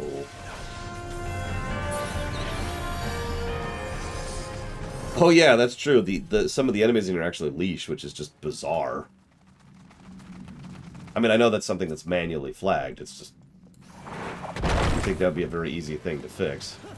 Oh my god, it's a heckin' Tonkaris!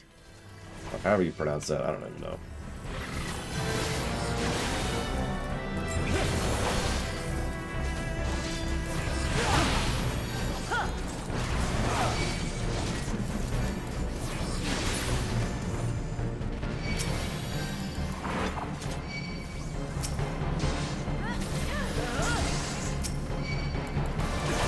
Nah, I think you're right, Rex.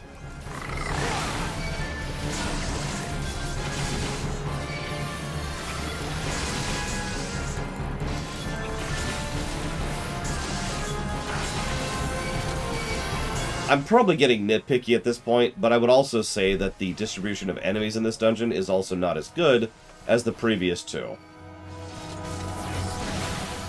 Just a lot of, there's one enemy here, then you go another 20 feet, and then there's another enemy. There's no thought put into the encounter design here at all. It's just these stupid little, the Spriggans. And if I wanted to, I could keep going and aggro a sprite, and then aggro another sprite. And that's kind of it.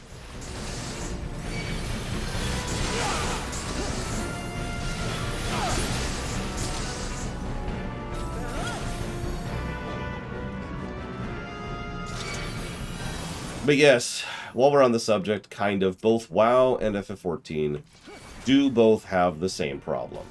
They do not have full, open, no really, you can play with anybody, wherever. Now, both WoW and FF14 have taken steps to get better about that. But that is better, not actually good. There's still limitations of region, for example, in both cases.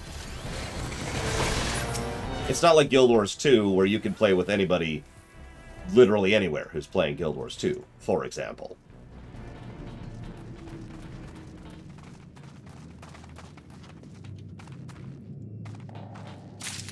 Get the fire sand, place the fire sand, slow interaction, and then use the fire sand. Now, this... Again, this sounds a little bit like I'm nitpicking, but I want to point out how needlessly padding that is. There are 2 or 3 times in this dungeon where you have to loot a thing, and then go use a thing, and then use a thing. And it's I'm sorry, that's just straight up padding. There's no gameplay there. By the way, this is our first boss. Now, the bosses in both Sastasha and Tamtara were not exactly special. They were just enemies, right? Just regular old enemies with nothing special. We're actually managing to be even worse than that by having a boss which is quite literally just a bunch of trash. It's just wave after wave. These aren't even like normal level trash. You notice these are dying much quicker than the actual trash mobs we killed before this. This is our first boss encounter.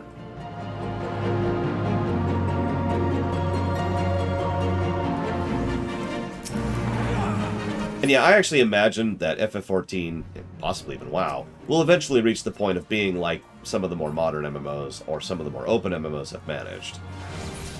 But who knows? Yeah, you notice how long we just stood there waiting around for the next wave of enemies to spawn, by the way? As I mentioned before, one of Copperbell's biggest sins is it is boring. Now, you could argue that boring is not bad, and you would be right. Boring and bad are two separate, distinct things. But boring is not good.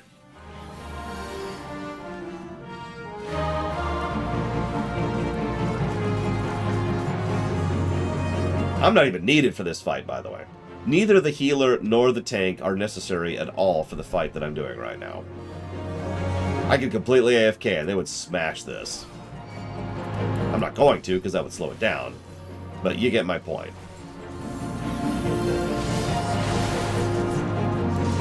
I wonder if this is where the green DPS idea really got started, was with these old dungeons. So then we get a key, which takes time to loot. Then we interact with the door, which takes time to interact with. By the way, this is a perfect example of seconds and minutes. The thing you have to do to interact with stuff. By memory, they get a lot better with that after ARR. Like, there's a lot less of it. In ARR dungeons, there's a lot of things where you have multiple interactions, which are just... and then you're done. Wait, hang on. Okay, there we go.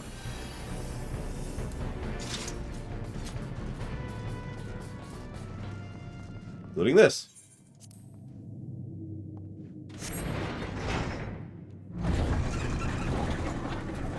If you're paying attention, part of the problem so far with Copperbell is it's everything the other dungeons have done, but just a little bit worse. And it really is only a little bit worse, I will give it that. But it magnifies how dull some of the dungeon design has already been in ARR.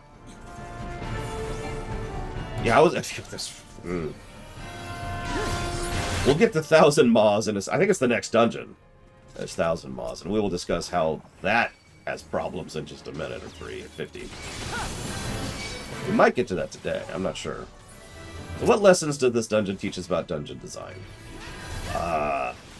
Encounter placement, visual design, interactions.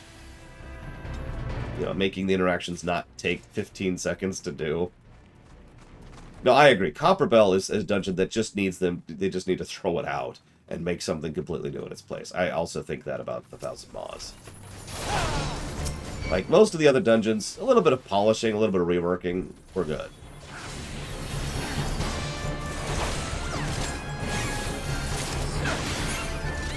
Is it everything? I think it's everything. Yep, okay. There's nothing but treasure in there. I mean, who wants treasure? Yeah, no kidding, Russell. Hang on, load. And then blasting device. Oh yeah, one other... This is a purely personal irritation. I hate how you have to click a thing and then click yes to do a thing. And something about that honestly just irritates me. Oh yeah, this is also one of the worst bosses in the game. So, let's fight this boss.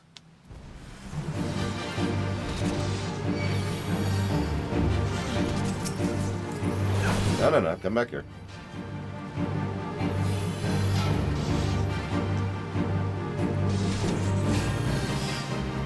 So, the way this fight works is these blobs have ridiculous amounts of health and damage resistance. So, I'm kinda done. Notice the DPS are doing nothing, and I'm taking so little damage, the healer is doing nothing.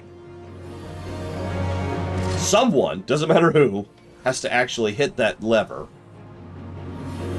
And then we wait for a bit longer. There's an ad that spawns about every few minutes that tries to mess with you. And that's it. That's the boss fight. I would honestly argue, even if we were somehow kind to the rest of Copperbell, that this one fight deserves a negative completely by itself. Like, I get what they're going for. This is you could tell this is the beginnings of the FF14 devs experimenting with the concept of gimmicks or mechanics, right? Now, you know me, I'm actually a big fan of gimmicks and mechanics when it comes to boss design. Later FF14 fights certainly have this a lot better down. This is not gimmicks or mechanics. This is take your hands off the keyboard for several seconds at a time while the other members of the party do absolutely nothing. This is unengaging, doesn't involve any kind of thought or skill or attention paying, and literally punishes players for actually participating in the fight. That fight sucks.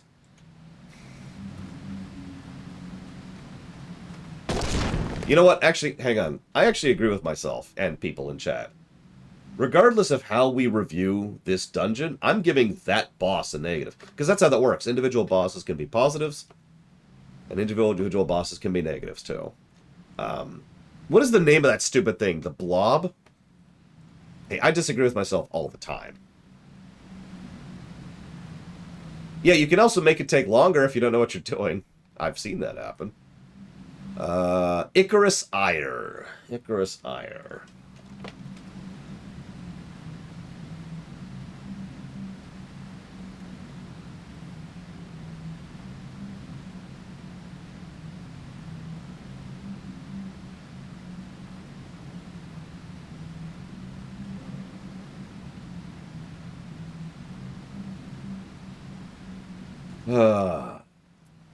Like I said, every now and again I agree with myself. Usually I disagree with myself.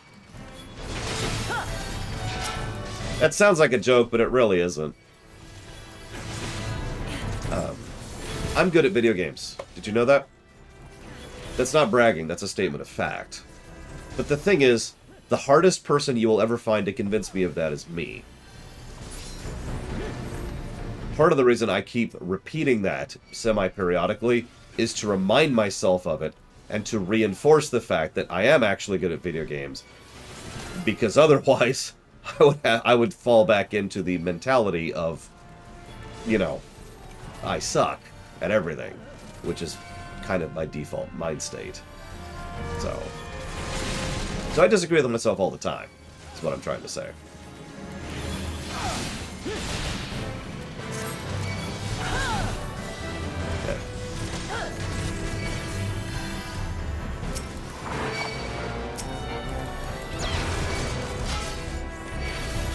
I mean, I could probably tank this whole thing if I wanted to. Hang on. Oh, we're all the way up to the boss. Never mind. I guess.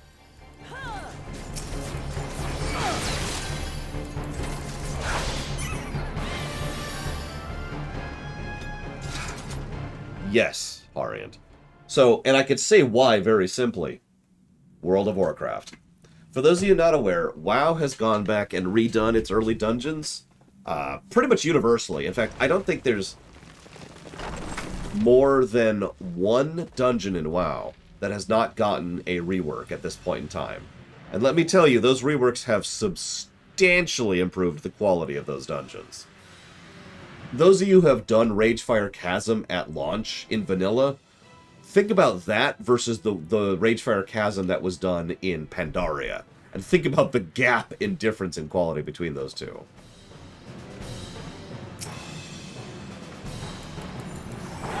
But yeah, no, absolutely. These early dungeons could absolutely use their polishing touch. As much as I am bashing these dungeons, and I am, this team has proven over and over that they can do excellent dungeon design and fantastic boss design. Let me share a little quote from myself. Several times people have asked me to try and sell them on this game, and I said two things. Good story, great bosses. I really do feel that those are the pillars of this game, that everything else rotates around the severe quality of boss design and storytelling. And you can't tell me that the people in this game who made the wonderful, amazing boss fights and encounters and dungeons and raids that are in this game couldn't go back and turn this crap into something that's actually worth a damn. Right? By the way, so let's continue to bash this dungeon. This is this boss fight. That's it. You'll notice that boss fight has even less of a gimmick and a mechanic than the one we had back in Totorak. Did you catch that? Just beeline the boss and totally ignore the ads who aren't even doing anything against you. And I know what you're thinking. If you leave them alone long enough, they will. Yes, I remind you, we are eye level synced down.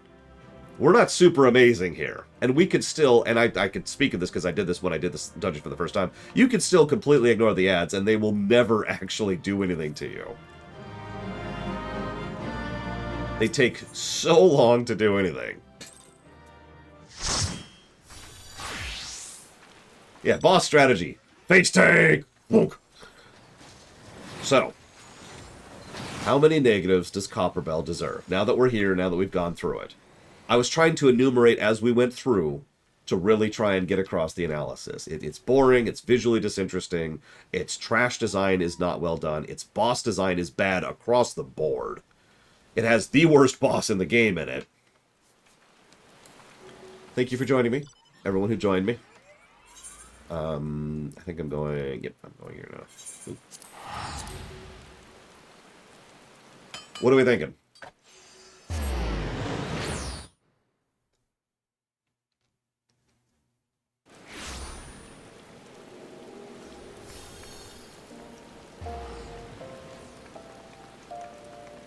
As usual, that's true. This is one of the first dungeons you face in the game. You have Sastasha, which is okay. You have Totorak, which is kind of simple, but okay. And then you have that nonsense. It is an awful first impression, or third impression. So the real question for me is, can we think of a dungeon? Let's specifically think of dungeons in MMOs. Can we think of a dungeon that's worse than that? To compare and contrast. To figure out what is a 3 negative dungeon, right? Now, that's a good point, Magister. Did I give 3 negatives for Colicoid? I don't think I did, because that was before we had the 3 negative system. Let me check my notes here really quick. Sunken Temple Vanilla. Oh, God. That's...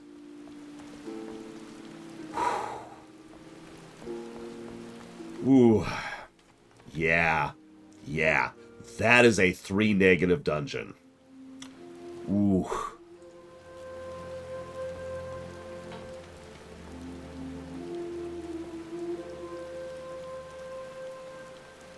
Yep, looks like we didn't actually give it multiple negatives because we didn't have that system in place back then. That's okay, I accept that. But yeah, Sunken Temple Vanilla, that's a 3 negative dungeon. So what we just did, by definition, is not a 3 negative dungeon, because that is nothing compared to Sunken Temple Vanilla. Having said that, you know, Interesting. Having said that, now we have to decide, does this deserve 1 negative or 2? So let's try and gauge, like, what would be a 2 negative dungeon, other than the one we just did?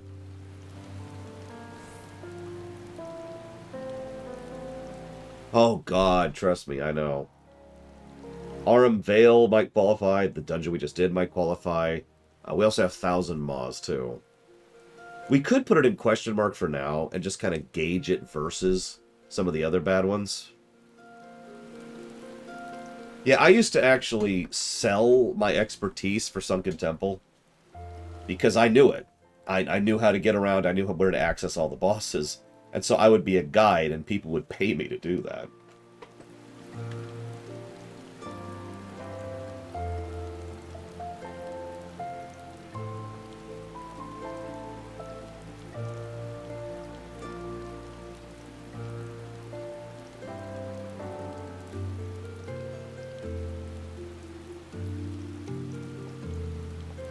So I'm going to put Copperbell as a negative in italics for right now. Let's come back to that later. Let's judge that later when we've got a few others under our belt here. Alright, actually, let me do this. Sorry. Gotta leave group because FF14.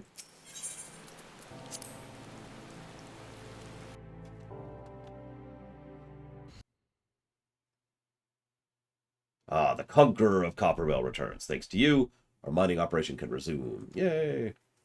I'll share the good tidings with Papa Sean next time I see him. As for you, you'll want to report to Momodi. Okay. She's literally right behind me.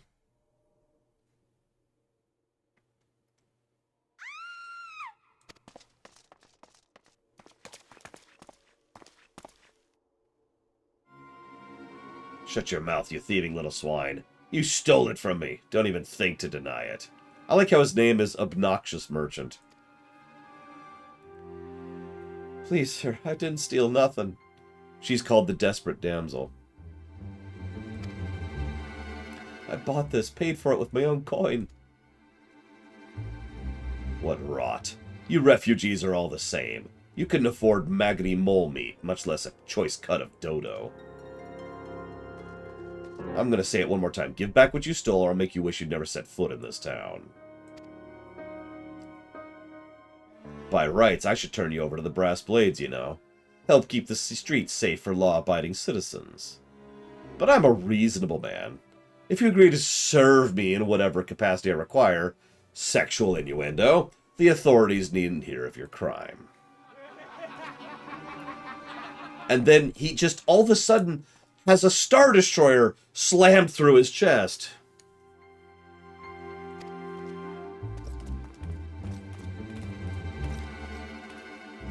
I like how everyone just backs off, not wanting to deal with him. I swear on my mother's grave, I didn't steal nothing. I bought this with the coin I'd saved. I only wanted to treat my children to a decent meal. Listen, I don't need your sob story, because that guy's gonna die. Who the hell's are you at when... Who the hells are you when you're at home? This dog's master? Just look at me. I know. I'm wearing 80 gear. But I really want you to picture these guys seeing me and just being like, oh, let's get this dude. Let's get him. Yeah. Yeah. We got this. Oh, God, the pain. It's okay, we're fine. Oh, God, why does this continue to hurt? I didn't remember this song was in this game.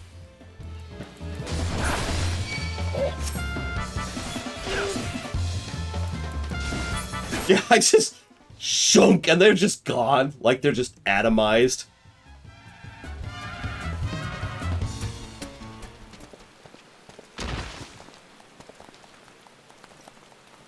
Boss, maybe we should attack the paladin who's wielding Excalibur. Ah.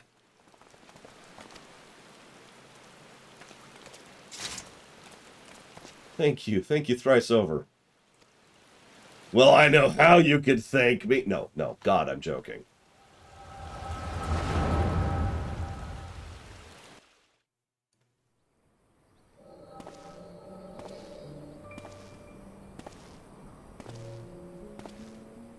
See, the thing is, I would believe they're actually stupid enough to go ahead and attack us, even if we were actually in the Excalibur gear. I swear there's more refugees than when last I looked. And you wouldn't be mistaken. But it's been 5 years since the Calamity. Why are they only coming here now? It's simple, really. While the number of hamlets survived the immediate aftermath, many were no longer able to support their communities. The residents found their lands had been rendered barren or cut off from trade routes, and problems like those aren't easily solved. Though they tried to make the best of it, it was only a matter of time before they were forced to abandon their homes and seek a new life in the city.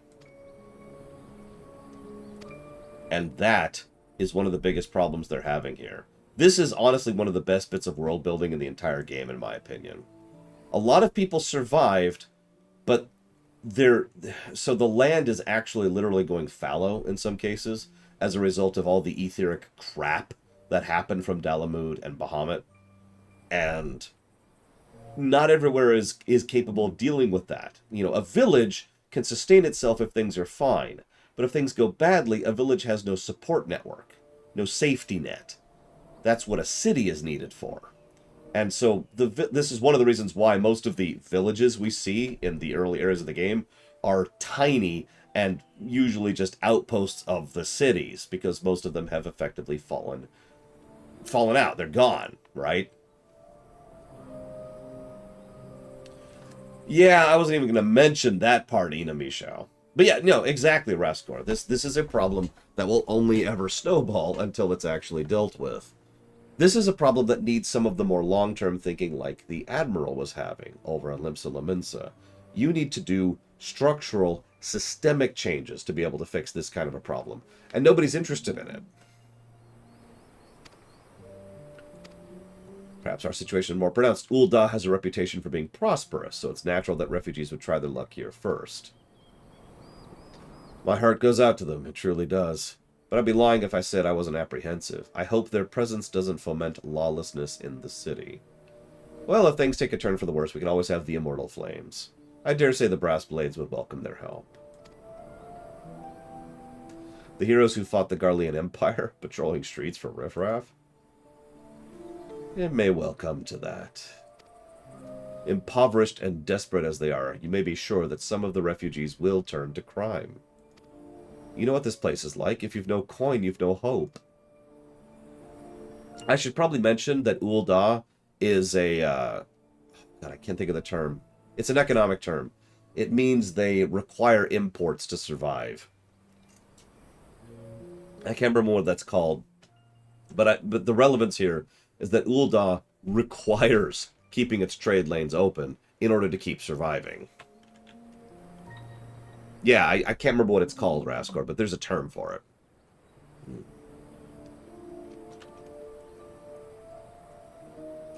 Thank you, Pika. Always. I've put that down for Kirby and the Forgotten Land. Not all refugees are bad, mind you. Some are able to find employment and lead honest lives. Dodo tenderloins. Get your dodo tenderloins. Guaranteed cheapest in Thanalan. Thank you for your custom. Please come again. See? She was legit. Looking around, you'd think Ul'Dah was well on its way to recovery. But peer through the veil of prosperity and you see no end to misery and suffering.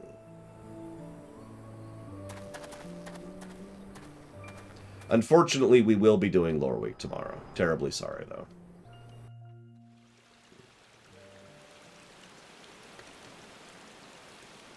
Sir, are you alright? Huh? What?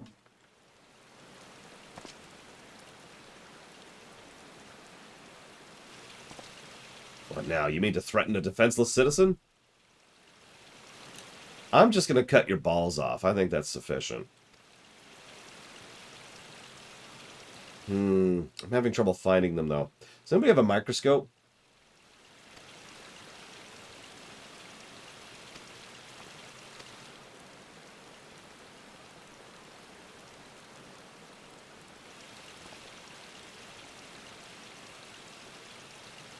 We'll overlook this, but just this once. Rawr. Gods bless you. If you hadn't come on like you did, who knows what that monster might have done.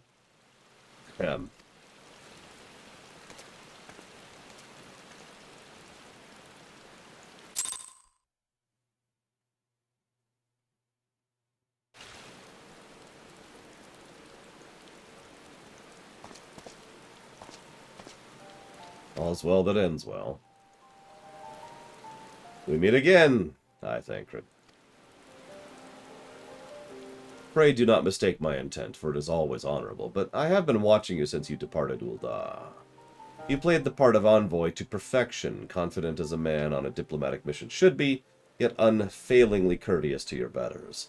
And when your travels led you into the midst of danger, you faced it without so much as a flinch. You, my friend, are quite a marvel, and I confess to being somewhat in awe of you. Ah, but my lavish praise continues. Most of all, I was struck by your readiness to aid those in need, even when the words were all the rewards you could expect to receive. Such selflessness is a rare thing in this day and age. All of which leads me to conclude you are indeed the one whom I've been looking for, an adventurer possessed of a very rare set of qualities. To be sure, your rescue of the damsel in distress was more of a happy accident, but rescue her did, and that's what matters in the end. I feel I should mention at this point, I also harbor a burning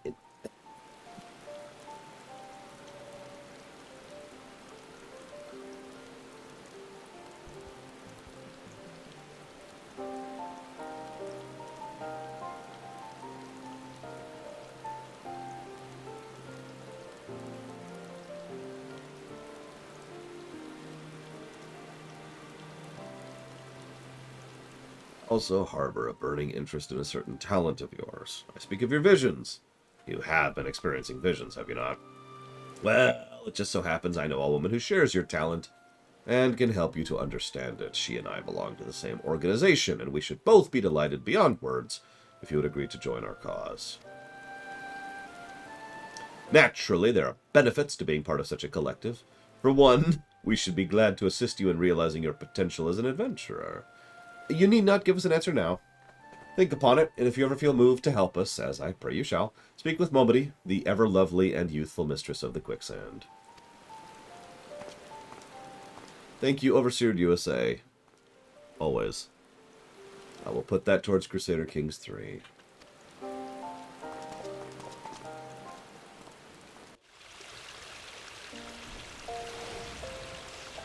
So I'm going to admit something. My first time going through the game, I never really felt like we had a party in the Final Fantasy sense of the word. Until we hit Shadowbringers. It was the first time I felt that way. I'm not sure if my opinion on that is going to change this time around. I just thought I'd share.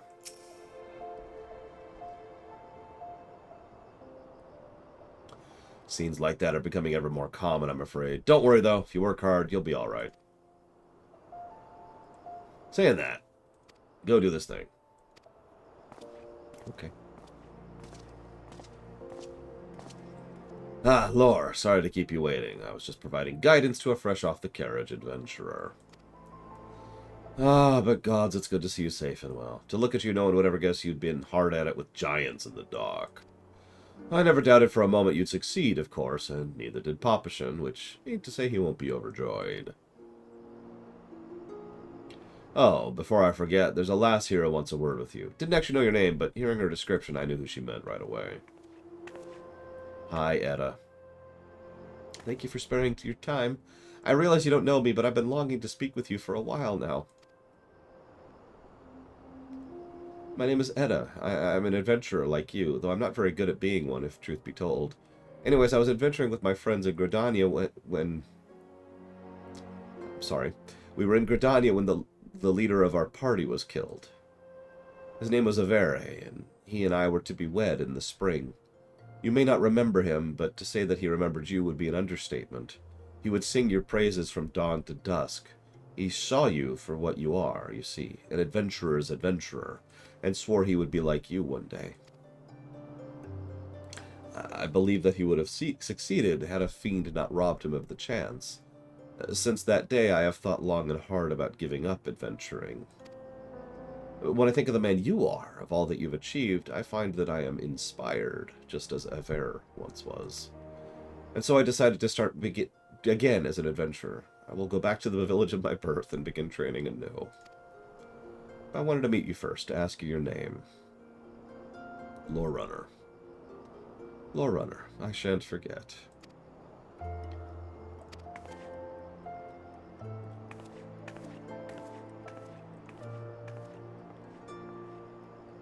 Adventuring can be a cruel, bleeding business. Time was I didn't know why anyone would bother. When they first asked me to take charge of the guild here, I didn't want aught to do with you lot. Thought it'd be a right pain in the arse looking after you all. But against my better judgment, I decided to accept the post, and I'm full glad I did. I feel privileged to be a part of your lives, brief though they may be.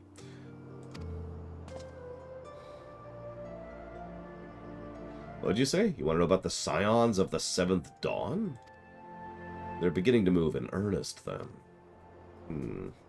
Listen, Laura, the Scions ain't no ordinary folk, and the work they do ain't no ordinary work. I know full well how capable you are, but even you would think twice about attempting some of the stuff they do. Knowing that, if you're still certain to get involved, I'll tell you what I can.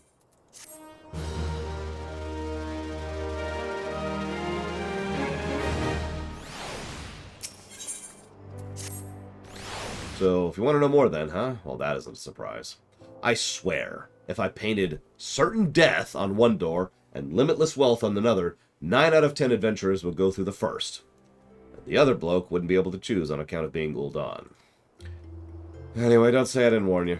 First of all, if you're wondering whether you can trust these Scions of the 7th Dawn, you can. They're good folk who've made it their mission to solve some of Eorzea's more pressing problems. Of course, they ain't no small task, so they're always looking for dependable individuals to join them. Individuals like you. Now, I've been given leave to tell you where to find them. Pray a return to the Waking Sands. You are a man in demand, and the days ahead promise to be busy. Bye, Momedy. We'll never see you again, ever, ever, ever. Now, ironically, I can go to the Waking Sands pretty quickly. But not quickly enough, because there's no waypoint there. Yes, I know you could take the boat. There's no waypoint at the Waking Sands. Someone explain that to me.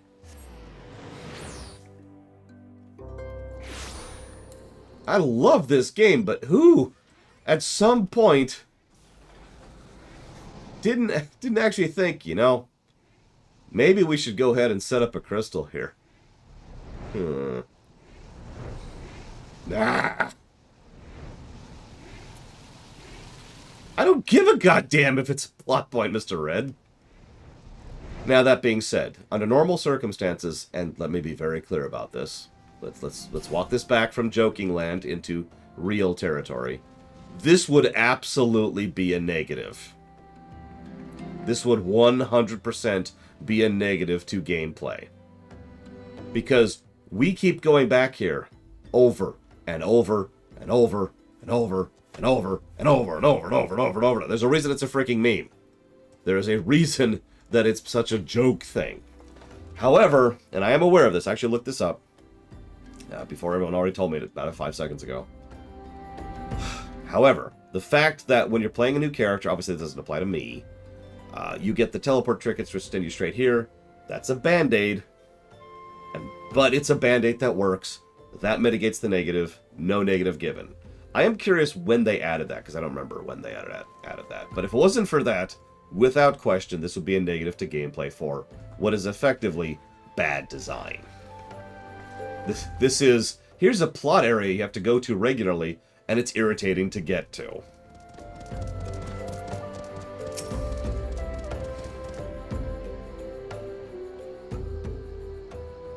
So, here's the best character in the game. Let me just jot down a plus for Tataru right now. Question mark. Oh yeah, Thancred while I'm at it. Thancred. And probably Y'shtola. And that's it.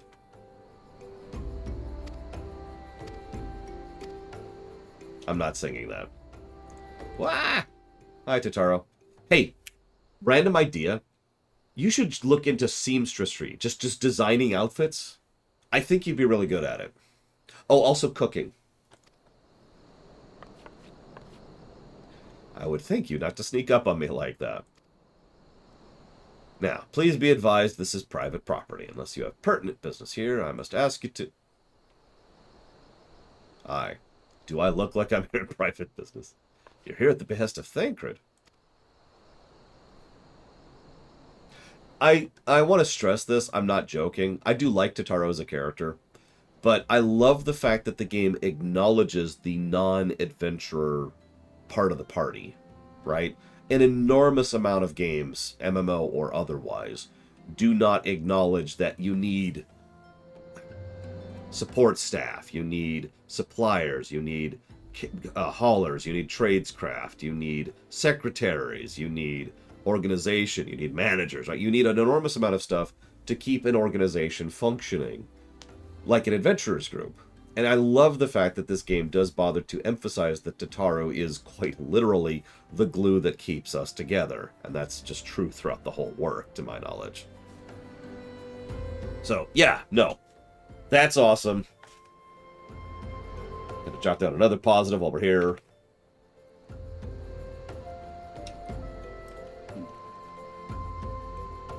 And move on.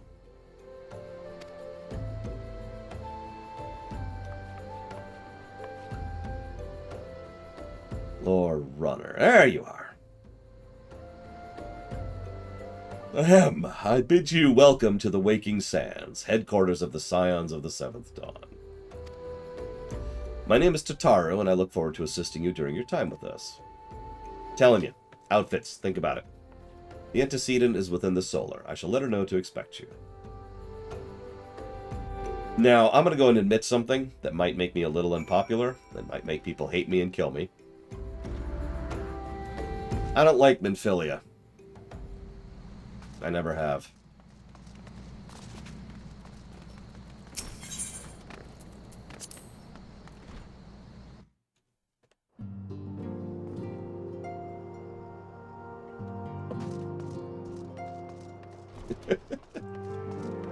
Actually, hang on. Let's look around really quick. I don't think there's much here right now, but we'll look around.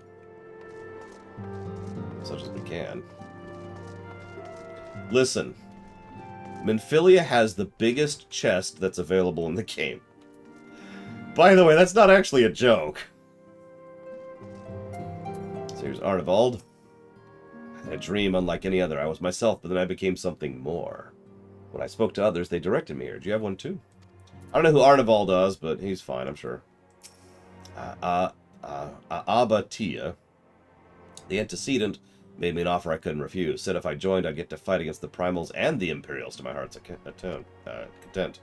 I know I could get the same by enlisting in the Grand Companies, but I've never been partial to saluting, if you know what I mean. And Owlie. The receptionist is something else. Did you perchance notice how small she writes the names in her roll? I couldn't make out a single one, no matter how hard I tried. Sorry, just trying to make idle conversation. The whole affair has me worked up. I thought for sure it was some sort of scam. That they were rounding up hapless adventurers for nefarious ends. But now that I've seen the facilities myself, I must confess it looks legitimate.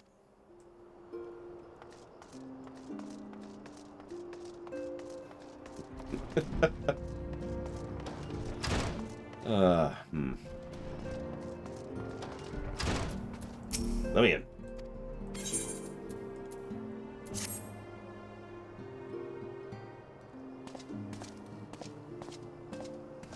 So you're the adventurer of whom I've heard so much. Well met, friend. My name is Minfilia, and I lead the Scions of the 7th Dawn. I have awaited your coming.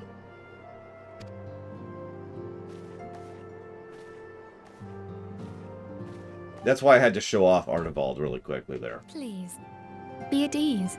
You are among friends here. So, we've met 4 of these people. And that's me in the upper left there.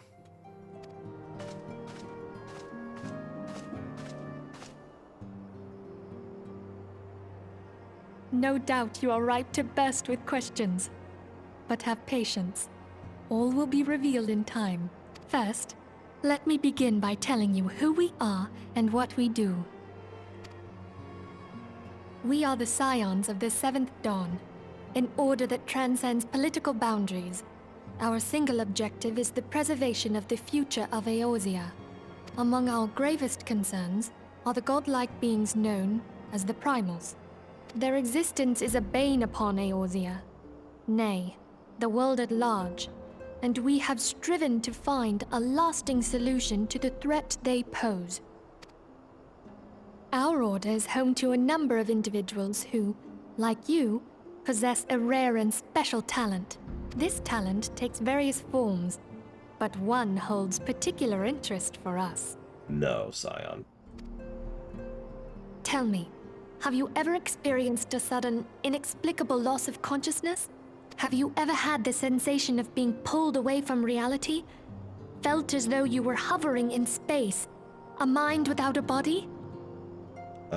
Magister, if you're still there, Arcud was the add-on, sorry. All these things are the manifestations of your talent. Yours is the power to transcend the boundaries of the soul, a power known as the Echo. The Echo allows you to pass through the walls of a man's soul and hear the resonations of his past. You will be there in his memories and see things as he saw them. You may even interact with that which you see, though you cannot change the outcome of events. You know what she reminds me of? Her voice acting, specifically. Erebeth in Neverwinter Nights Vanilla. Right? Like, it sounds like she's trying a little bit too hard, and so the highs and lows of her speech are just a little bit too accentuated. Like, I don't know how else to explain that, but she's like, just the way she's doing it, the intonation is very much like that. For another blessing, the Echo will enable you to know a man's mind even if you cannot comprehend his words. I had to specifically say Never Nights Vanilla because when they brought her back to do the voice acting in Hordes of the Underdark, she actually does a lot better job with it. In short, the Echo is a truly extraordinary power, and this power is strong within you. It is only a shame that we cannot use it whensoever we choose. That's right. I, too, possess the Echo. With that established, let us return to the subject of the Primals. So long as they exist, the realm cannot take so much as a single step towards true peace. Measures must be taken. Measures which transcend boundaries, be they of faction, race, language, or creed. And to do so, the Scions require the aid of those with our talent. Make no mistake, the Echo will be instrumental in dealing with the primal threat. Without it, we cannot hope to save the realm. I know not what it is you desire for yourself, nor what it was that first brought you to Eorzea. But I firmly believe that the power we possess was given to us for a purpose. Why else would the gods entrust man with a gift so extraordinary, if not to have him use it? And so I implore you, lend us your power. Tell you what. Y'all follow me now. I'm taking over. Minfilia, you go take a nap. Tataru, you're in charge now. Get some assistance to help you, Tataru, because we're going to branch out a little bit. Urianger, don't betray us. Thancred, be awesome. Ida, you're fired. Go home. I think it's everything. I think we're good.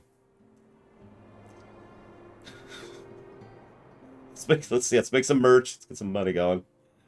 Naturally, your aid will not go unrewarded. I'm sorry. I didn't think about that, Rax. I didn't think about that. Oh, that's horrible. That's awful.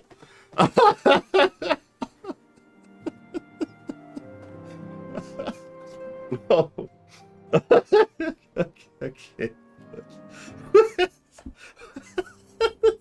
Oh, wow. Oh, okay, hang on. Naturally, your aid will not go unrewarded. We are fortunate to have a number of influential allies, and at a word from me, they will gladly afford you certain privileges that might otherwise be denied you. The right to employ retainers! Hey, we can finally show off retainers. Are you familiar with them? They are individuals who may... they're manservants. I get it. Hi, Tataru. The papers you requested, milady. Go home, eat it.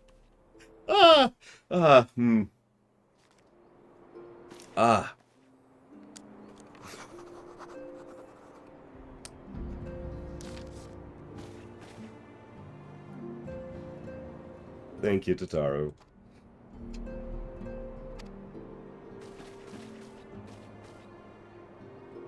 By way of a welcoming gift, so you can, yay, we unlocked retainers. Woo!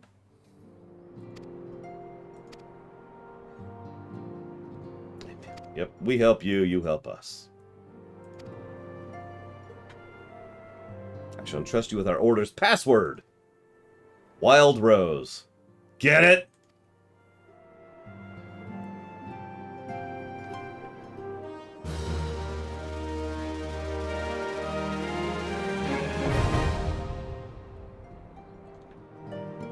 Hiring a retainer.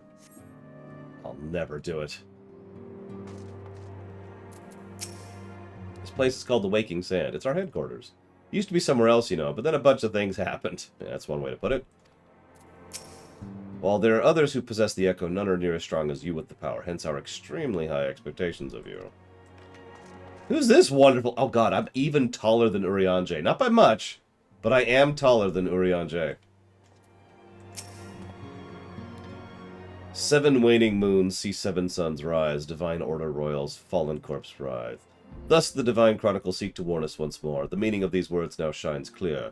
They evoke the dire circumstances of this imperiled age. The realm doth shudder and twist, and the dawn lieth cowering neath the stifling blanket of night. And we abide. We await the coming of the unborn era's seed, the light which shall pierce the glowering darkness. See, here's the thing. I can talk like Urianger on the fly. That's something that just comes naturally to me, because that manner of speech just kind of fits with the mathematical formula in my brain. So reading his dialogue is actually a lot easier and smoother than reading everyone else's dialogue. This is why everyone jokes that I'm Urian J, by the way. Our organization, the Scions of the Seventh Dawn, was formed through the union of two separate entities. The first, comprised of Charlayan natives, such as myself, was called the Circle of Knowing. The second, made up of individuals that share your rare gift, was known as the Path of the 12. The terrible events that ushered in the Seventh Umbral Era taught us that only together may we stand against the evil that seeks to consume us. Yeah, it doesn't help that my astrologian, before I switched to this outfit, pretty much wore his outfit from Shadowbringers, so that didn't help matters. Anyways, summoning a Primal is no small feat. It requires a tremendous concentration of ether, which is why the beast tribes go to such lengths to obtain crystals.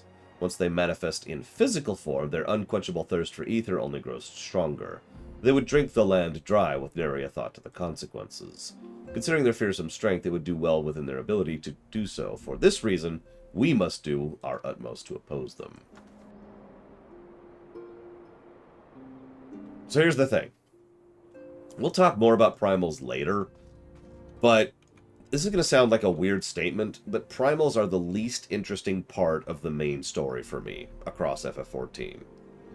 They're a constant thing, and they're a constant element of the story, and they certainly serve as a bit of a backbone.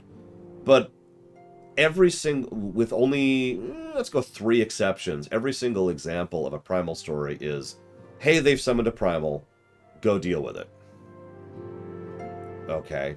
And we have to deal with it for reasons I'll get to in a minute, and they have to be dealt with for reasons that we'll deal with much, much later. Yeah, I was actually just about to bring up the burn. The burn, we will talk about it when we get there, is an example of what happens when a primal goes out of control. Alexander is also in many ways an example of what could happen when a primal goes out of control, and so forth and so on. Primals are bad. Primals be bad, yo. So, I get it, and they need to be dealt with. They're an environmental threat, and they're a very serious environmental threat. But with only a couple of exceptions, they're not that interesting to me. What a primal is a primal is an idea made manifest. I actually gave an idea of this earlier. So let's say I gather a huge amount of magic and I summon a primal of the Lich King from World of Warcraft. Now, that's not the Lich King. As I already mentioned, the Lich King doesn't exist. The Lich King is a fictional concept. But there's an entity walking around based on my idea, my perception of what the Lich King is, right? So that creates this actual entity, which is this simulacra of my perceptions of what this fictional concept is, right? That turns in... Wait, this is a twist? Seriously? Anyways, the point... I thought they revealed this much earlier on, but whatever. That's what a primal is at its very core. They also have other things that are very relevant to them. Sorry, I didn't realize that was a twist. I'm sorry, I forgot. I really did. I thought they revealed that like as early as Ifrit. But anyways. The primals have 2 primary things to them. One is they drain ether. Remember, everything is made of ether. Everything. Ether are the atoms of this setting. They drain ether. The second problem is that they have a tendency to, let's call it mentally enslave people. And we'll talk more about that in a bit. So, we Scions have one objective, to safeguard the future of Eorzea. Among our gravest concerns are the godlike beings known as primals. Long have we striven to find a lasting solution to the threat they pose. I know not what it is you desire for yourself, nor what it was... Didn't you already say this? I will go whither the wild rose blooms. Sure, why not? I take it you will help us. Well, yeah. Your personality convinced... Sorry. Wonderful. I knew you wouldn't let us down. But come, I would introduce you to your friends in the Order. Tell me, does the name Sharlayan ring any bells? Yep, and I can't wait to beat the crap out of them. Or at least beat the stupid out of them. It used to be one of Eorzea's 6 city-states, and was situated in the northwest of Aldenard. The Sharlayans were the keepers of wisdom both old and new. Their mastery over magic and ether was unsurpassed, and even the Garleans knew to fear them. Among their number, there were a noble few who devoted their lives to safeguarding the future of Eorzea. When the realm began its descent into chaos, and their countrymen fled for the motherland, they alone chose to remain here. These noble men and women were called the Archons. Those same brave souls stand before you now. The masked woman is Ida, and beside her is Popalimo. The two are charged with surveying the Twelveswood. Hello there. Welcome! Okay, my turn to introduce someone. That there is Thancred. He is our man here in Ul'Dah, Jewel of the Desert. Welcome to the team. I never doubted that you'd come. If I may, the lovely maiden beside me is named Y'shtola. Limsa Lominsa has the pleasure of being under her care. Greetings. Last but not least is Urianger, who presides over all affairs within these halls. Pray seek him out whenever you have questions. Dawn may banish even the darkest night. The words of a dear friend. I'm glad of our meeting. So yes, that's, I forget his name, but he's an awesome actor. Except, I don't know. We'll see what we think of him as we go through this, because I don't remember him doing a good job. Emery, thank you. It's Gideon Emery. I don't remember him doing a good job as Urianger. We'll see. At the Battle of Cartineau, our leader was taken from us. But we did not stray from our purpose. We sought out Minfilia and others with her talent, and together established the Scions of the Seventh Dawn. Along with the Archons, those blessed with the Echo play a pivotal role in our endeavor to forge a brighter tomorrow for the realm. Oh, I should also introduce you to Tataru, our clerk. She ensures that everything runs smoothly. Pleased to make your acquaintance. In time, I hope you will come to think of us as family. But without further ado, I would assign you your first task. Sure thing, Arabeth. Have the documents arrived from the students of Baldessian? Aye, my lady. They arrived but recently.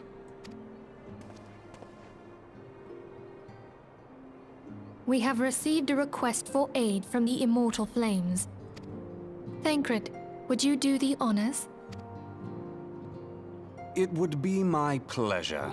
Some days ago, a crystal caravan registered to Amagina and Sons mineral concern was waylaid and divested of its cargo.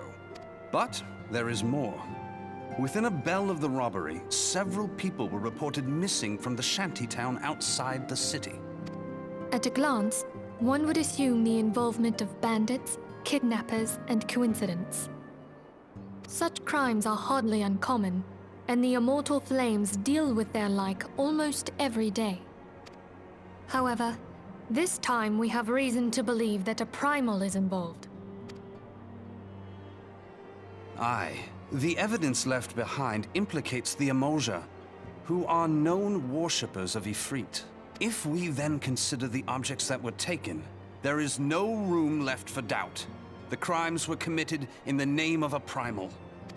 That you may better understand the nature of our struggle with the Primals, I would have you play the leading role in this investigation.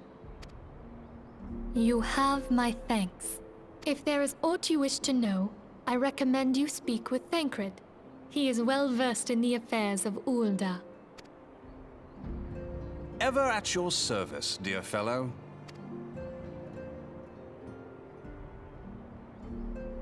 Now, I've been debating this for a bit, and I don't think I'm going to give this whole sequence a negative.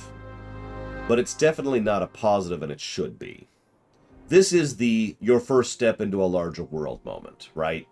Luke Skywalker has just discovered the Force exists and is now combating the Empire, right? Because that's what's happened. We have now become aware of the Scions, we've become aware of Primals, and the level of their threat, and blah, blah, blah, blah, blah, blah, blah. So this should be a big moment, and instead it's just kind of flat.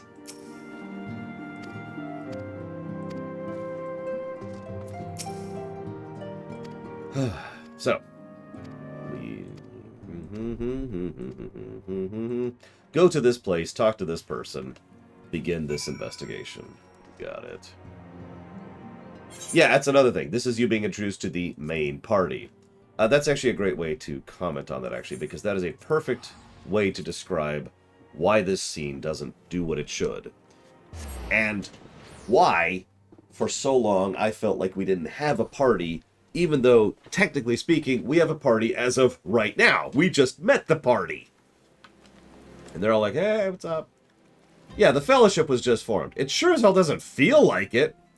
Now, yes, a decent amount of that boils down to the presentation, which sucks, but honestly, even the writing for that sequence was not nearly what it needed to be. It was just... How do I phrase this? It was flat writing. No real nuance, no real interesting dynamic, no well-written dialogue, none of the stuff that I would usually consider to be like, oh, that's really cool. No, it's just kind of there. It's serviceable, it's functional, it gets across the idea, but there's nothing interesting about it. So the writing isn't that great. Yeah, lackluster is a good word. And the presentation's actively bad. So it's just like, okay. Welcome to the Fellowship. Alright, thanks, I guess. Yeah, I mean, honestly, compare this to Fellowship of the Ring and the formation of the Fellowship of the Ring. The scene in Rivendell, with the different people, and the people who stand forward. You have my axe. You have my bow. If this is indeed the will of the Council, Gondor will see it through. Think about the difference between that scene and the one we just saw, and you see what I'm talking about. And thank you, Jaren Dauphine, very much. I will put that down for Dealer's Choice. Yay, Dealer's Choice.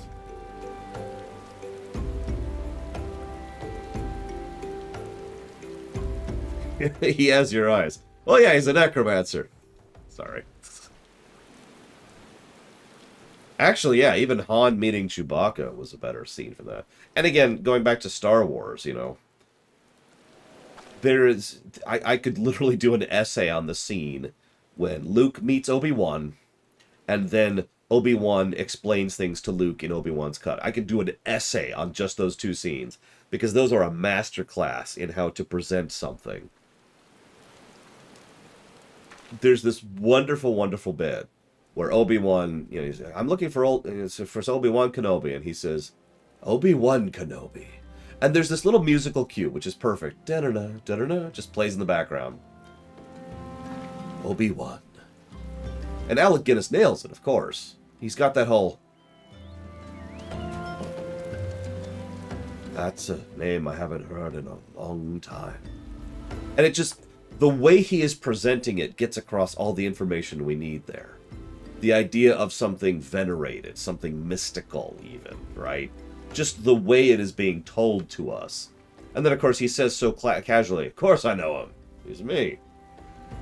I have been called Obi-Wan since, before you were born. And just, you get my point. Sorry to keep bashing this point in. I'm just pointing out why that scene, which should get a positive, like it would in every other example we just made, isn't getting a positive. Alright, so let's talk to this guy, and we're probably going to chop off here in a minute. Yes, I'm here to help. Yep, I'm here to help. I'm here to help. Let's do it. Wait, what? There have been brutal murders of callers at the Church of Saint Adama Landama, innocents wishing no more than to pay their respects to the dead. No, I haven't, Little Billy. That sounds funny. And horrifying. The poor souls deserve a proper burial. I would see to the deed before mongrels catch their scent, but I know not if the Amalja still linger. Would you secure the remains for me? You'll find them on the Eastern Road. Sure thing. In like 3 days. Because I'm not doing that today. Thank you, Little Billy, because yeah, I'm kind of curious. So...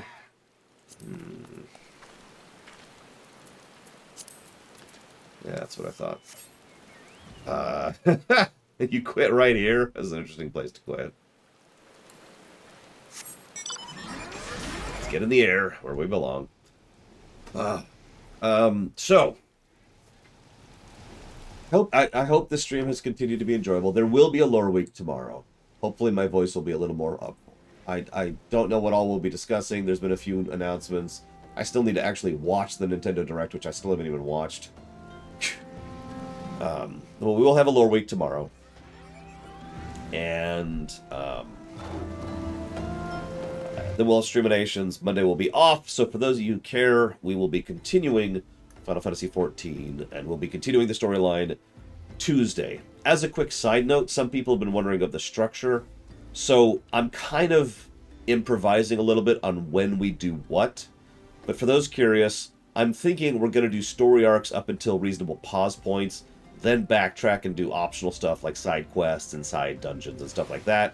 That may mean we do the MSQ up to, for example, the end of the patch, so all the way up to the Praetorium stuff, the Castrum stuff, and then pause there, and then go back and do stuff, and then we'll continue forwards.